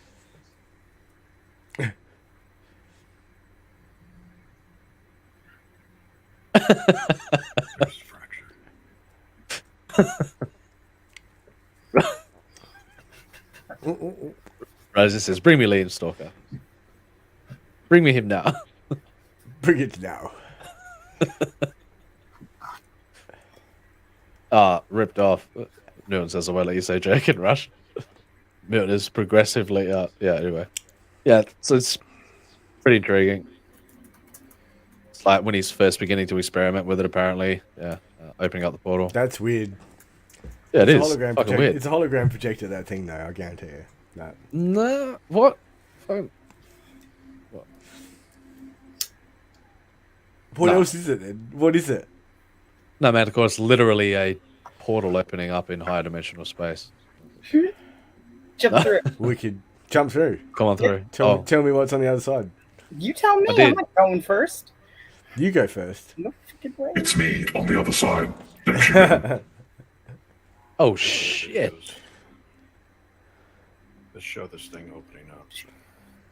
Yeah. So the final one is the. I mean, the final one's kind of the. La resistance. The final one's kind of the tell, but at the same time, it's like, yeah, like what Milton said before, like, yeah, some things real look like CGI, and that's the messed up thing. Like, when you're trying to get past that uncanny, you're trying to see through the uncanny, and you're making yourself see the yeah. It's strange how it works like that. All right. So where's this final one? This one's a bit longer, but I'll let it play out. Here we go.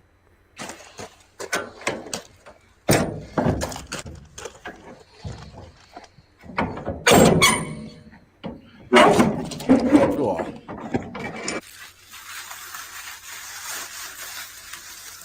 Yeah, that's it. There she is. That fucking painting again. This is no big deal to you, but to Yeah. me, this is like, this is amazing. I can't. Yeah, well, that's what he's claiming is the paint. Is Light it is can't all? really get through. Look at this. Look at this. That's There's no- fake as fuck. You're not gonna You think? feel anything. You're Yeah. not going to Yeah. smell anything until the surface is literally bleached. The locale on that side will equalize with the locale on this side. So the shit he says, you know, it's all fucking horseshit. Yeah. You can kind of see like the glow happening, but again, you're not going to get anything more than that until you touch it. See that, like it's like reacting like water on the surface. Look. That's because it is like the over the Yeah. other side. This is a beach, but wait till it. Wait, Okay. just wait. Just wait.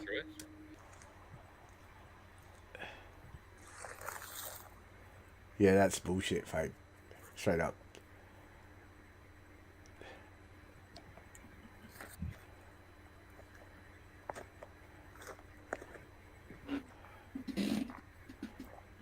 Is it though? You know. Yeah. Okay. Look at it, flawless in its. Yeah, it is. It's good. Watch the blur, like the lens flares, the emissive light surfaces, the blurring, the Gaussian blur, all of it, and then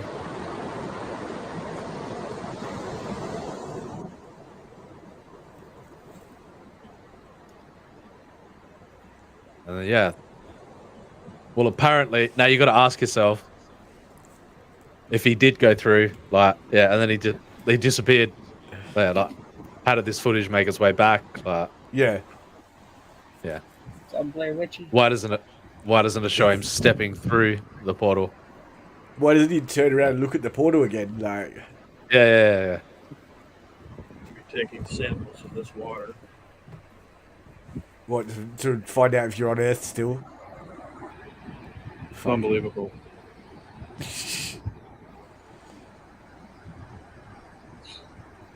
It's so warm, fresh here. It's like it's almost It's like another world. untainted. Oh god. You can't see It's it. The clouds are playing it up covering now. but there are two suns Are there now? right off there. One, and there's a lesser sun like right there. Feels like home. I think it's still Earth. It's Earth in a different time, maybe. There it is.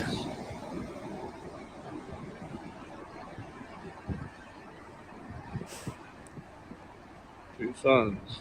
I mean, it's complete horse shit, but yeah.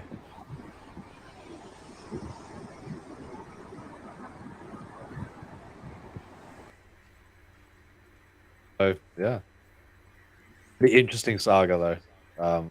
Yeah. Now, I haven't actually seen much else on the channel yet, but I saw those and I was like, yeah, right, that'll be maybe that will be enough for one episode. Hmm. Do you want to go through more? You want to see more? It's an interesting channel.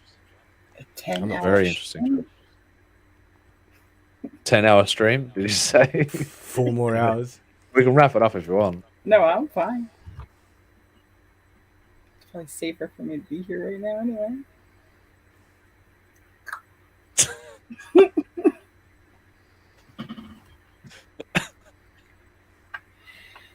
How the fuck are you even doing that to text to speech? I don't know. Yeah, easy. Risey. Risey getting nasty. I'll let him do his thing. You've activated Klaus.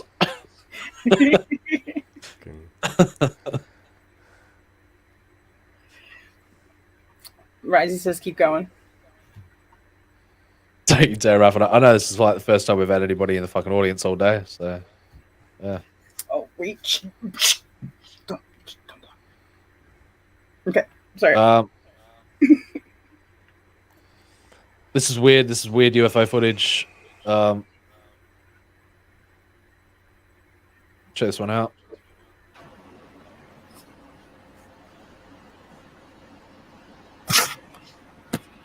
The fuck is that?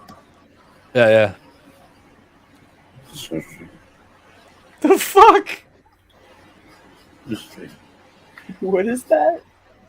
I have no it's idea. a UFO, apparently. This is the big boy from Austin Powers. See that though? The tracking all wrong there. So Yeah. No. Yeah. Meh. Nah. Not sure if you've seen the floating city stuff before. Not sure. Seen the floating city in the sky. Apparently it's filmed in China. I think it was. I think I heard something about it. Yeah, like floating city in the clouds. People explain it away as optical illusion, as like light refraction. They explain it away all kinds of ways. But could this be Project Bluebeam? It's pretty weird though. Whoop. Classic footage.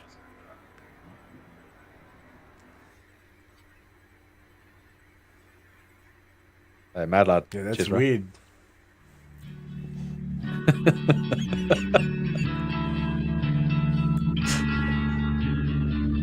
Heaven. Because heaven's like a city.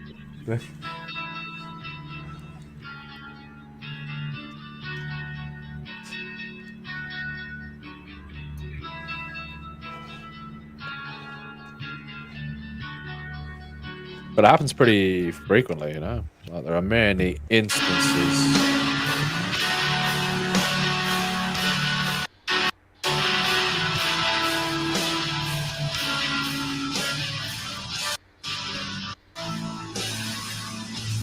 Anyway, I've seen the footage. It's weird plenty of looking, times isn't it? before.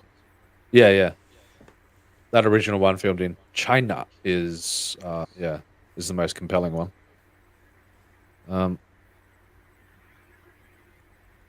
I haven't seen this. Don't know what the. Oh god, it's 7 minutes though. Look, you know. Maybe I'll do that one another day. No idea what's going on in this one, so here we go. You want to see some shape-shifting reptilian Saudi prince? What? Yep. Show me now. Okay. Hurry. Okay. That's this bastard. No. Bastard, no. It's our empire. Oh no. Milton has gone off to the city of the clouds. Never go full commie.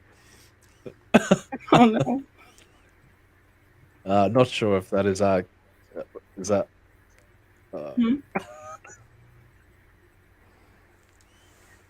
is it Enderin? No, Yes, and it says flying in Chinatown. Says Milton.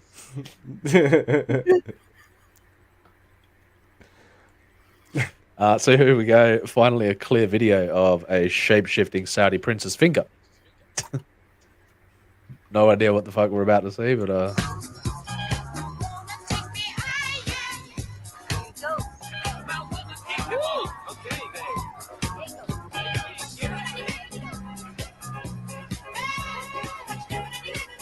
What the fuck?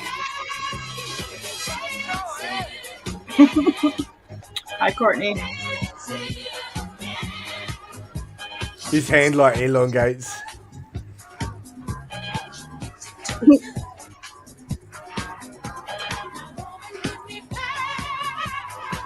and the music though, weird addition with the music. You should be Strange. dancing. Range addition to the.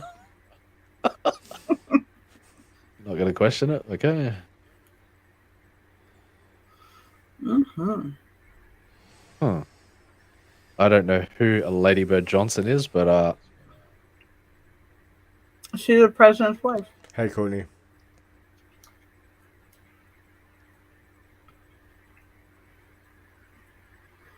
what the? I don't know. This channel's weird, man, but it's interesting. It's got a compilation of a Weird lot shit. of intriguing stuff. She's former first lady, Miss Lady Bird. What? What? Really? Yeah, she was married to Oh, Lyndon Johnson. yeah, Oh, there you go. Lady Bird Johnson. That makes sense. Well, did Lady Bird Johnson's funeral turn into a satanic rock concert? You decide. What the Okay, fuck? never mind.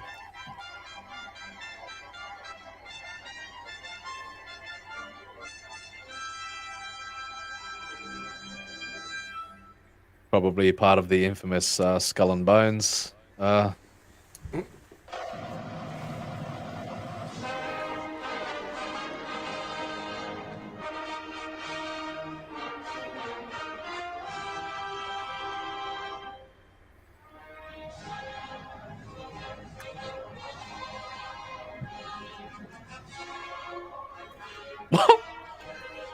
the fuck? Look at them. They're all like. What?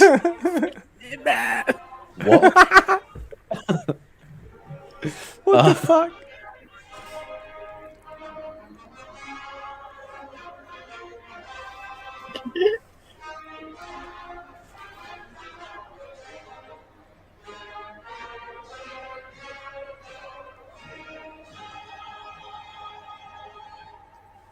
No, that was something completely different. The fuck? Sure, why not? Weird. Damn cultists. You want a satanic funeral? Nope. Oh. No. Milton just pull it out all the time. What do we got here?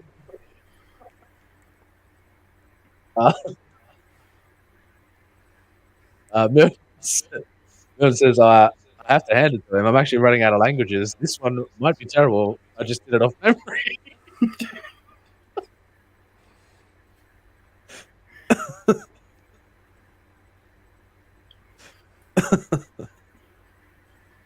Later on, it says these funerals are just covers for a cult meeting. That's right. I knew it. Right, That's how we rock over here, you know. right on. You do your thing.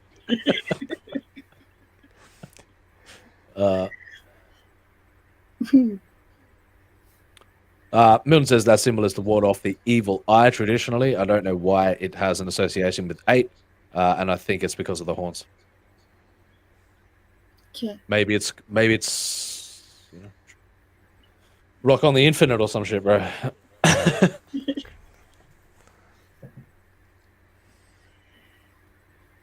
Pretty strange footage nonetheless. Bit weird.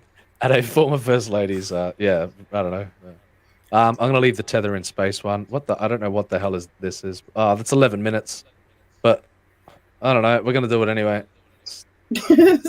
Sure, Izzy, I'll be there. Wouldn't miss it.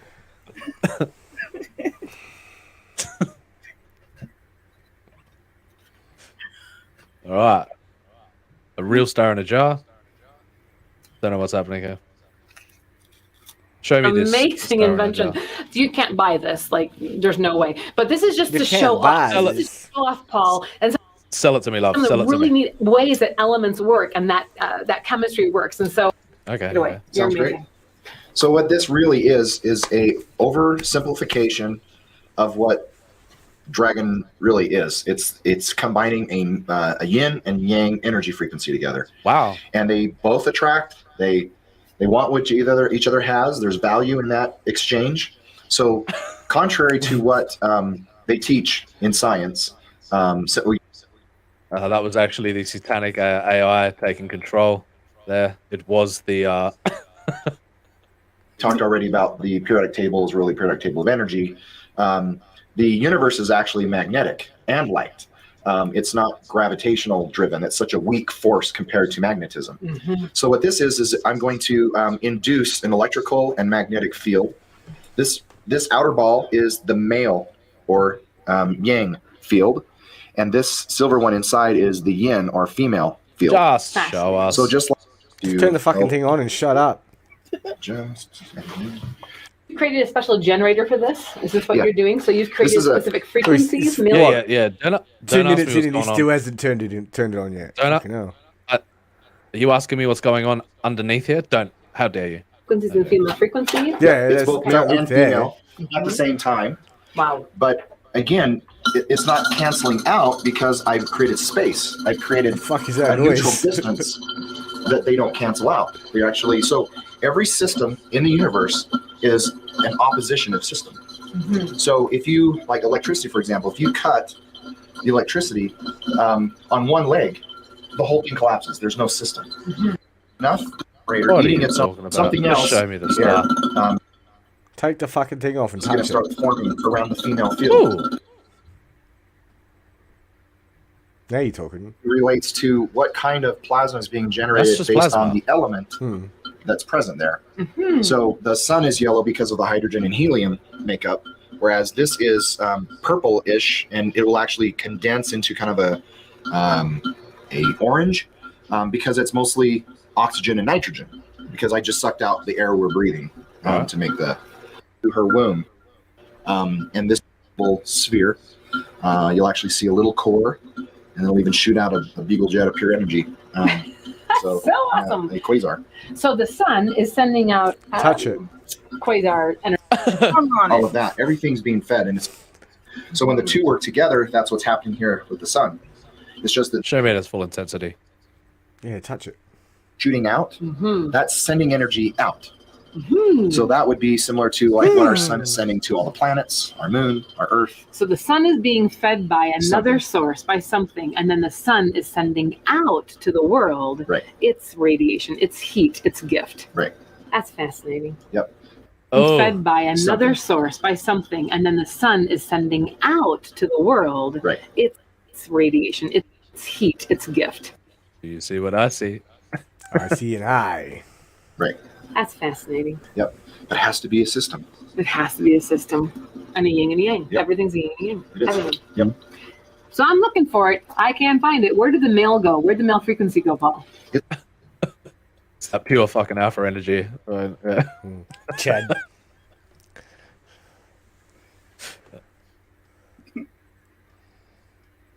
Oh my god, are you breaking out the Latin now? What the Oh god.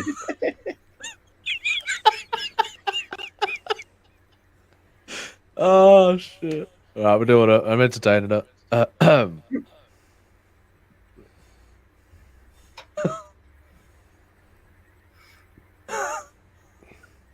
Forgot the word for summon, so I just use ascendant.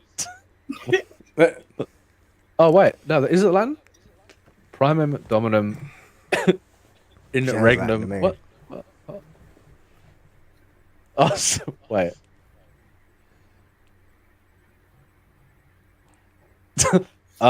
Primum dominum in regnum daemonum means the first lady in the kingdom of demons.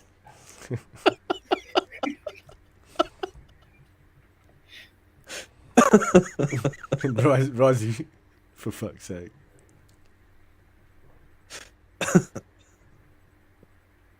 Yeah, well, that's what he's insinuating, right? He made, but he's also insinuating. I don't believe you. He's also insinuating that the way that we understand fusion is clearly wrong, apparently. But Rosie, where did the Biden votes come from? What the fuck? What? An alternate dimension. The anti-universe. I'm even searching by a child's toy that does the same thing. I think the Monster High dolls do it.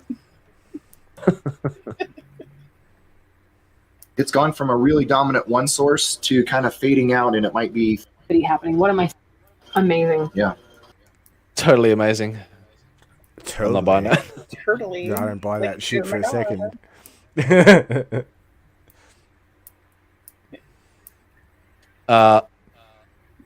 You want to see an interview with a real Anunnaki from Nibiru? Of course. Yeah, you into that sort of thing? Doing it. Yeah. All right. I call bullshit already, but okay. Yeah. No, these are true reptilians, man. Score. Oh no, that's a Palladian. That's not an Anunnaki. Yeah, that's. Уважаемые друзья, сегодня в студии АЛЛАТРА ТВ с нами уважаемый Игорь Михайлович Come on. Данилов. Hello. Анна. Здравствуйте. Друзья, хотелось бы сегодня побеседовать на тему... Можно? Дело в том, что после одной из передач совместно... Come on. Мы наблюдаем, что по всему и Париж, и Германия, и Испания говорит о... Здесь интересно. 350 миллионов людей, люди, которые могут... Anyway, I could have just cut the clip where though. All right. Maybe we'll watch that one another time. I can't be fucked watching the full thing, but might be interesting. What the?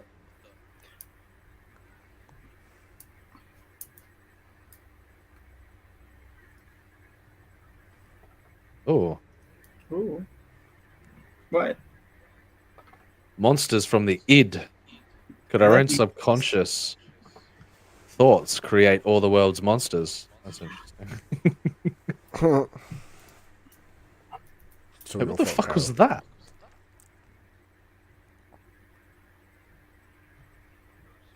Thank you. She mustn't do this. She must be prevented. Morbius, what is the id? Young man, my daughter is planning a very foolish action, and she'll be terribly punished. What is the id? Id. It's an obsolete term. I'm afraid one chooses to describe the elementary basis of the subconscious mind.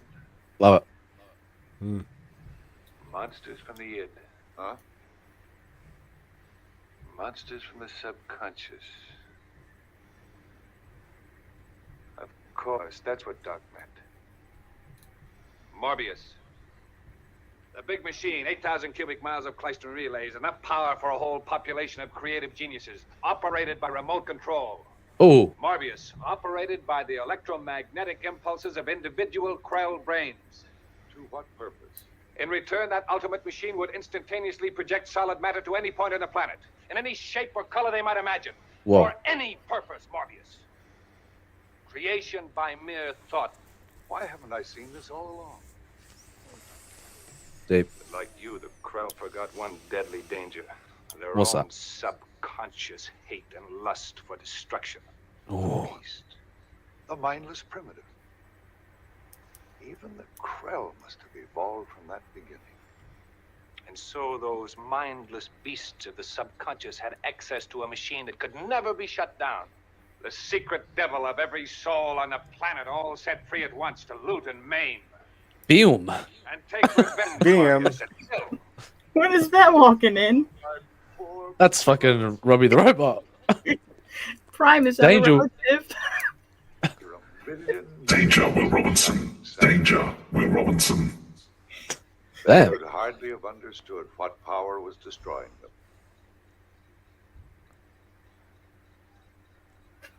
Yes, young man. All very convincing, but for one obvious fallacy. The last Krell died 2,000 centuries ago. What But the today, fuck as is we this? all know, there is still at large on this planet a living monster. Your mind refuses to face a conclusion. What do you mean? Morbius. Morbius. What? Something is approaching from the southwest. It is now quite close. Okay, that was cool. I want to know what movie that is. I want to watch it. Yeah, I've never seen it. I'm gonna find out what movie that is. Is that what it's called? Monsters from the Id? Or...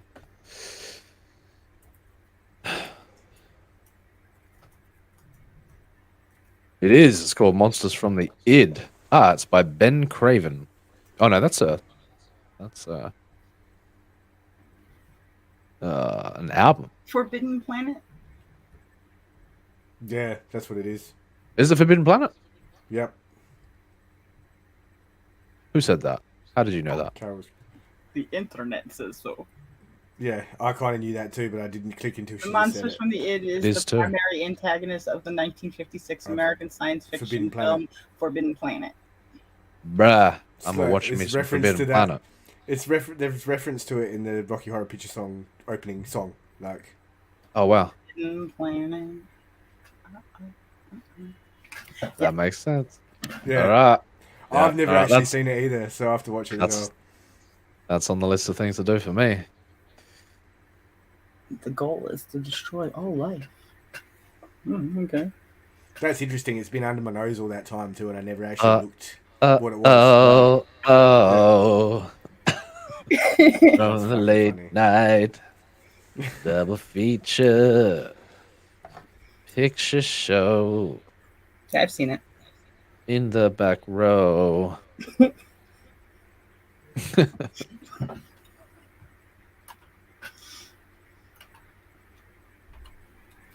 Right. What else?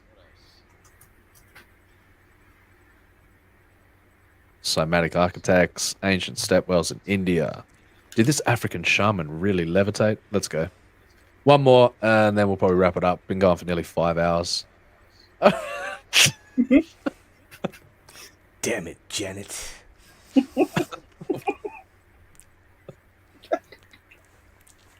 fuckhead.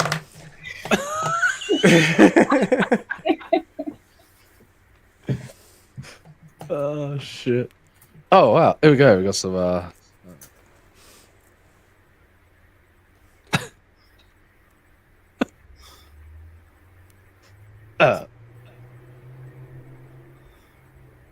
Milton is displaying his broad knowledge of culture today. Milton says, "Stay away from sex robots. I thought Japanese was the most appropriate language."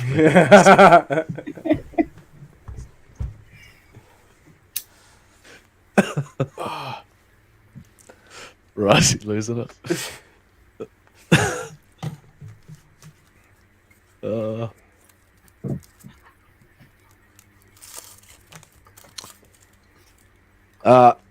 African shaman levitating.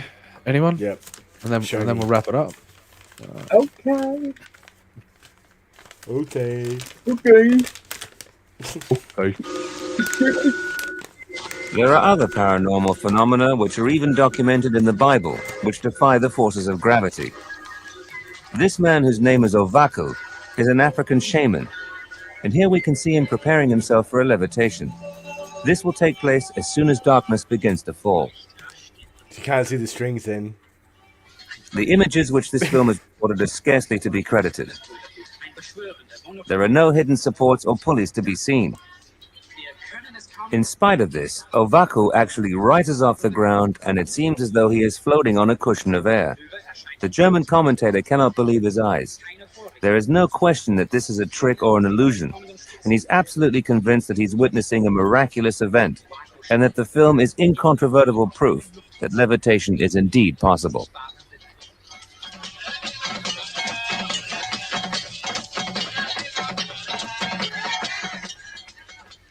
A second cameraman can now be seen hurrying to the side so that he can get close-up pictures of the fascinating event. Could it be that there are in fact invisible fields of force which this shaman is able to take advantage of?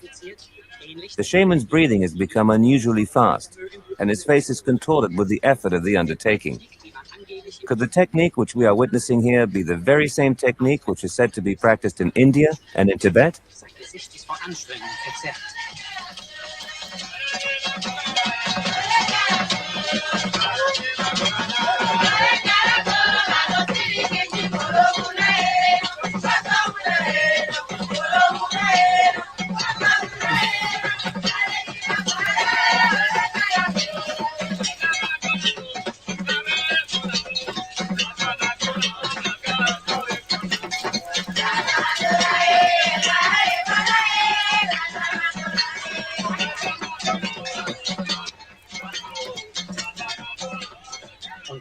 Obaku then suddenly drops back down to the ground like a stone. It seems as though the very same field of force which appeared to hold him up in the air has now been totally used up. The shaman is completely exhausted. And I'm spent. And I'm spent. Okay, that was interesting. Yeah, I've read stories of people in Africa and India doing it too. Well, let's fucking do it. Let's make an experiment right now. Fucking I'll use my anti-gravity propulsion device that I've got inside the spaceship in order to fucking make myself levitate, you know? I'll go Super Saiyan. I haven't found that yet. Where'd you put it? It's hidden from you. It's down below. It's down below.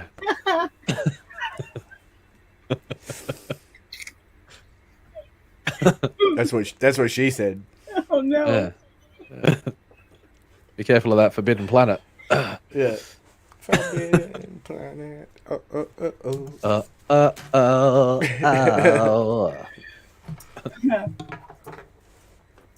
Yeah. Cheers, Rosie. Good to see you, man. Good to see you. Yeah, thanks for stopping by. Good to see you. All right, wrapping it up for the day. For the night. Whatever. Wherever ye may be. Yeah. Blah, blah, blah, blah, blah. Yo, check out the links if you feel so inclined, if you feel so kind. Join the Discord. Links in the description. Yep, come on in.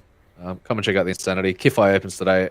I was hoping to get to Kifai opens for the public today. Anyway, it's been open for a while. Oh, still waiting for it. So we'll be checking out the Kifai stuff. Probably next Tuesday, mate. Next Tuesday, mate. Bro. Yeah, bruh. Don't forget to check out Artifice Re-Animate on Indiegogo. Yep. Links in description. There'll be some coming up announcements in the next week or so. So keep your eyes on that. Yep. It's all happening. Yep. Do it.